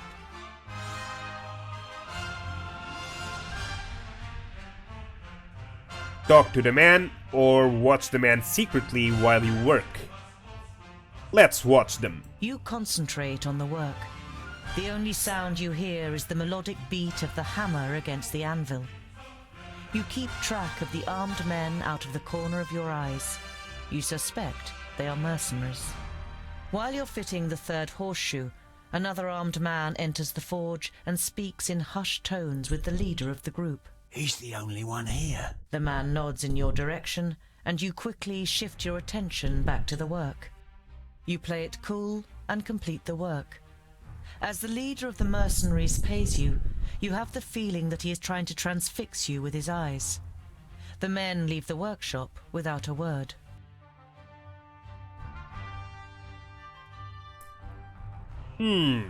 So, you're mercenaries, I take it? You're only trying to engage in conversation, but the man looks at you incredulously, as if he didn't expect dwarves to be able to talk. Something like that. Got lots of work? Oh, do you know anything about the armies of orcs from the south? We can't complain. The man's tone makes it clear that the conversation has ended here. You carry out the work in silence. As the leader of the mercenaries pays you, you have the feeling that he is trying to transfix you with his eyes. The men leave the workshop without a word. Again? Okay. Follow the man in secret. The men join a larger group of horsemen, more than a dozen, outside the village. You stay hidden and listen. Not here in the village. Go. Search the road between here and Clintal again. The other mercenaries nod and the group rides off. You can't make head nor tail of what's going on here, but you don't like it. You tell the twins about your encounter, and they decide to be especially vigilant over the next days. You spend the night in the smith's house and move on the next morning. I'd say they were looking for a dwarf. Just not this dwarf. Okay.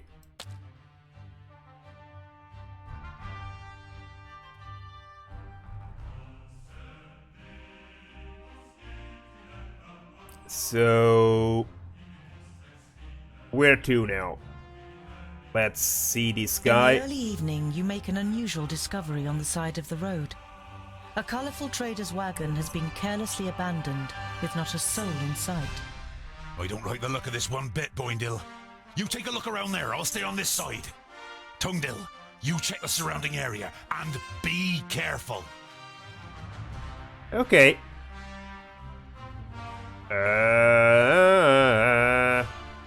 Let's view the surroundings. You scan the road and the woods on both sides. Apart from the twins who are fighting their way through the undergrowth within earshot, you can't hear or see anyone. Examine the wagon. The wagon itself isn't damaged, nor is the drawbar. But the belts and leashes that normally hold the draft animals have been cut clean through. Oh, okay. Search for tracks. You can see a lot of tracks in the mud around the wagon. Hoof prints and footprints from humans in heavy boots. At least half a dozen long ones must have approached the wagon from the woods on both sides. Ah, I see. I'm starting to suspect that the 2 horses we shoed were stolen from this merchant. The dwindling daylight provides little light inside the wagon. It smells of leather, spices, and candles. And there's another smell in the air, which you can't quite place. It reminds you of your forge in Lot Yonan's vaults, but different. It is messy, but no more so than you would expect from a single dwarf. The bed is rumpled, and there are tools and leftover materials piled up on the little workbench.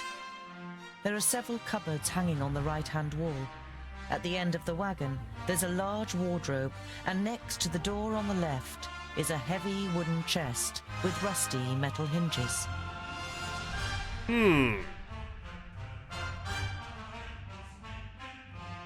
Examine the wall cupboards, the wardrobe, the chest. Well, let's see the wall cupboards first. The cupboards are piled high with a multitude of tins and boxes, all filled with odds and ends that the trader offered for sale to customers on his trips. Nothing of real interest. Okay. The wardrobe. You reach for the knob of the wardrobe, and then stop. The rug in front of the wardrobe squelches as you step on it, as if you had stepped in a puddle. You try to work out what has soaked the rug, when suddenly the door of the wardrobe springs open and something bounces into you. You take a step back, and the realization of what hit you makes you take 2 more. Lying on the floor in front of you is the body of a dwarf. Headless. Haha. His head has been cut clean from his neck. The dwarf is wearing clothes that look more like human robes and bears no coat of arms that would identify his kingdom. You didn't know him, but no one deserves to die like this. Okay, let's see the corpse. His head is being cut off cleanly, probably with a sharp blade. A quick glance in the wardrobe confirms what you already suspect. The dwarf's head is nowhere to be seen. Let's see the chest. As you try to lift the lid of the chest, you realize that the lock has been broken out of the wood. You open the lid and look inside. Amongst clothes and some empty boxes, you find a loot case and a beautiful loot of the kind that humans build, as well as a bag of bread and cured meat. Okay, let's take... I don't know. You take the loot. You can't play, but an instrument like this is worth good gold. And the food. You take the bread and the cured meat. The extra provisions should keep you going for a few days. Let's leave and tell the twins. You give a short, sharp whistle, and the twins come running at the double. You tell them what you found. A group of horsemen with heavy boots has been here. And I found Mort in the wagon. Beheaded. I have a hunch that the mercenaries from Fallow Rock have something to do with this. Indeed. Wretched dwarf killers! You can tell that Boindil wants revenge and can understand his feelings well. You wrap the body in linen, dig a hole in the woods, and place the body in it. You lay a couple of his tools and other personal belongings you found in the wagon next to him. You wish there was more you could do for him. You continue on your journey in gloomy spirits. Okay. So let's keep going. I guess we can visit this corner here and this question marker. You come across an orchard next to a farmstead and surrounded by several fields of wheat. You don't see anyone working in the fields, but there's a young man lying under an apple tree. He has his legs crossed and a straw hat is covering his face. Ask the young man about the mercenaries. Excuse me, but we're looking for a group of mercenaries. Have they passed by here? The young man is startled. He must have nodded off. He looks around anxiously. When he sees you, the fear disappears from his face and is replaced by a curiosity. It seems to you that the man is sizing you up. And if I answer, what's in it for me? What's in it for you?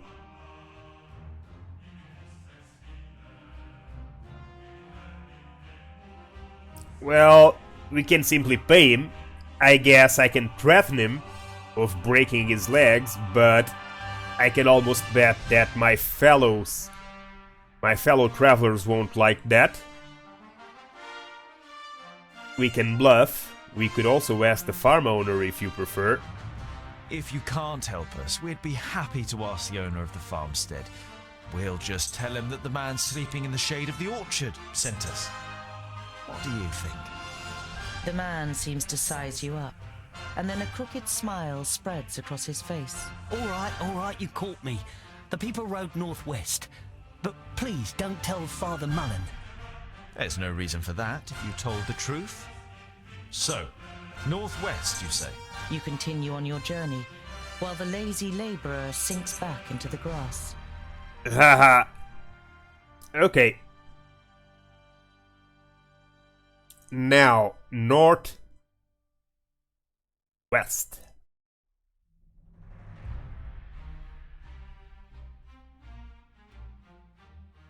So, where to next? I guess anyways possible, but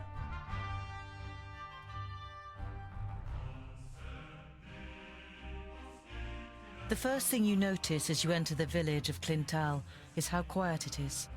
There is hardly a soul in the streets, and the few people you do see immediately disappear into their houses as you get closer. Boindil draws his axes, and Boendal his raven's beak. Something's not quite right here. Be alert.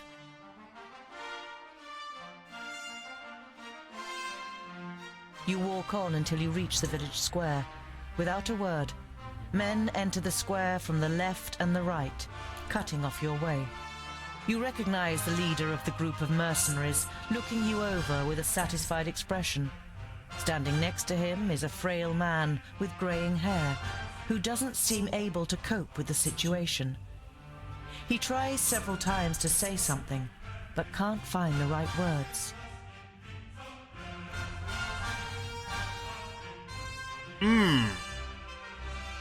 Are you going to kill us, just like you killed the travelling trader?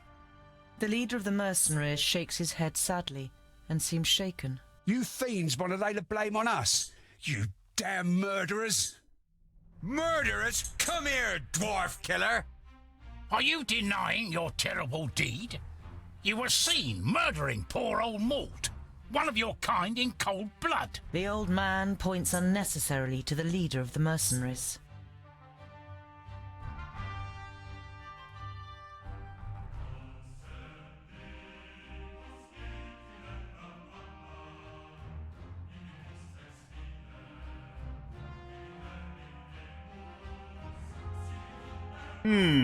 So, we need to try to spin this. How are we going to spin this?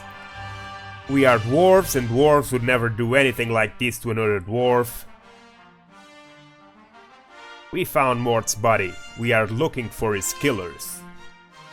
So you saw us do it, didn't intervene, and then set us up a trap a few days later in the middle of nowhere. Well,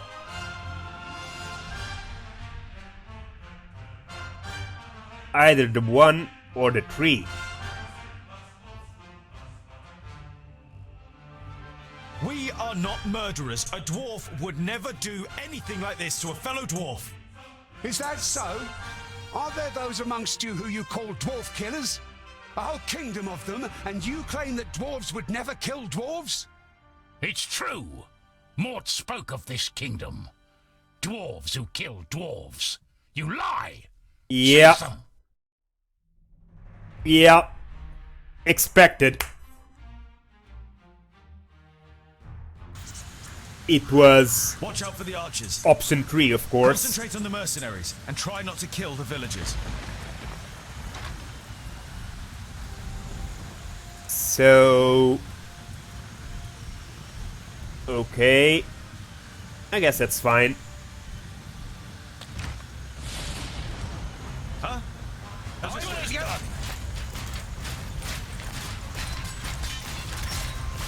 Out of my way! Come here, you! Yes? Yeah! And what now? No. Sure. 1 is down. But these... 15 of them. That's not much. Huh? Say goodbye forever! Yes? Oh. Okay. And what now? Huh? Yes?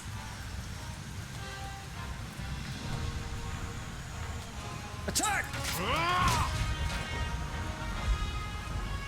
Alright. Huh? Yeah! They're hitting me pretty hard! Yeah, they are. Huh? Come here, you! Say goodbye forever! Yes, yes! Others will take my place. Indeed, others will take your place, but I have bow and gun. Give me a hand. as usual, the UE stops functioning. I just need. Damn it! How many more? Ridiculous. What is it? Say goodbye forever!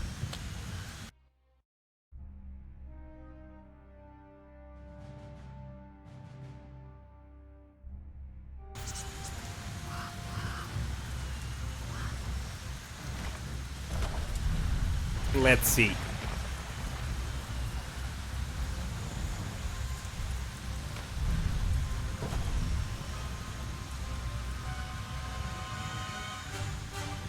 Huh?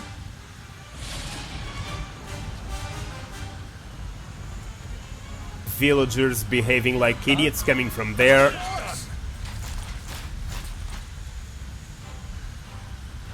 Yes? Let's try to micromanage.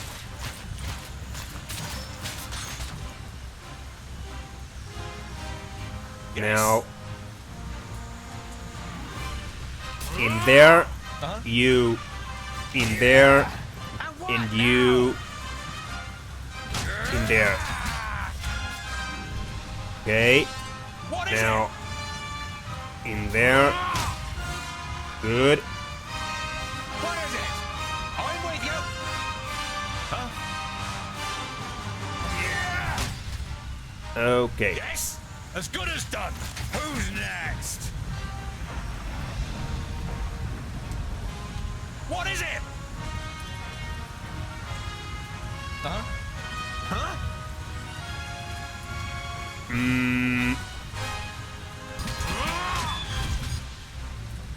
Huh? Yes? I need help over here! All right. Quickly! Huh? Yes? As well as done. Kill! irritates me solemnly that the UE doesn't work properly. Bad luck for you!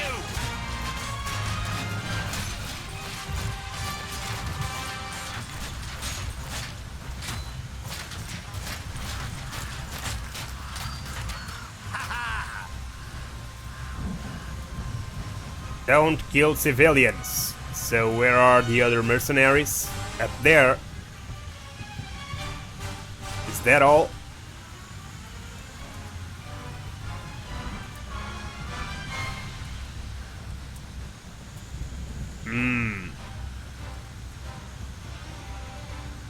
Huh? Of course! It can't end like this! On my way! With pleasure! Huh? Oh. Okay. Ridiculous. Say goodbye forever!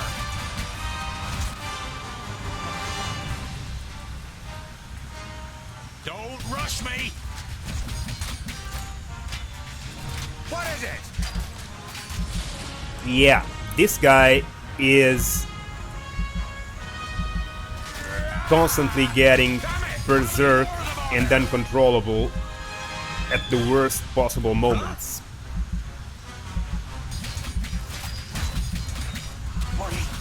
I wasn't expecting this. Well,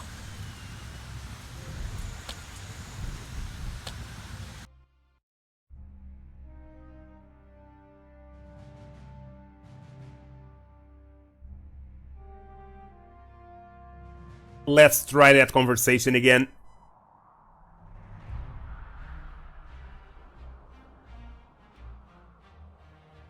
While taking a rest, you see a cart trundling along the road not far away from you.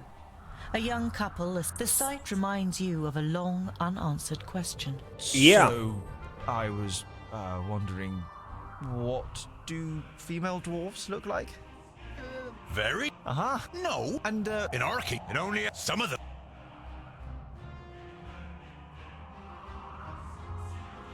Done.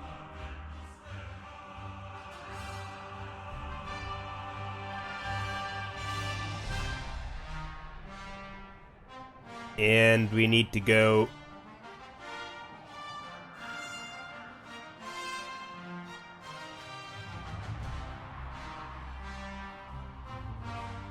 to... Yeah, he's getting ready. You arrive at a small, bustling village. One thing is clearly missing from the lively scene. The sound of metal Yeah, on it metal is. from the That village it's smithing really stupid. That would normally be heard It above just... everything else at this Man, time of day. it's so annoying. A dour, grim-looking man is sitting in front of the forge. There are with a his few right arm things- in a sling. His expression brightens as he sees you, and he jumps to his feet. Dear dwarves, could I interest you in helping me in my workshop for a day? The man's expression is somewhere between desperate. Yeah. There are a few things that annoy me greatly with this game, because the game is cool, it's fun, it's entertaining, but then there are some cringing glitches with the gameplay that are terrible. That just get me so annoyed. Like, that's one of them. The damn berserk always getting activated. You have no clue why, because it's not like he got hit a lot, or it's not because he killed a lot. It's just because. It's because it feels like it. So, just crazy, man. It's having a party of 3 chosen. You have 3 of them active, and you're using them, and if one of them dies, the other 2 stop moving. You can no longer use the same party. You need to choose those 2 that are left and move them, because trying to move the 3 of them, it won't work. One of them is dead. Just crazy amount of small little glitches like this. The game lacks some polish. That's what I think. It could have used a couple more months polishing and cleaning these small things. Well, hopefully it will come together in the next few months with updates. I don't know, since it is a quick starter game, but I hope so. And this, since I started this session, the game has crashed 2 times. Just crazy.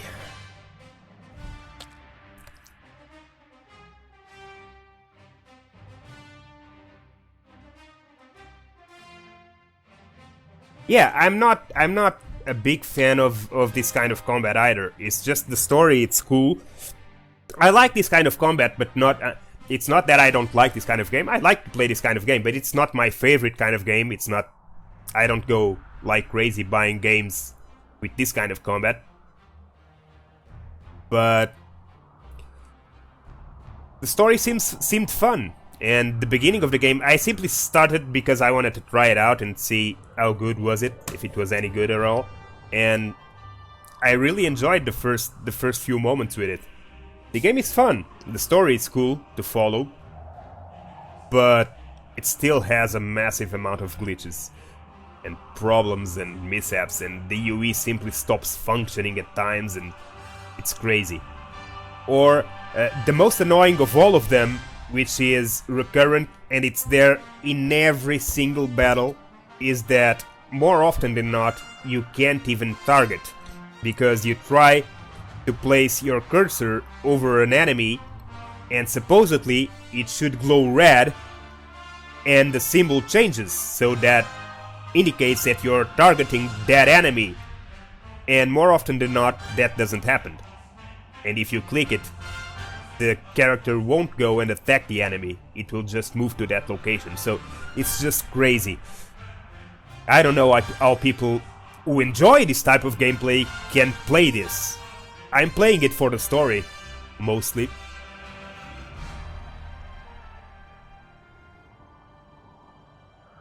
I mean, the game has crashed on me 2 times in, I don't know, 3 hours since I started playing. Along the road not far away from you. A young couple are sitting on the box seat, clearly in love and more interested in each other than the rest of the world around them. The sight reminds you of a long unanswered question. Yeah. So, I was wondering... I didn't, to be honest, I didn't know that this had... No, and in our kingdom... I didn't know this was an adaptation from books. I mean, I know lore about dwarves and such, but I didn't know that this particular story was based on a book. But yeah, the acting, the voice acting is good, and the story is actually well told. So, and I like the way they managed to integrate things to make it evolve. So the way you progress will show you different small stories and different secondary storylines, and that's cool. It's just the combat that it's a pain at times. It also has some moments where it's fun, but more often than not, it's not fun. It's just a gimmick that you're trying to get through. So they should have worked that on better.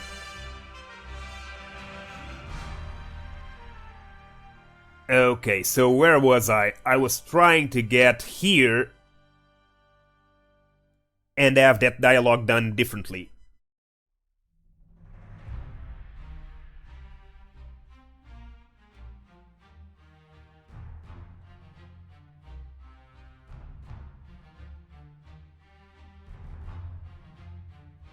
Okay. You arrive at a small bustling Okay, village. this is the village One where... thing is clearly missing from the lively scene. The sound of metal on metal from the village smithy that would normally be heard above everything else at this time of day. A dour, grim-looking man is sitting in front of the forge with his right arm in a sling. His expression brightens. 5 books, yeah. I didn't even have any idea about it. Could I interest you in helping me in my workshop for a day? But I'll be sure to check it because the story is interesting. And I don't think I'm gonna be able to... I don't know, to endure this game like this all the way to the end unless they bring out some patches or updates very shortly. So let's help this guy. A stupid accident. A box of blanks fell down. I was trying to catch it. It must have low. I'll help you. A little late, you weren't able to persuade the twins to help you. As warriors, they'd rather go hunting, Boindil declared. But you think it's more probable that you'll find them drinking beer. But you don't care. You're excited about being able to smith again after such a long time. And this Hours should later, be... you have forgotten everything around you. The heat of the forge, the sweat on your warm skin, the play of the flames. You're in your element and work as if in a where we trance. meet the smith mercenaries. left the workshop ages ago with a satisfied grin on his face. Wait, I'm talking to you. You look up in surprise. Everything but the beating of the hammer had ceased to exist, and you didn't notice that someone... Yeah, I'll has do come that. in. Can you do Because it? I like this You kind of immediately stories and I decide like on this the kind ledge, man. of setting He and sounds you out this so kind of lore. doggedly with his light grey eyes, And especially if it feels as has though a he good wants to look story, a right good through narrative. you and into your deepest thoughts. The man points to two horses. Those two, in 1 hour. Ooh, in 1 hour, huh? Well, With the forge I'm hammer in very your dumb. hand, you play dumb. You blink and look back and forth between the horses and the man. What's the deal with the horses? You expect the man to fly off the handle, but you feel even more uneasy when he asks you quietly and very slowly. yeah, a lot of things happen reissue all the at two once and horses. in a row. You don't have a build-up for it. Yeah, but I like that kind of thing. I mean, it shows you a particular moment in time where events unfold really fast. And I usually like that kind of things. These two need shoeing? No problem. The man doesn't look convinced, but you get to work with confidence. Two more armed men are standing next to the horses, Yeah. sizing you up.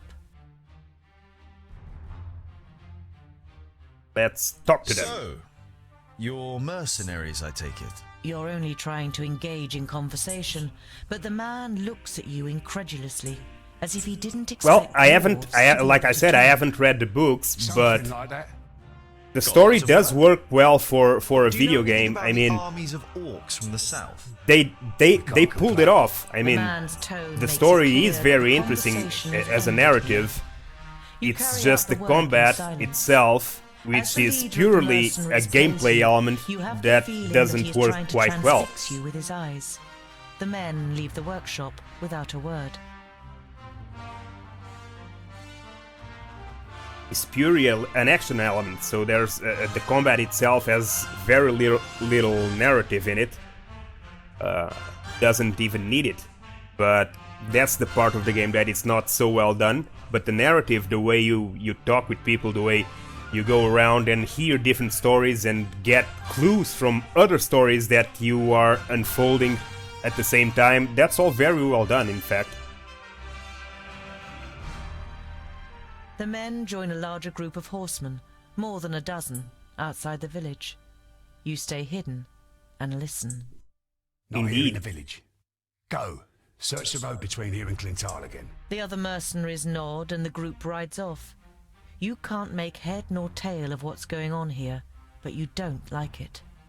You tell the twins about your encounter, and they decide to be especially vigilant over the next days. You spend the night in the smith's house and move on the next morning. Yeah, but that's the thing. I mean, in a book, those meaningless battles are exactly that. They are meaningless because they probably are not that important, and if overdone, it might get boring. But in a game, if the combat is well done, it's actually a good thing because it's more combat and more action that you have. But it needs to be well done. This is not terrible. Don't get me wrong. The combat is not terrible. It's playable and it's enjoyable. It's just got a few glitches that are really annoying because they are not minor, they really interfere with the way you play.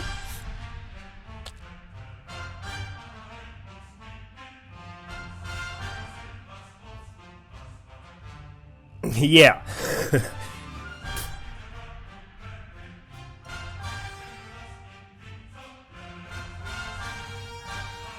So, I guess this is where I messed up last time, because we found the dead dwarf merchant in here. Evening, you make an unusual discovery on the side of the road. A colourful trader's wagon has been carelessly abandoned, with not a soul in sight. I don't like the look of this one bit, Boindil. You take a look around there, I'll stay on this side. Tungdil, you check the surrounding area, and be careful. View the surroundings. And the woods on both sides. Apart from the twins who are fighting their way through the undergrowth within earshot, you can't hear or see anyone. And examine the wagon itself where the body is. damaged, nor is the drawbar. But the belts and leashes that normally hold the draft animals have been cut clean through. Wrecks on the You ground. can see tracks in the mud around the wagon. Hoof prints and footprints from humans in heavy boots. At least half a dozen long ones must have approached the wagon from the woods on both sides. And finally, The let's dwindling enter the wagon. daylight provides little light inside the wagon. It smells of leather, spices, and candles. And there's another smell in the air, which you can't quite place. It reminds you of your forge in Lot Yonan's vaults, but different. It is messy, but no more so than you would expect from a single dwarf. The bed is rumpled, and there are tools and leftover materials piled up on the little workbench. There are several cupboards hanging on the right-hand wall. At the end of the wagon, there's a large wardrobe, and next to the door on the left is a heavy wooden chest with rusty metal hinges. So we have already done this. The smaller The cupboards are cupboard, piled the wardrobe, You reach, you take a step. His head has been... the dwarf's corpse, and the As you try chest. to lift the lid of the chest, Let's take the you loot take the loot. You and the take food. Leave the wagon and tell the twins. You give a short, sharp whistle. Yeah, it does seem a very focused adventure on him, on the main character. I found Mort in the He wagon. goes from beheaded. I have a zero hunch that to the hero. mercenaries from Fallow Rock have something to do with this. But Wretched dwarf killers! You can tell that Boindil wants revenge and can understand his feelings well. You wrap the body in linen, dig a hole in the woods, and place the body in it. You lay a couple of his tools and other personal belongings you found in the wagon next to him. You wish there was more you could do for him. You continue on your journey in gloomy spirits. But it's a nice adventure. So, yeah, it's up.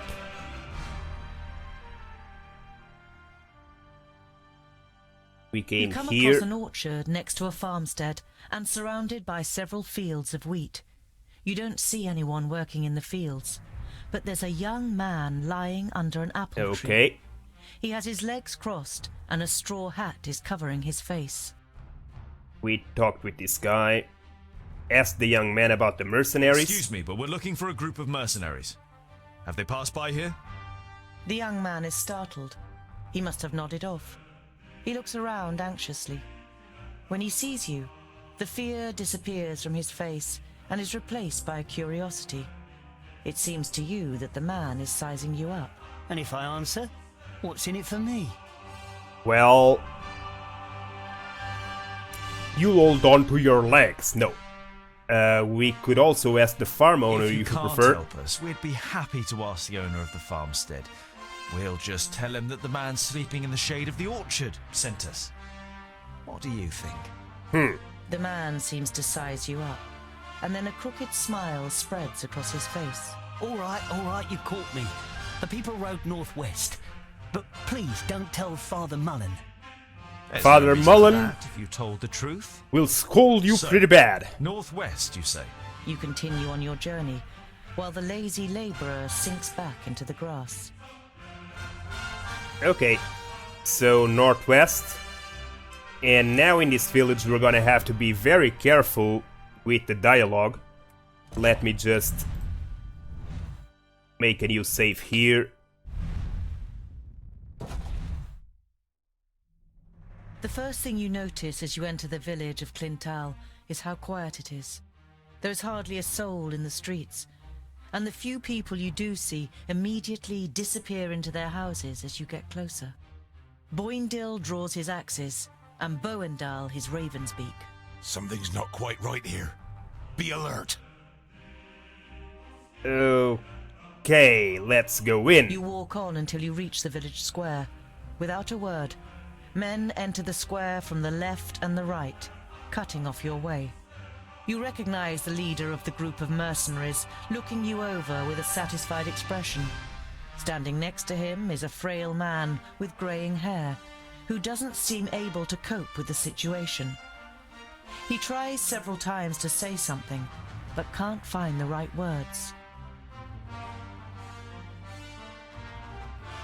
Are you going to kill us just like you did the traitor? Are you going to kill us just like you killed the traveling trader? The leader of the mercenaries shakes his head sadly and seems shaken. You fiends want to lay the blame on us. You damn murderers. Murderers? Come here, dwarf killer. Are you denying your terrible deed? You were seen murdering poor old Mort, one of your kind, in cold blood.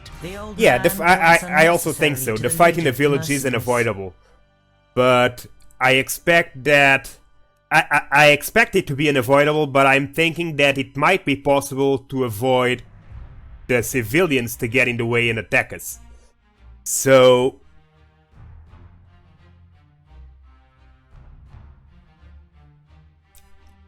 a while ago, I tried the first answer, and that didn't work, because the dead dwarf had already told his civilian friends that there are actually dwarf killers.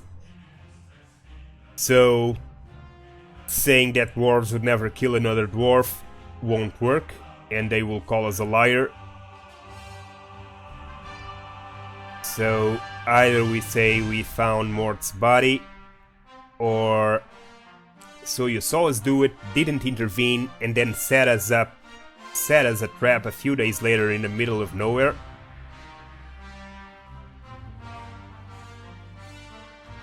Let's try this. Apparently, you saw us committing murder, but you didn't intervene. And then you overtook us and only set a trap for us now, and here, several days' journey from the place where it happened. Your story doesn't seem to make much sense. We knew that the good people of Clinton would stand by us in confronting you. Mort was well known and respected around here. But how did you know that we would come to Clinton of all places? If you were really tracking us, that wouldn't have been possible. But if you, on the other hand, were the ones being tracked, then it would have been easy for you to steer us into this trap. He does have a point, Medarin. Why did you... The village elder stops mid-sentence as the leader of the mercenaries draws his sword. The village elder turns from the mercenary to look at you, and then gives his men a signal to withdraw. Haha!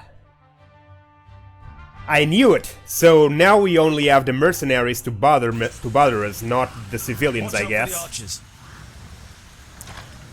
Let's make sure. So, they are all ready. Yeah, no civilians coming running against us. They are all stopped back there. Of course, we still have the mercenaries. But that should be easier, 15 of them without the civilians bothering. What is it? On my way! Yes? All right. Why? Yes. Jesus.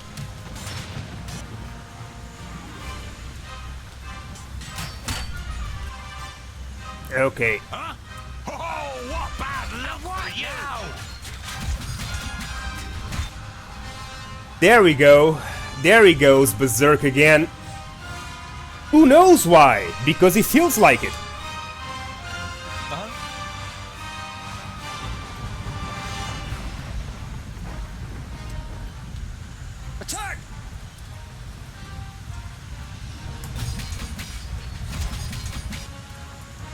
What is it?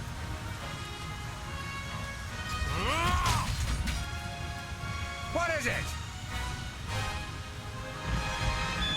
What is it? Nothing. You can't do anything. You're berserk again. Yes. So you have no ability points. Put up a fight. Okay. Huh? Huh? I guess you can finish this guy.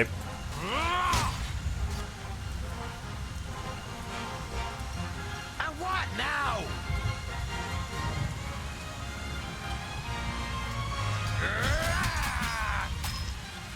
Okay, just finish him. Finish him! Thank you. Okay, so he was telling me to be careful with the archers, and I know the archers are up there. But some more enemies in here. I guess we should go there first, or we are gonna be overwhelmed if we go straight for the archers. Problem is, the archers are gonna keep firing at us the whole way. Let's hide behind this house.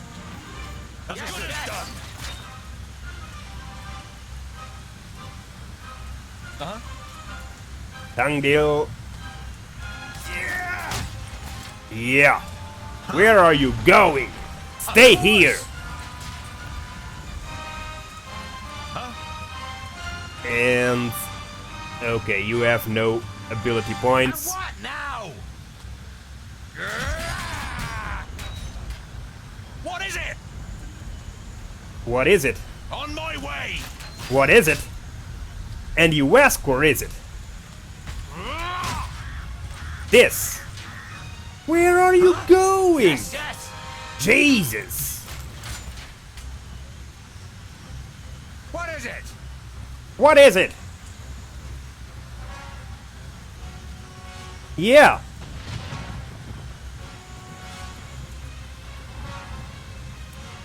Yeah.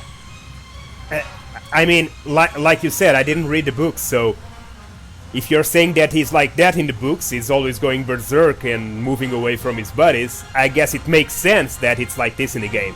That's my bad for not knowing the books, but it's really annoying! Man!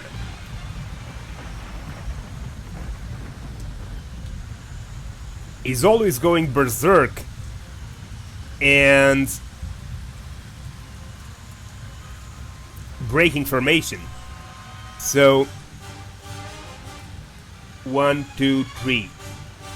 So let's see if I can. On my way. Oh, berserk is over, huh? Time to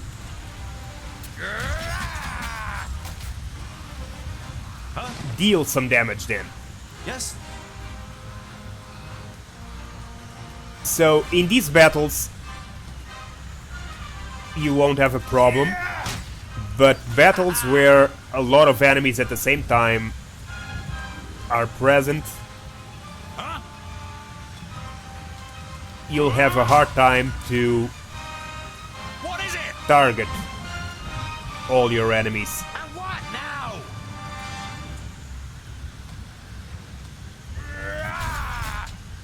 Knock down. I'm with you. Just finish him. Finish him. Say goodbye forever. Huh? Huzzah!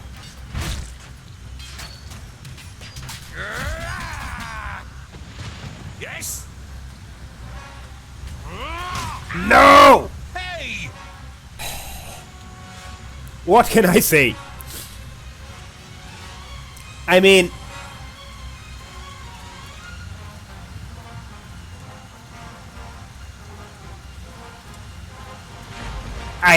I was careful enough to aim my skill right here, where I wasn't going to eat any of my allies. And Boindil went running from here into the front of my hammer to get his health reduced to 1/5. Brilliant. What is it? Of course!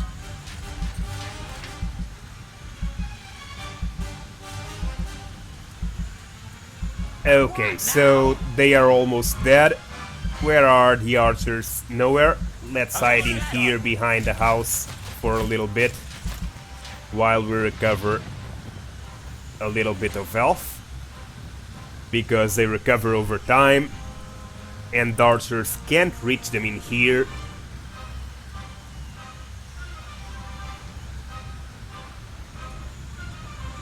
Which is crazy. It's a crazy mechanic. But okay.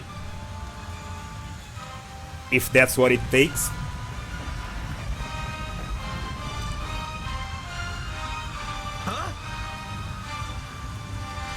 Let's see now. On my way! Time to kill those guys.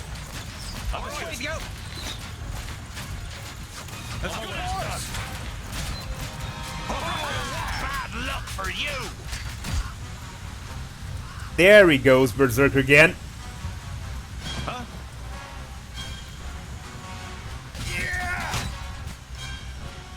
No! Say goodbye forever! What about moving forward, huh?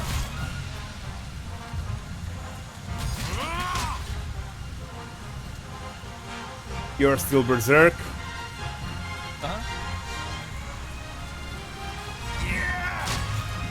Okay. Another one dead. Yes? End it! What is it? Dead. I'm with you. Come here, you. 2 left. Almost done. Uh-huh. Pavrakas! Huh? Yes. Done.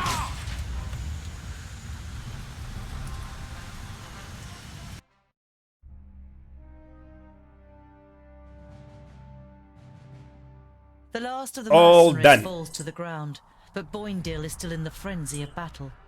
You and Boendal have to physically restrain him until he comes to his senses. Otherwise, he would have stormed the houses to find more adversaries. You walk up to the body of the mercenaries' leader and search his pockets. You soon find something. A letter.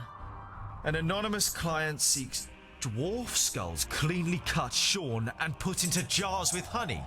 1,000 gold coins will be paid for each skull. Khan, Bounty Hunters Guild Master. That's bounty hunters hunting for dwarves. Despicable.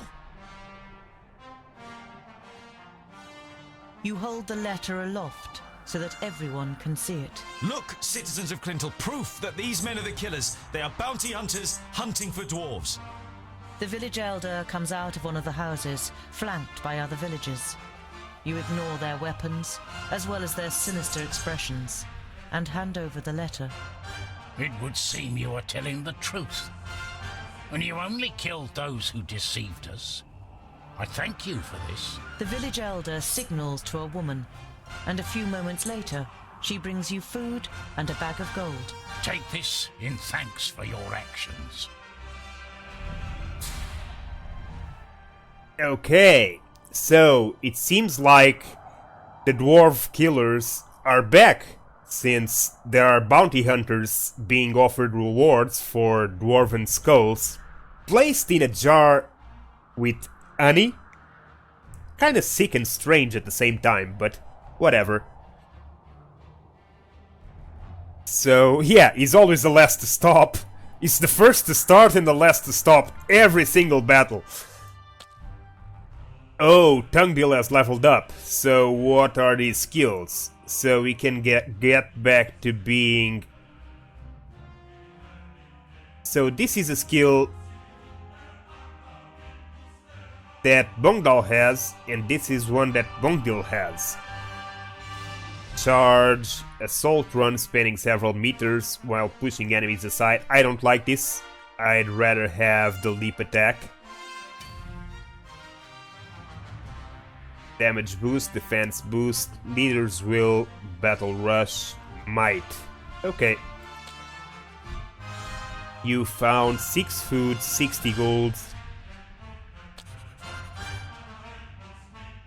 Time to move. Where to? I don't know. But we can find out. What's this? Sungird. The hamlet of Sungird certainly lives up to its name. You arrive as the sun sets behind the tower of a Palandial temple, lighting up its stained glass. There's a shop in the village, and through the window, as well as some everyday objects and food, you also spy a shelf full of books. A small bell rings as you enter the shop.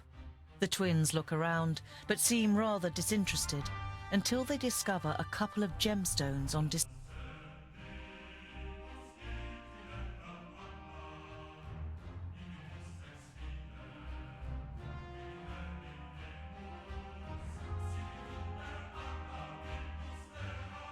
You stroll towards the bookshelf and read some of the titles written on the spines of the books. You know many of the works from Lot Yonan's library. Oh, by fracas, look, dear brother! The scholar really is looking at books! It's an interesting selection, Boindle. I could make some recommendations for you.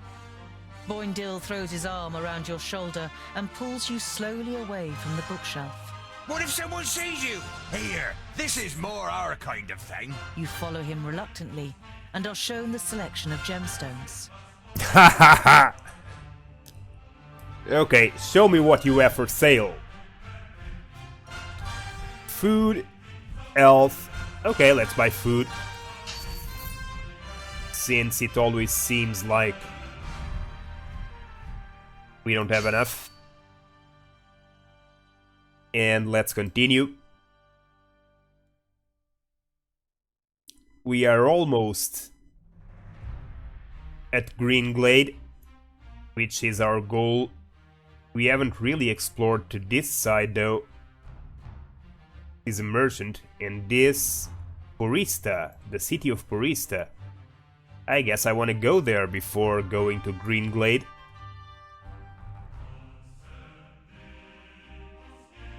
Maybe I've been there and I don't remember. Let me think. Leos Nudin. Nudin is a mage with a deformed face. We came here where we fought the mercenaries. In here, yeah, we found the abandoned cart. Around here somewhere, I guess.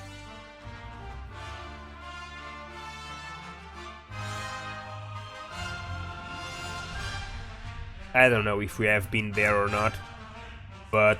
Boindle is walking next to you in silence. Now and then, he looks at you from the side.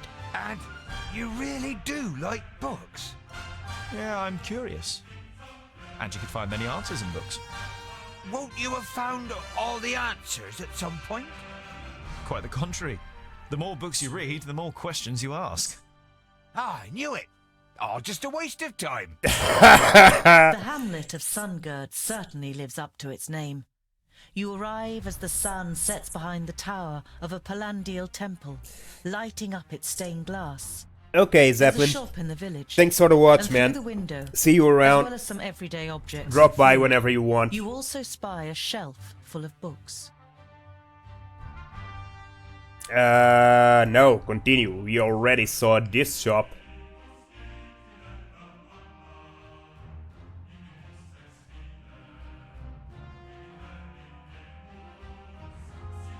And let's move back to get into Porista.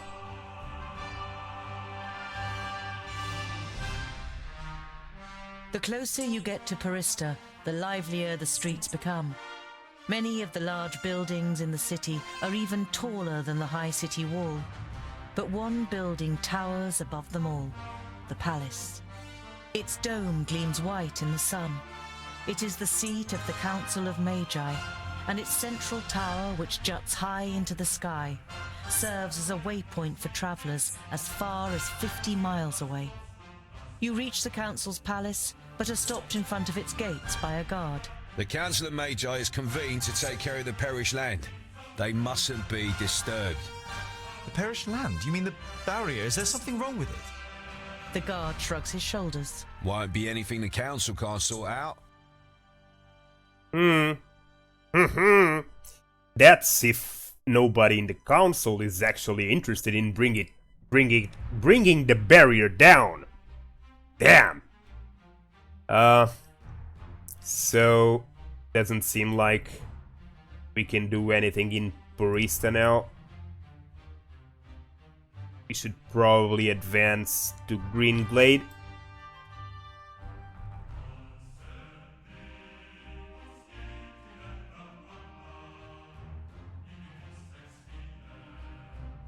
You approach the village and can tell even from far off that something isn't right. The smell of burnt wood and death is in the air.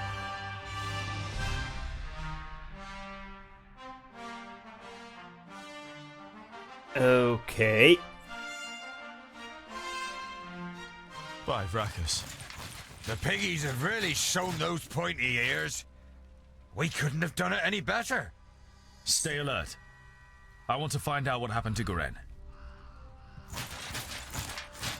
Wow, so Goren, the guy we were looking for, ran here, a Helven city, but seems like they were all murdered. Maiden's graceful snow-white face still radiates beauty, in terrible contrast to the rest of her appearance. From the neck down, She's been killed and skinned from the neck down for food. Look at the hoofs marks. Hoof prints burned into the ground. Alfar? The fire in Boindill's eyes flares up with delight. Huzzah! That would make a change from those stupid peggies. Did you hear that, brother? We might get to test our blades on Tion's pointy ears. The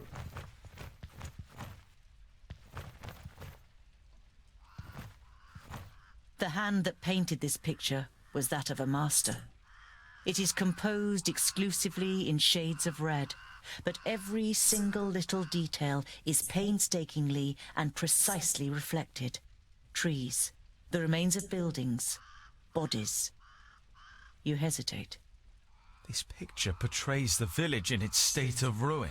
Examining the canvas more closely, you realize that it is actually made of skin, and the red paint seems more than suspicious now. Ha!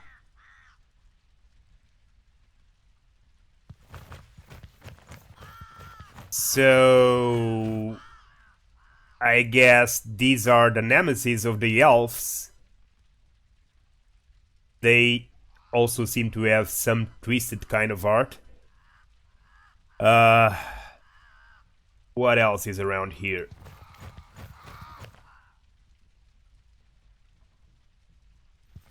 In this corner, nothing.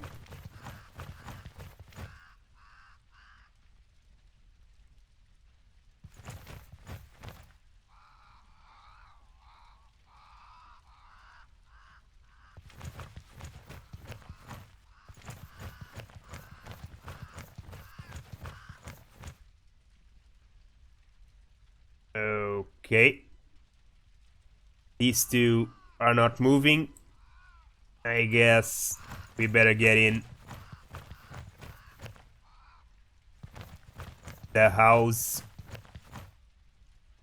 To this side. What is this? Green Glade was one of the few places in Girdlegard where humans and elves lived together.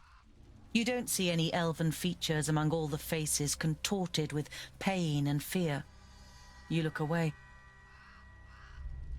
Yeah, there are only dead humans in here. Where are the elves?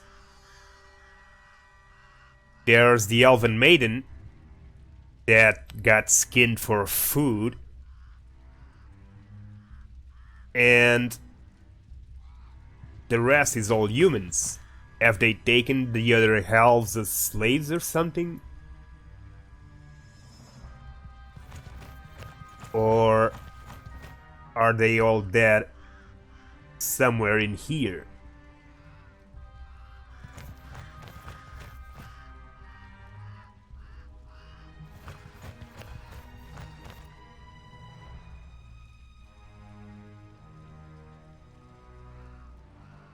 Okay, let's get in.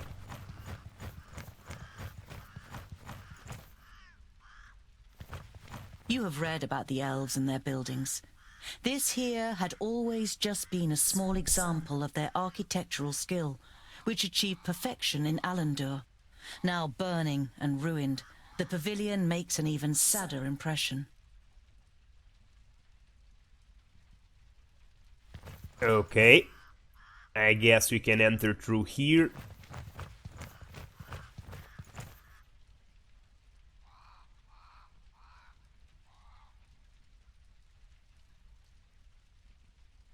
What's in here?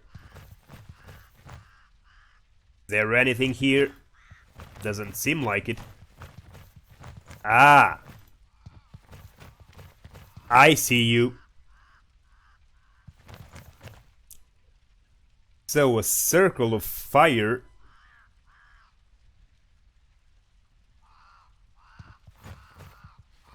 The body of the man is riddled with arrows and is lying in a small patch of undamaged ground, while a sea of flames must have raged in a circle around him.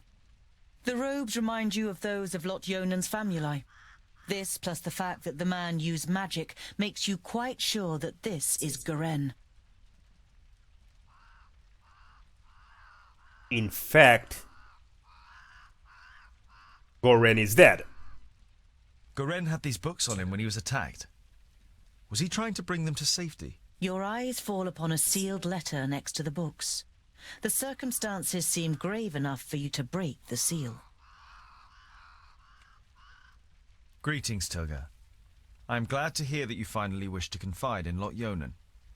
I have found out something new about the demon. It's all written in these books. I think they are the key to his destruction, or I hope so, at least. Yours faithfully, Goren. Okay. What demon are they talking about?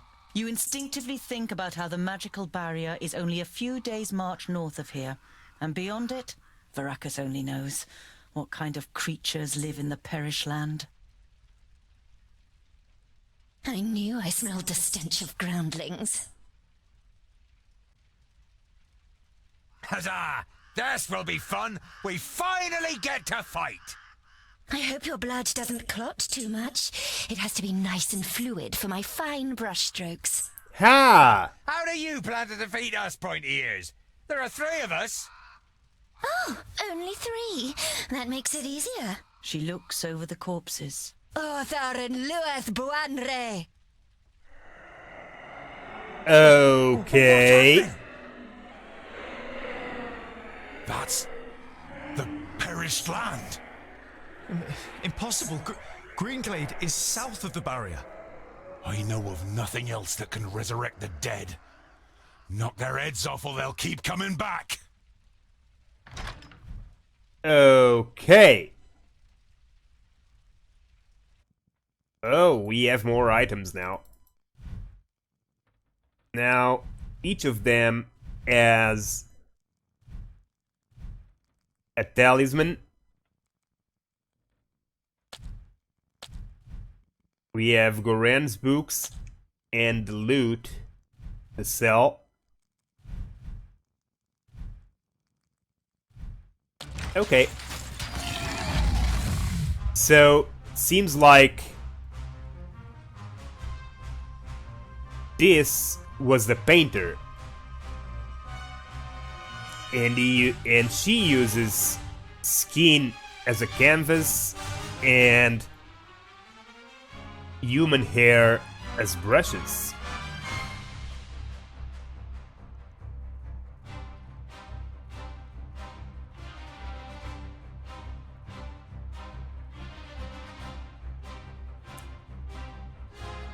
Well, I guess we're gonna have to deal with all these.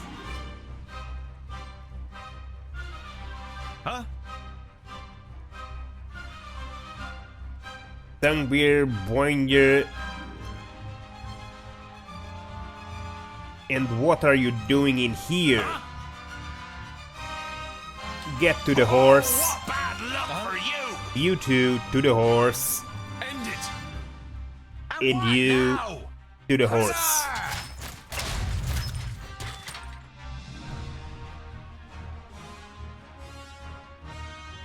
What is it? Huh? Uh-huh. Huh? Nice. Huh? Yeah! Well,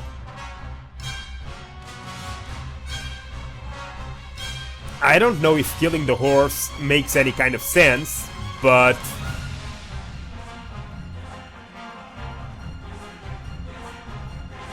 since I started it, I'm gonna finish it.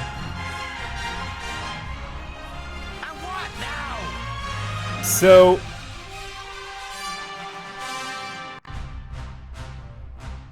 a whole sea of them, huh?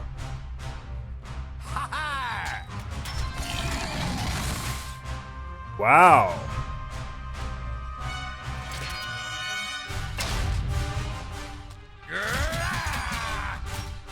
Almost dead.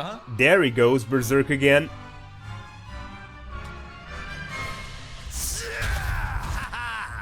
Dead.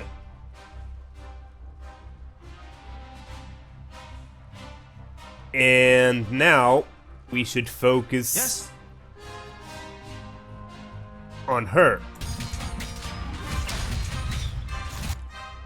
But because he is Berserk, the party won't move.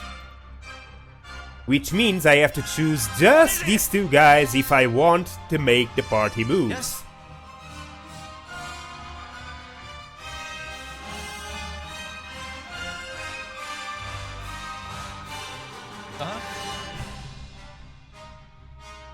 As good as done. He hardly put up a fight.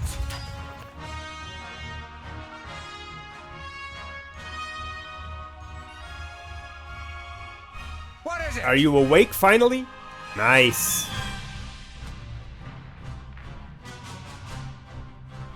Yes? For Gracchus. Yes? With pleasure.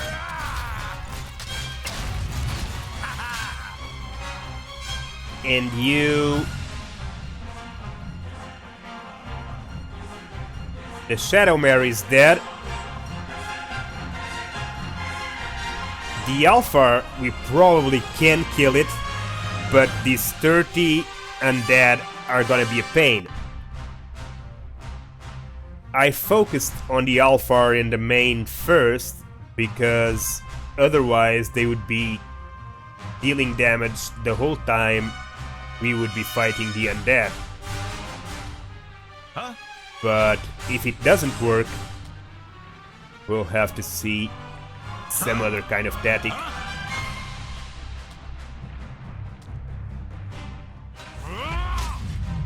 Nice. That nailed him. Where did he teleport? There he is. What is it? You can... I'm with you. Of course. move here. And now... Good. And there he goes again. I'm with you.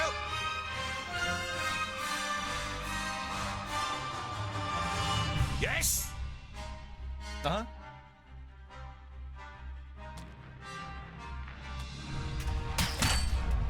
Good. Although you're almost dead, but What is it? On my way! I need help over here! Quickly! he keeps running. As good as done! And again! Yes? Yeah! I have... Good. Give me a hand! And you finish it. Finish it.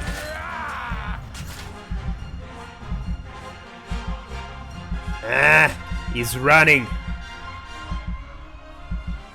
And what now?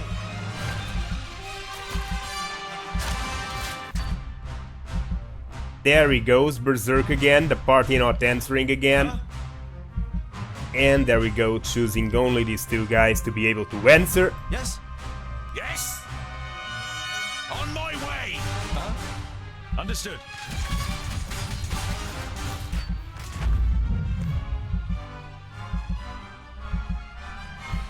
He keeps teleporting. Huh? What is it?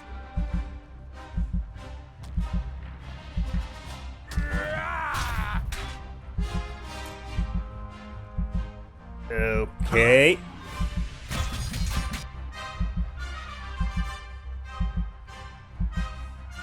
What is it?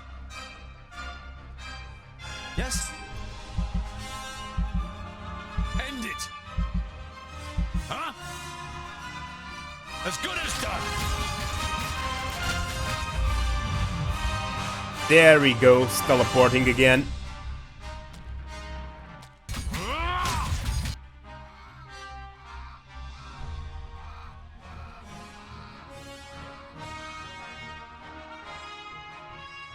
Starting to think that he's not gonna allow himself to die until I kill all these undead. So... Uh-huh. What is it? What is it? Huh? Yes? Pavrakas! Kill! Attack! Okay. Yes!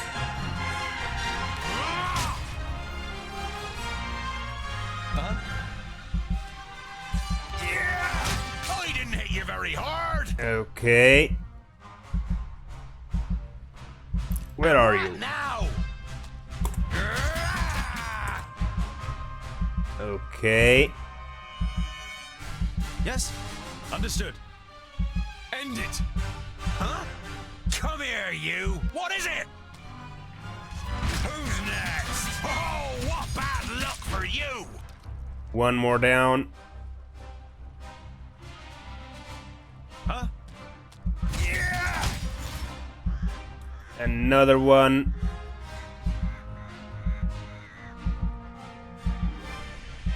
Oh, he died. The Alpha died. Cool. I didn't even notice. I didn't even notice. I left him alive. I focused on the undead, leaving him alive. I guess he threw himself in front of the swords of someone. Don't know who. There he is, down there.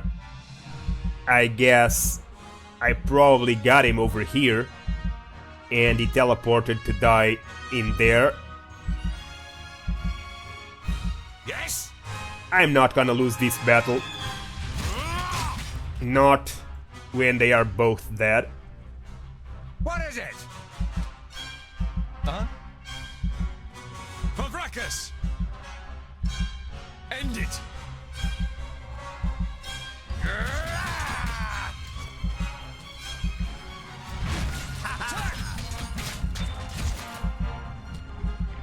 Pavrakas! Huh? What's up? What's up? Are you still berserk? You are. And you are going down.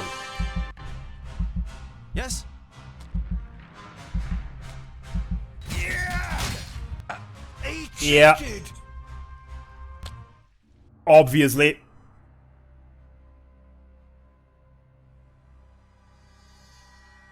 I don't know what.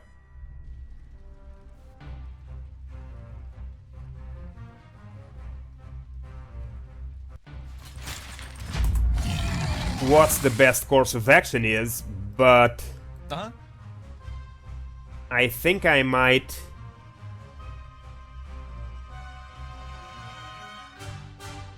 be doing the right thing because it was close. It's just a matter of being sure. All right. Huh? That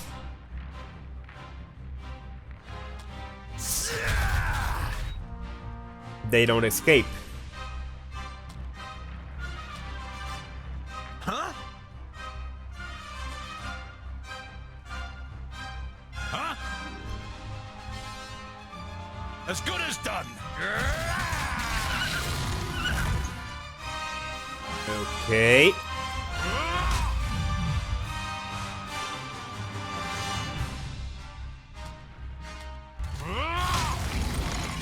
How about you actually eating that horse instead of not eating? That might be something interesting to do, huh? Huh? On my way.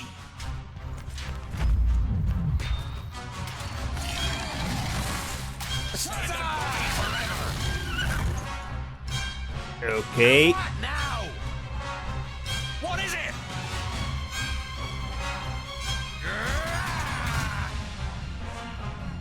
Huh?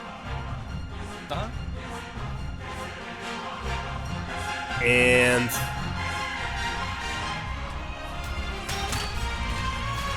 okay. What is it? Come here, you. Yes? Oh, what bad luck for you! Heal the horse. Ow! Another one bites the dust. The horse is dead. Now, where is the Alpha? Where is he hiding?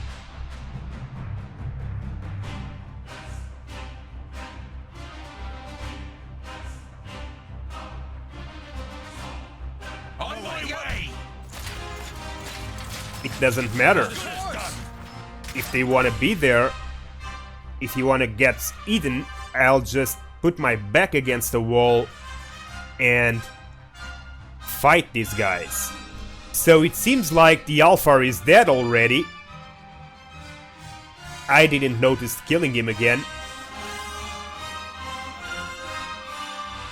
I think so. I think the horse is also eating the zombies because I'm playing on hard, and that, from what I understand, I didn't read this, but it's what I'm seeing, that makes friendly damage possible, so my skills can hit my own guys, and enemy skills can also hit their own, which makes things a little more confusing sometimes, but it's interesting because the horse can surely damage the undead, but we also need to be careful when using our skills not to hit our own. Yes? Say goodbye forever. Yes. Yeah! Too easy! I didn't even notice the Alpha dying. I guess he must have died by teleporting near to the horse when we are all here in this mess, because I don't see his body anywhere, so it's gotta be down there below him too, probably. I don't see him anywhere else.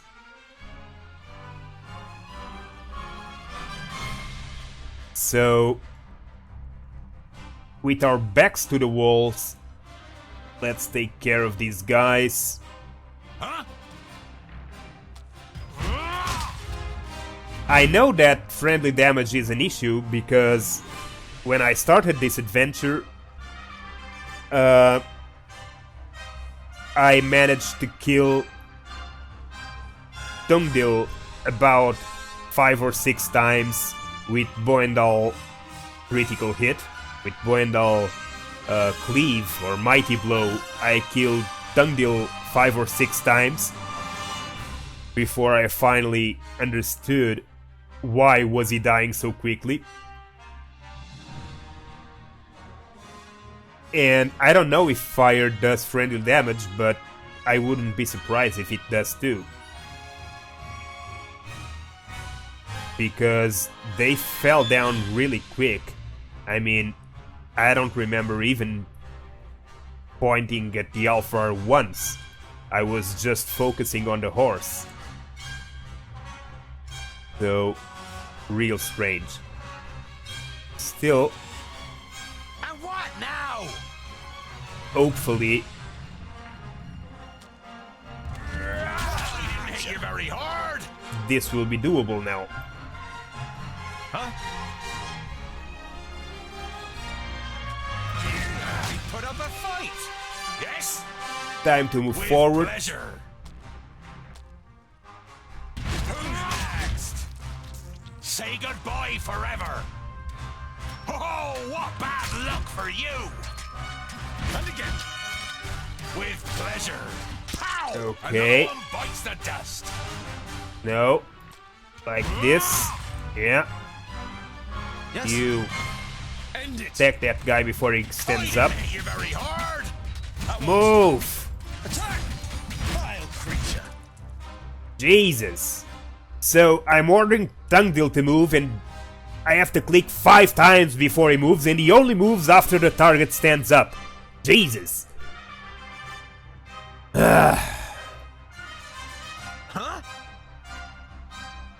Like I said, when there are a lot of them and there are bodies on the ground, it becomes messy to control the user interface. Because he doesn't always focus properly.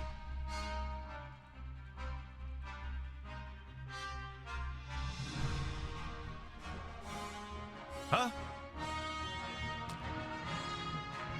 This is risky. This is risky because I think I'm gonna hit friendlies. Better not. Yeah! What is it? Alright. Too easy. Put up a fight. Heal it. So they only die when you hit them on the floor. With pleasure. Otherwise, they'll just stand back again. Oh, that was stupid. I thought I had Boindal chosen, and it was Boindal. And Boindal used that crazy attack that I never used because it does a lot of damage to allies, because it sucks everything around him. Ah! And he managed to place both Tungdil and Boindil on the ground with that stupid attack. What now? Huh? Well, it's up to you now. Huh? To What is it? Yes? try Huh? and smack these guys. Don't rush me. Oh, what bad luck for you! Okay, they are up. What is You. No mistakes now. Yes, yes. Move forward. And finish those two. Okay. Huh? Forward. Yeah! Smacked. And who's next? Finished. Alright, smack it before she gets up. Kill. Okay. Another one bites the dust. Smack him. Marcus. Vile creature. Smack him. Kill. Smack him! Vile creature. Okay. At once. This is one. Now it's just finishing the last ones. The last remnants.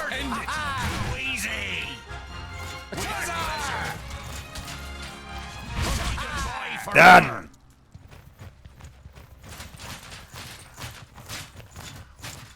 Well, I'd say the fire... I can't be sure, Logan. I really can't. I really can't, but... You protected the glade. What? Seriously? The perished land. The barrier has fallen. You can feel your stomach cramping. Unlike Boindale, you can't say a word. The damn Magi only had one job! So this is what it is like to rise from the dead. I feel nothing. I am left with nothing. My love, my beauty, my home, and my forest. Everything has been taken from me. I beg you, have mercy and put an end to my suffering. Without even being able to look into her eyes, you recognize the sadness in the elf maiden's expression. The dignity that she must once have radiated can only be imagined in her current state. Okay, how were the Alfar able to conquer Greenglade? Decapitate the elfin maiden to put her out of her misery. Garen was here, and I've heard that you elves have special abilities in battle. Did the Alfar take you by surprise in your sleep? I felt her presence, but when I confronted the elf, she had already killed the first of us and resurrected the perished land. It fills humans and dwarves with a hatred for life. It turns you into beasts. They charged through the village like a fury, and everyone that they killed became one of theirs. If the perished land spreads further south, then Nodon won't need any orcs, ogres, or Alfar. One human losing their life in the perished land would be enough for the madness to sweep through the land like the plague.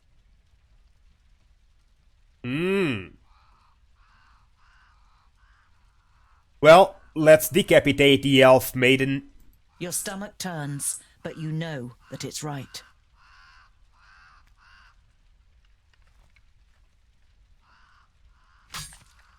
Ouch! You've never seen the twins looking so serious.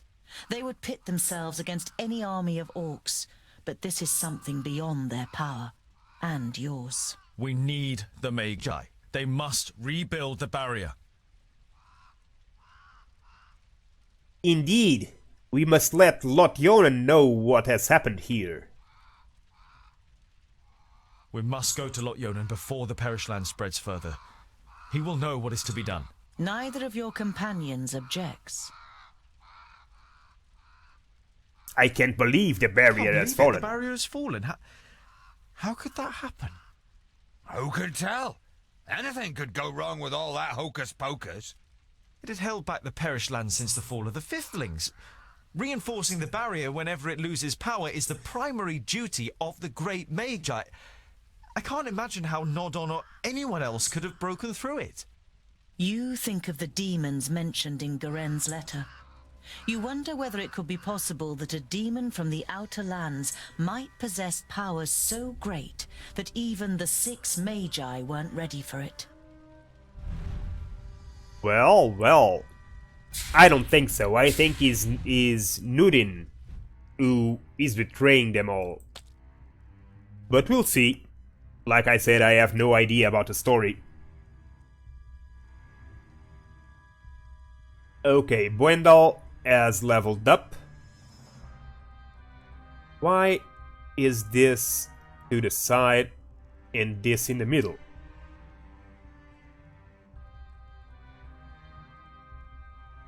Is this because this was a choice and this was not? Okay.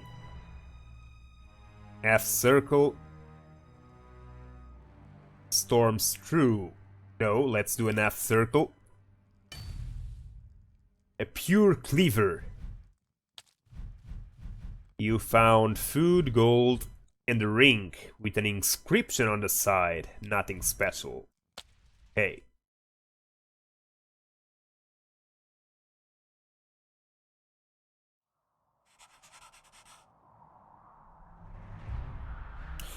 I was saying, Ogan, I don't think fire... I can't be sure. I really am not sure. But from that battle, I was under the impression that fire wasn't doing any damage to them or us. But I might be wrong. Just would have to play it again to be sure. So... we are very up to the north. And now we are supposed to go all the way back to find our master, which, of course, is no longer there. I already know that he left to go here, perhaps, to Purista for the mages meeting. We've been there, and the guard told us there was a meeting. So that should be enough for our hero to know that his master is in Purista. But it seems like we do have to go all the way back home just to hear that the master is not there. So there's no time like the present to start moving.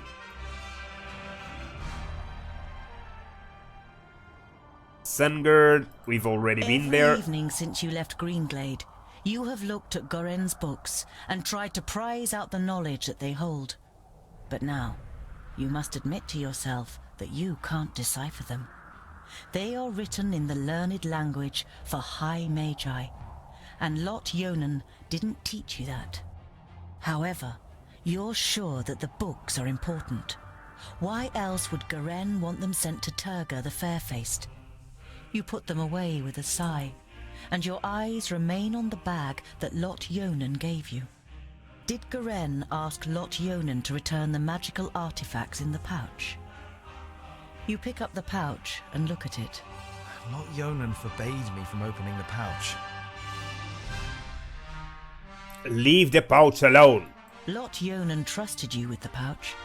You don't want to betray that trust. You look at it for a moment longer, but then you close the rucksack and pack it away. But your curiosity is not so easily contained and keeps you awake in the night. Well, too bad, but I'm not going to open it. Just like previous nights, you are haunted by the image of the elf maiden nailed to the tree in Greenglade. You wake from your sleep and look around you. The night is unusually dark. Despite your good dwarven eyes, you can only make out Boendal's outline, even though he's keeping watch only a few steps away. You're about to lie down again, but suddenly feel something cold against your throat. Next to you, the pale face of an elf slides into view. Good evening. I'm afraid we missed each other in Greenglade, so my companion had to receive you on her own.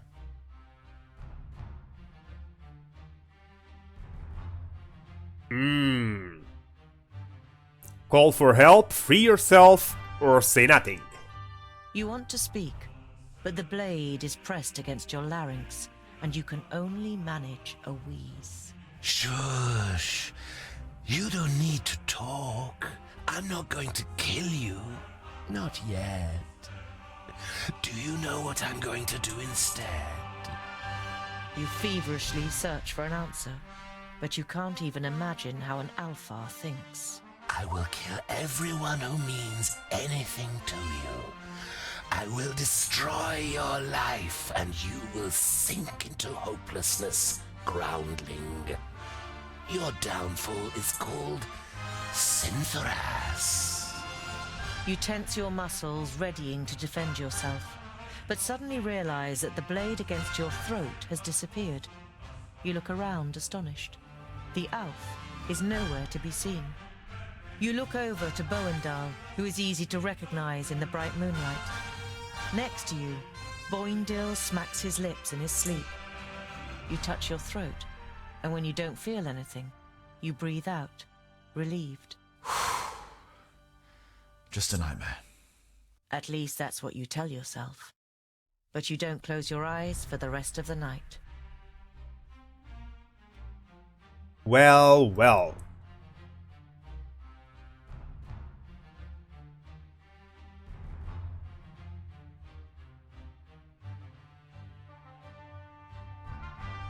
So, I guess we're moving back. Boindil unwraps his dwarf cheese again and cooks it on the fire. When he offers you a piece, you take it. I knew we'd make a dwarf of you in the end. You chew on the cheese so you don't have to answer. It tastes better than you first thought. Haha. He's becoming a dwarf. So let's pass through the tavern. Once again, you reach the crossroads and the Stone Sheep Tavern. You walk to the nearest empty table with the twins in tow and sit down. The landlord comes out from behind the bar and walks over to your table. He gives a narrow smile. Good to see you again. What can I get you today? Show me what you have. Nothing special. We have plenty of food yet, so I don't think there's a need to buy more just yet. Although we could. But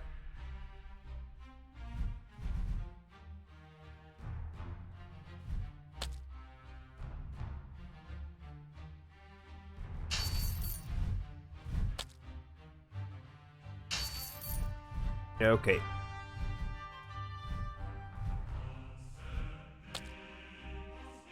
No, I'm not gonna sell it. I'm gonna buy this food and we're gonna go. Despite Boindil's loud protestations about wanting another drink, you say goodbye and set off on your way accompanied by the twins.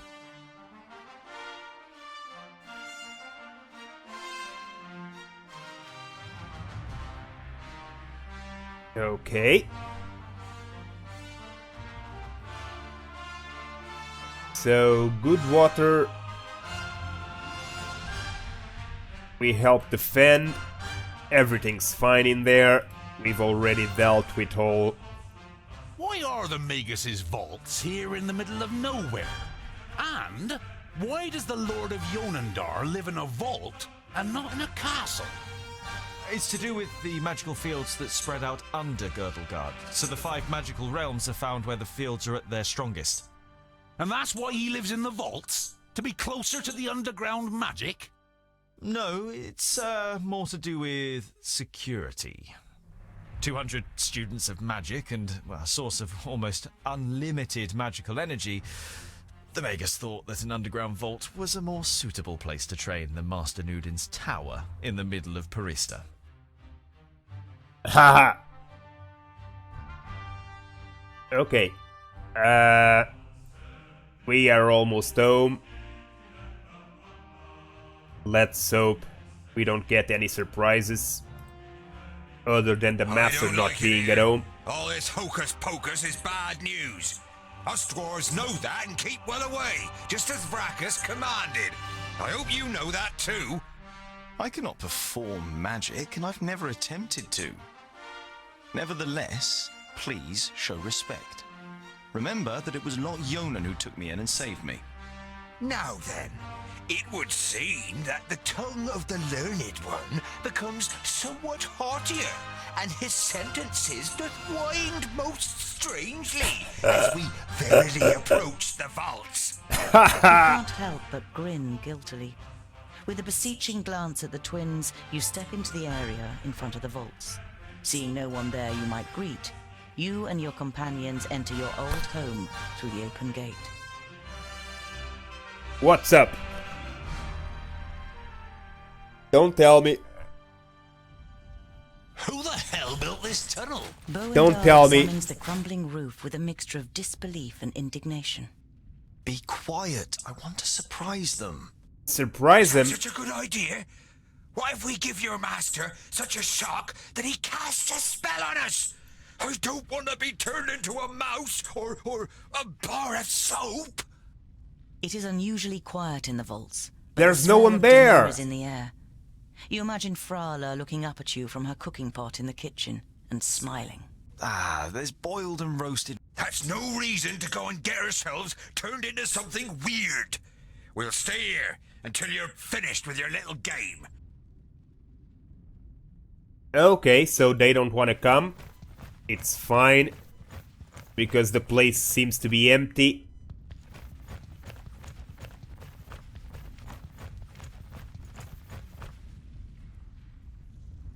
Where did they all go?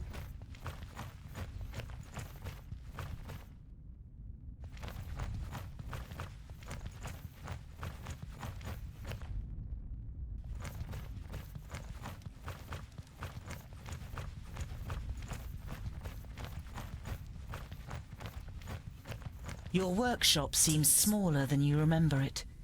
You are also sure that it smells different than when you set off months ago.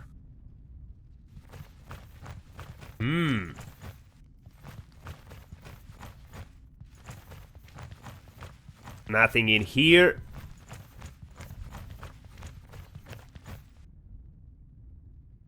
I guess we need to go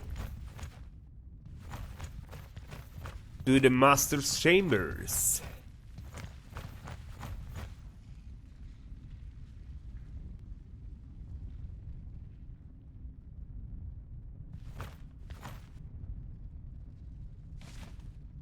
You don't know the man coming out of Lot Yonan's study. His robes identify him as a famulus of Nudin the Knowledge Lusty. You have a bad feeling. The quiet vaults, the open gate, the strange famulus. Your hand moves to the handle of your axe before you address him. Greetings. What are you doing here? And where is Master Lot Yonan? Ah, another one.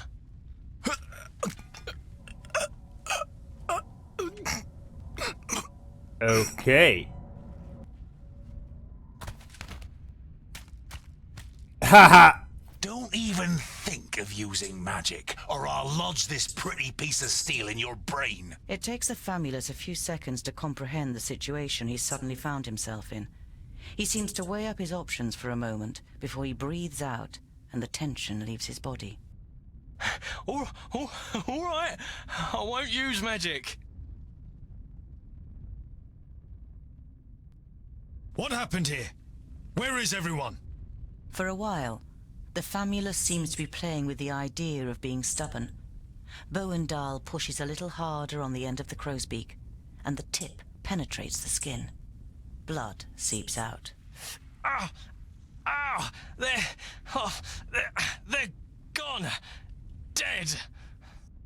A school full of magi destroyed without any signs of struggle? Lies. The facts seem stacked against it, but you cling on to this faint hope. Lot Yonan's famuli were already in Parista. There were only novices left. We made easy work of them. The Elfar, Syntharas, he insisted on being part of the raid after he found out that you grew up here. He opened the gates and killed most of those here before they even knew what was happening. In your mind's eye, you see a pale face appearing from the darkness. You saw what Elfar are capable of in Greenglade. You push the thought to the back of your mind and try to keep a clear head. Why are you snooping around in Lot Yonan's study? What are you looking for? I'm looking for artifacts that Lot Yonan, when he was in Parista, claimed he had forgotten and left in a cupboard, and for the books that were stolen from Greenglade. I'm guessing you're the dwarves that stole the books. What does your master want with the artifacts and the books? I don't know. He commands, we obey. He's going to be very displeased. I did find a bag in the cupboard, but it didn't contain the right objects. Lot Yonan, where is he? Nodon killed him. He killed all of them in Parista. There's no one left in Girdlegard who can take on the last Magus. You're saying that someone took on all 6 of the Magi at once and defeated them? Ridiculous. 5 Magi. My master Nudin is Nodon the Doublefold, the Lord of the Perished Land and soon to be Lord of Girdlegard. He killed the masters, and the apprentices followed soon after. They're all gone, and he changed the magic field so that only we can use them. An icy hand grabs your heart. It's impossible that there's only a single Magus left, and he's not fighting against, but for the Perished Land. I've had enough of your lies. They're alive. Lot Yonan escaped and has gathered his apprentices, Frala, and the others around him to fight against Nodon. We just have to find them. The war was over before you even noticed it had begun. Nodon cannot be stopped. He is on his way here and will just... Blah, blah. We will leave immediately. This news is of great importance to the Council of Dwarves. I'm not going anywhere. I have to find my friends and I... Orcs! Lots of them! Okay, orcs, lots of them. Okay, let's see. Where are they? Coming from where? From the door up there, huh?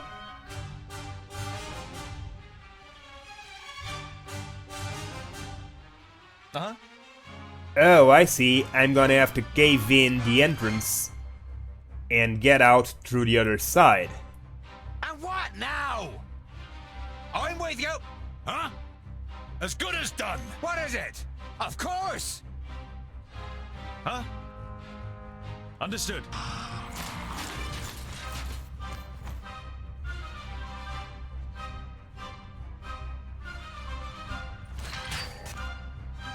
Yes? So...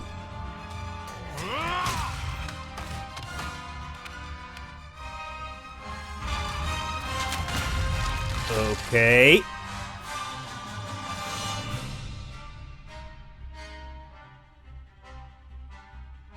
So that causes a collapse.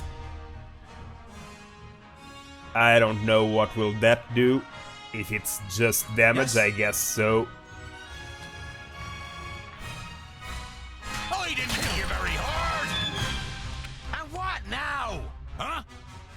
On my way! What is it? Wild creature. Alright. So, we collapsed these two. Hopefully that did some damage, yeah. Yes? As good as done. Huh? At once. Huh? What is it? With pleasure.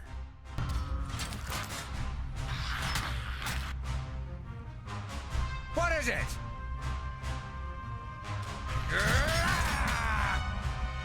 Ouch! Oh, they're coming around. That's great. Need to kill 30 of them.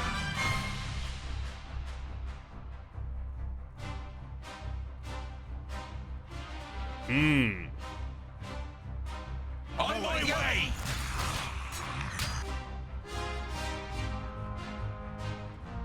Uh-huh. At once. Move.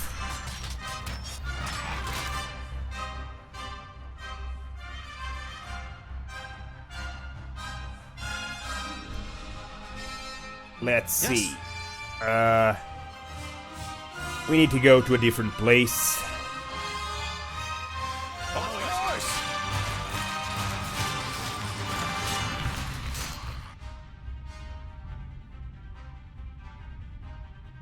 Huh? Understood. Get there. What now? Yes? On my way! With our backs against the wall to avoid getting surrounded. And let's deal with these guys. Uh-huh. Yeah! Huh? Of course! What is it?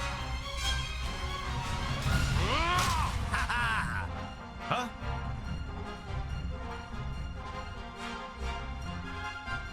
At once.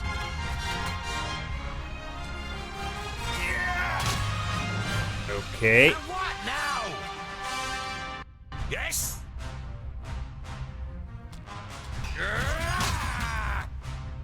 Alright.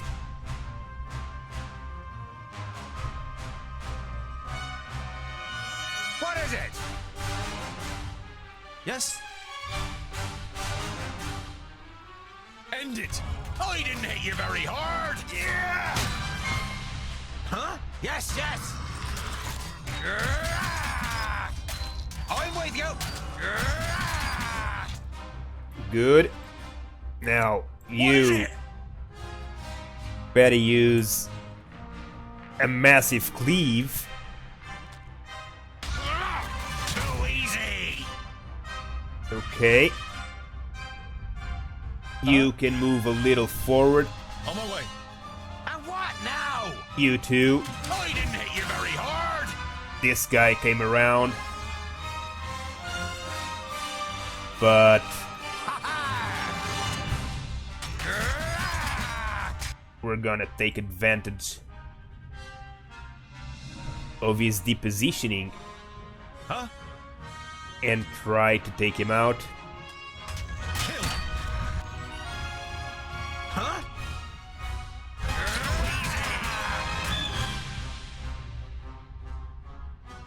Come here, you! He hardly put up a fight! Okay. Yes? Uh-huh. You... better not. This is gonna hit friendlies. Yeah! Who's next? Huh? There are too many of them! The side door in the workshop. It's our only chance. Indeed. And again! All three heroes to the side entrance. Well, heroes escaped, huh? What is it? We're gonna go around. As good as done! Come on, Bondrill. Come on, you idiots. Huh? Understood.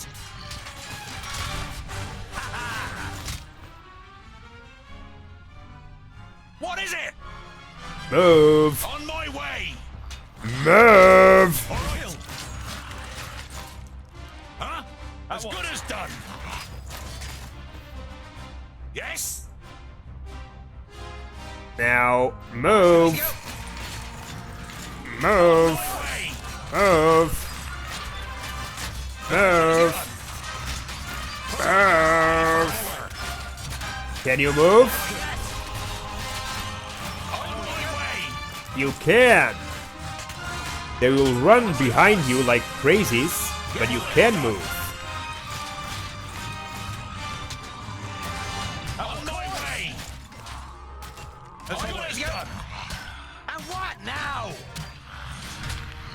Huh? On my way!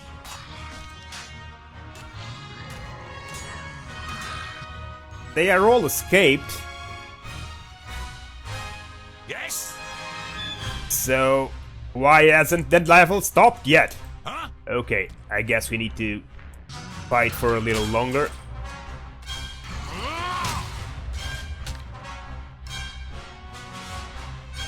Huh? Understood.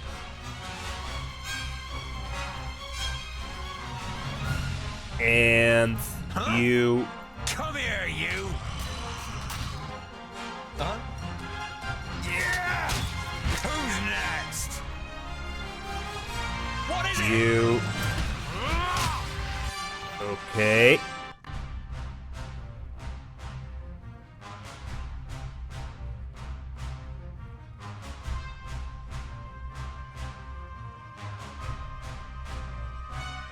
I guess the game doesn't say it.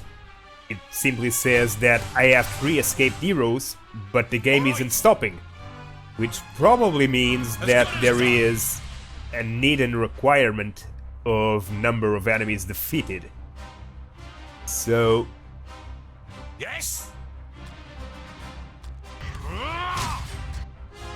Oh, what bad luck for you! What is it? I'm with you! Of course! Again.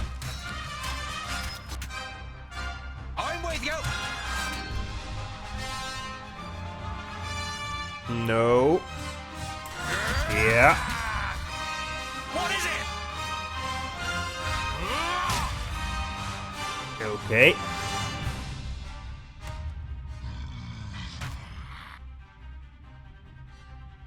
Boindle. And what now? Again. Okay. With Finish pleasure. this guy. You Of move course. forward. I didn't hit you very hard.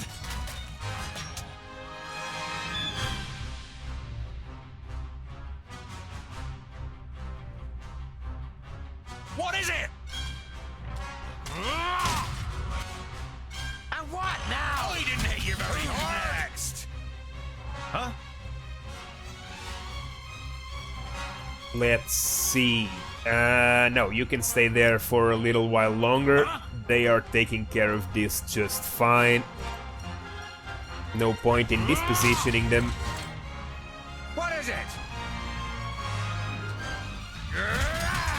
I didn't hit you very hard. He hardly put up a fight. Huh? I'm with you. What is it?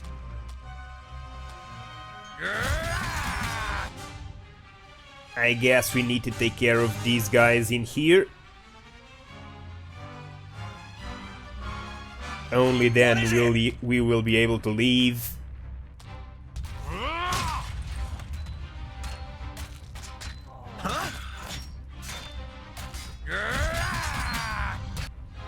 Yes?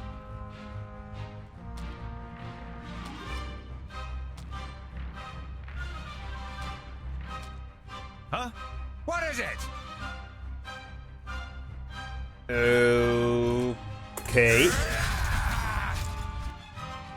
Huh? Finish it. As good as done. Say goodbye forever. Yes? And finish it. Wild creature.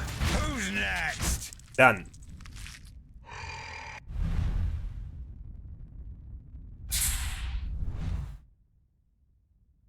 Yep. Nudin the Knowledge Lusty.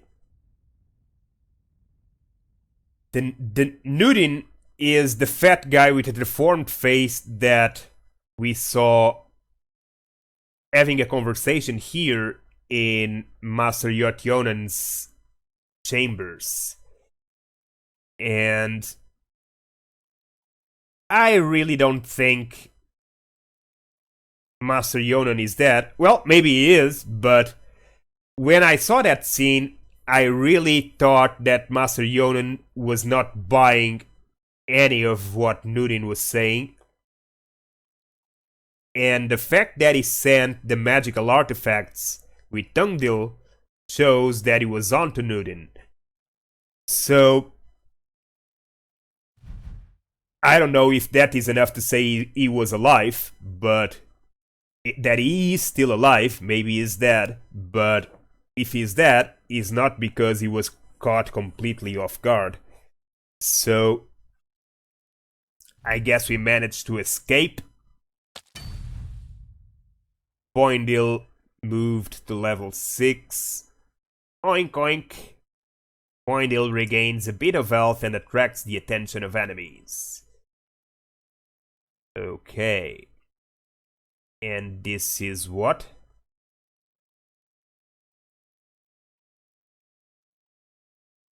Bloody Scissors. Decapitates enemies with less than 50% health. Deals lots of damage to those with more. Or revolves around himself while he moves, dealing damage to all enemies in his path.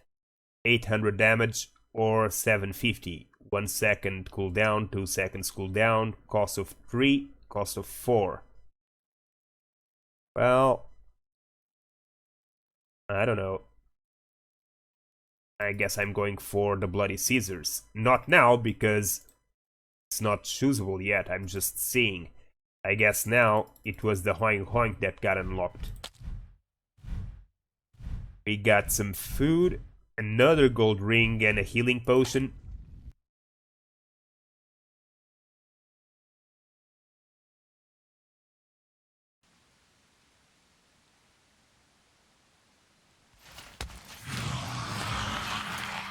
Damn. The first 20 are mine! You have Ah. gone far, but this is far enough. Give me the artifacts and the books you stole in Greenglade, and I'll set you free.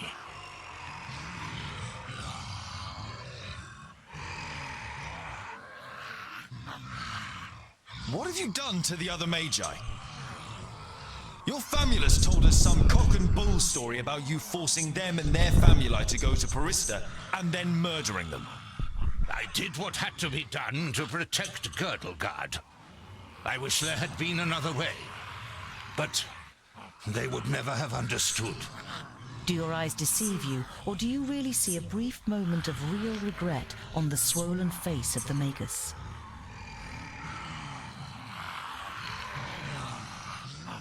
Well, I don't really get why. I guess we're gonna have to find out why later. But he seems to believe that this was the only way to save Gildergirl. I don't know why. But he must have his reasons. Despite how tortuous and crazy his reasons are, but there has to be reasons for him to say that he's actually saving Gildergard. If you want my rucksack, that is reason enough for me not to give it to you. You wanting my rucksack is enough reason for me not to give it to you. I don't need your consent. Oh, great. Look after the rucksack. If you lose it, you will also lose your life. Go back to your realm, dwarves, and let your king know that I need his land. Either he hands it over without a drop of blood being spilt, or my troops and allies take it by force. You can take this one with you. I have no use for him.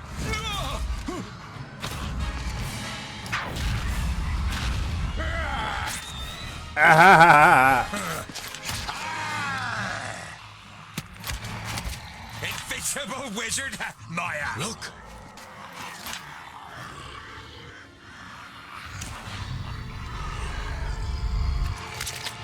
Let me handle her. Kill the dwarves. Kill the dwarfs, let me handle her. Her, so her is whoever is attacking him. I wonder who it is. So start the fight. Tungdil, Boindil, and Boindal. All great names.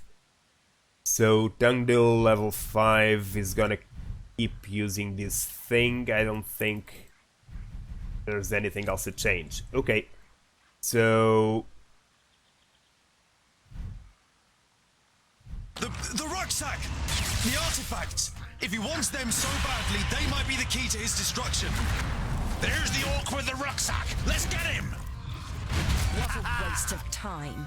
recover the rucksack. Okay. There he is. This means we don't have time to fight this guy, so what I'd like to know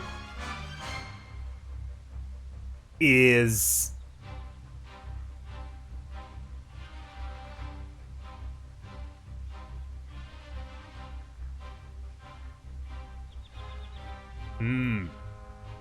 So he's standing here, huh?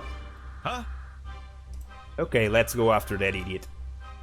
Like crazy. Bad luck for you! If it doesn't work, we'll try it differently. Haha! A crazy mob running after the orc. Run after him! Okay. Enough goofing around. Let's take him down. Huh?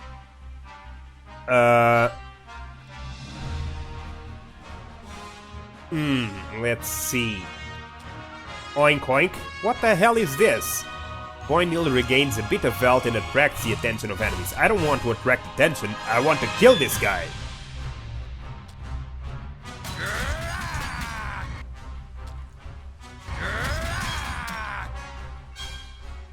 Okay, this guy. You. This guy. Okay? That guy. Good. That's it. Now, you two. What are you doing there?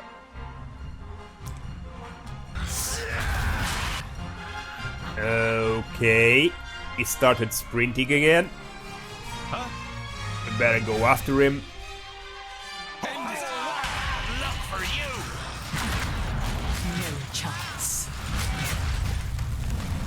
What?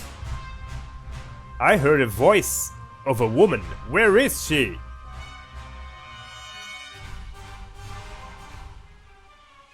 Well, we need to recover the ransack, then we'll look for it. So, Yes? As good as done.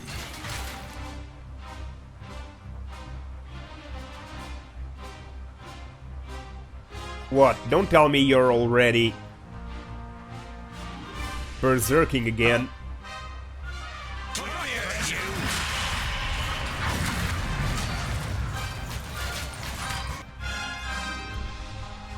Okay, you... No. Yes? Better be you. What is it? In there. Yes. On You my can way. move here. And you here. Yes. And he runs! He runs! And what now? Of course. Okay, this is who's helping us. Who is she? No idea. Seems like an elf, right? Well, we need to get to that ransack. And what now?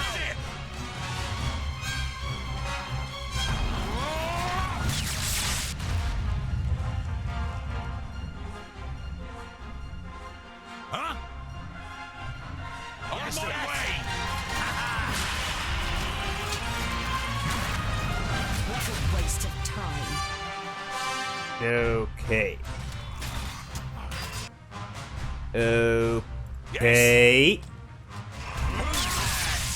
Dead. Now. Here. You pick up. Who? Let's. Pow! Another one bites the dust. Flee with all 3 heroes across the bridge. What bridge? Oh, that bridge. And where is she? Shouldn't we help her? I mean, she helped us. What is it? Understood. Yes. Hey! On Move! my way. Some help. There mustn't be any enemies close to the exit. Okay. I guess we're gonna need to fight these guys. Bad luck for you.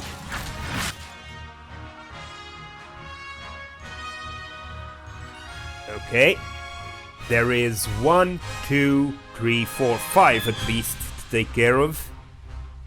I guess Yondel.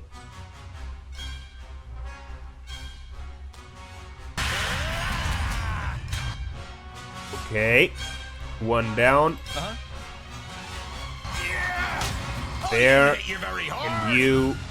There. Good.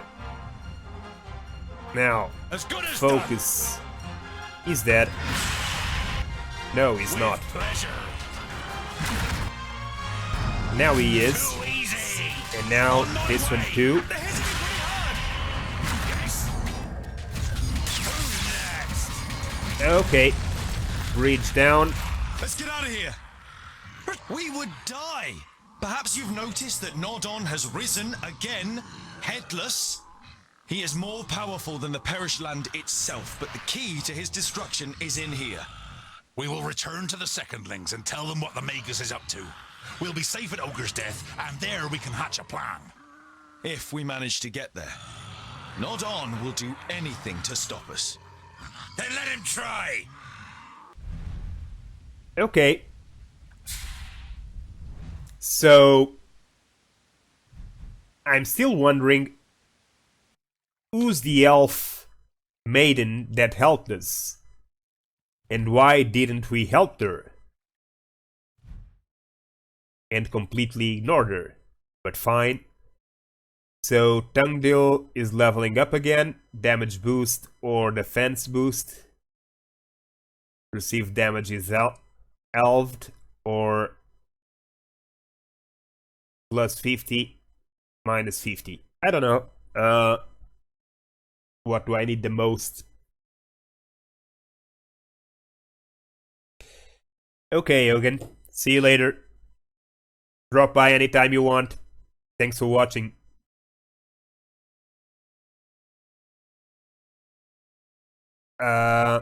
Okay. I'm gonna go with damage boost. Alright.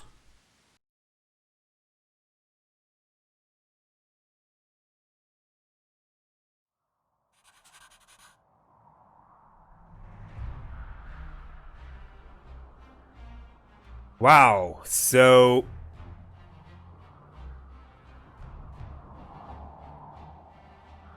Could Frala really be dead? I don't believe it. Okay, time to move on.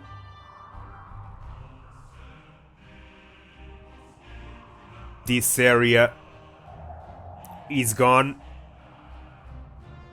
Already explored. Nothing else for us here, so that means we need to go down now. So, where do we go? What is this? Helmstead. We've already been there. Orcord. Let's go here. That was fun. What's next? Boindil looks at you, and the sparkle in his eyes goes out. We are both very sorry about what happened here, Tungdil. You told me, Cynthia said. I convinced myself that... You gulp and turn away from your friends. Okay. While loading here.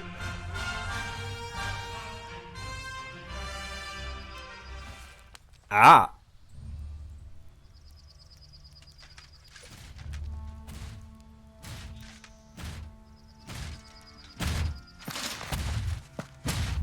Ha! That's what I call a goodly challenge. Cover me.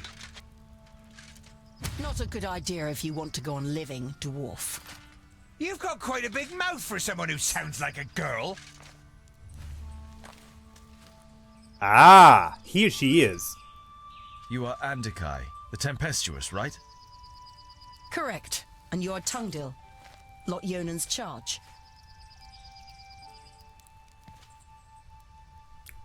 Exactly. And what is that thing behind you? What news of Lot Yonan? Does he live? Honorable Maga, what news of Lot Yonan? Does he live? Andikai looks at you in silence, pain and rage slowly spreading across her face. He's dead, Tungdil. Along with Myra, Turga, and Sabora. Nod-On killed them all and destroyed the Council of Magi. The certainty of their death is painful. It feels as though someone has just torn your insides out. He killed their best pupils too. And now he's the unchallenged Magus in Girdlegard. Was it you who attacked Nodon in front of the vaults? Of course she was.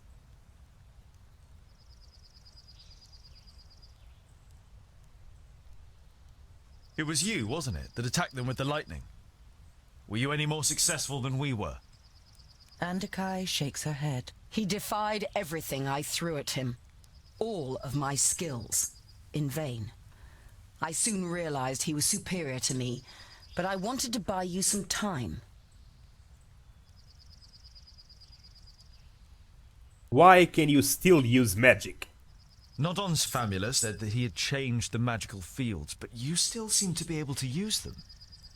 Andakai smiles. I'm not quite as benevolent as the other magi. My god Samusin is the god of balance. He loves the darkness as much as the light, which means I can use both. But my powers aren't unlimited. It is difficult for me to store and use this altered magic. We should avoid confrontation as much as possible. Okay. We should avoid confrontation. Why? Do you intend to come with us? What about your companion? He seems very quiet. Your companion, won't he sit with us and introduce himself? Yes! Hey, you up there! Can you even hear us with that bucket on your head? Jeroen is mute, and he won't do you any harm unless I command him to. And as long as you treat him with courtesy, dwarf. Boindil seems to briefly weigh up his chances against the two of them. I decide when I'm courteous. Just don't get in my way. And the orcs are mine! Haha! What exactly happened to the council? How did you survive? What happened? How could he defeat the Council of Magi? Nudin called us to Parista, under the guise of reinforcing the barrier against the perished land. Instead, he tricked us, took control of most of our powers and attacked us. I cut him down with my sword, but he rose again and impaled me with his staff. All I can remember after that is the sound of fighting, destruction, and cries of death. How did you survive? Jeroen. Nudin had forgotten he was with me in Parista. He found me, tended to my wounds, and brought me out of the city to safety until I could summon up enough power to heal myself. And Lot Yonan? When Jeroen carried me away, he was frozen in stone, like a statue. To my knowledge, the spell cannot be reversed. You nod slowly. You don't have the strength to say anything else right now.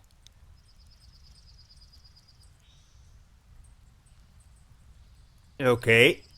What will you do now? What will you do now? Leave this place. I'm not so foolish as to believe that I could restrain the perished land or nod on. Why should I stay here? Foolish, no! But cowardly! You're on your way to the kingdom of the Secondlings, right?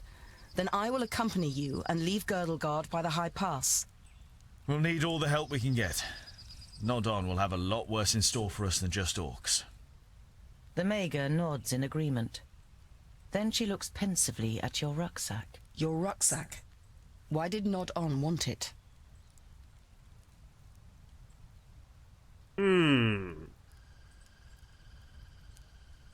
I don't know if I should tell her. I mean,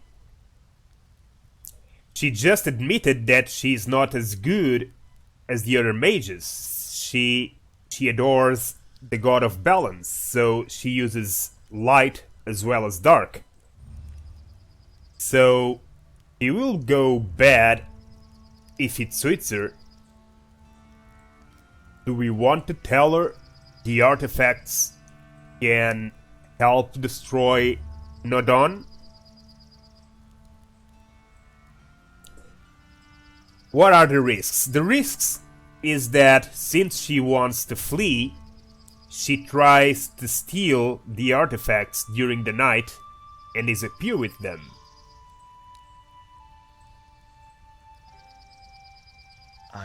I was taking some objects to Goren, one of Lot Yonan's famuli. He was murdered at Greenglade by an elf. There were books lying next to his body which he was planning to send to Turga the Fair-Faced. May I see them? You nod. Take the books out of your rucksack and hand them to her. She goes through the letter and the books, one after another, without showing any sign of emotion. Finally, she closes the last of the books. Is that all? They are only sagas and travelogues from the Outer Lands, which tell of legendary creatures and myths. I don't know why they should be of interest to Nod On. There must be something in them that's important to him. He destroyed a whole village for them, and the vaults. Possibly. I'll study the books. But let's sleep now. Jeroen can keep watch. We are still being followed. Okay.